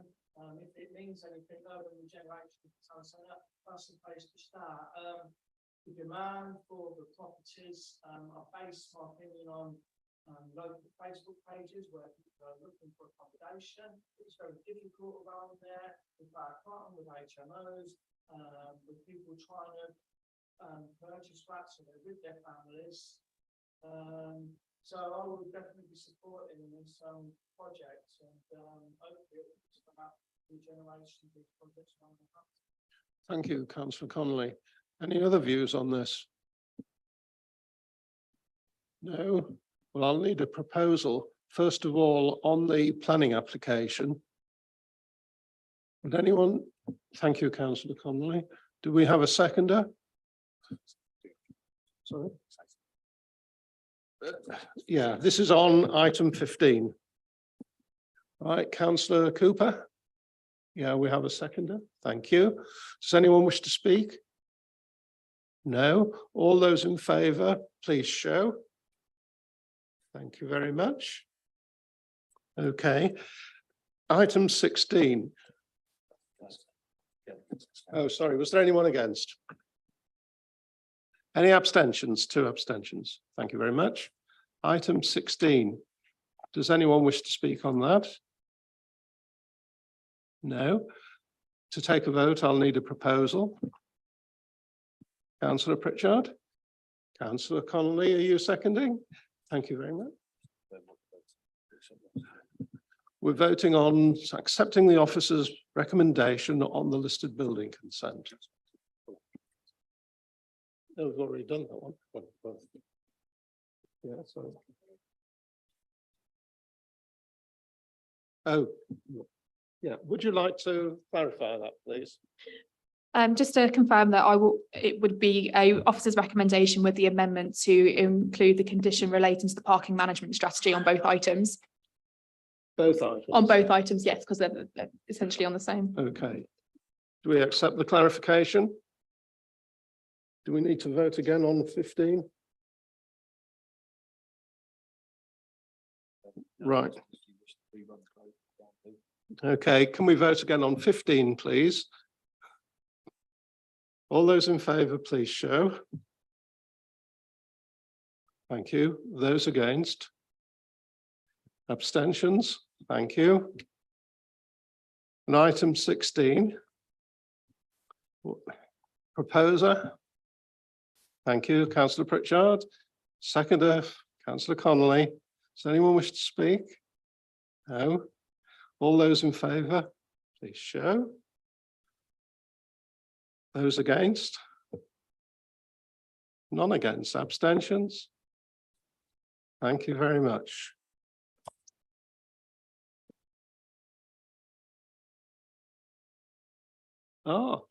We've reached the end of our agenda. Urgent business.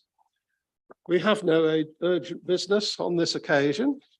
And I close the meeting at 10 to 11.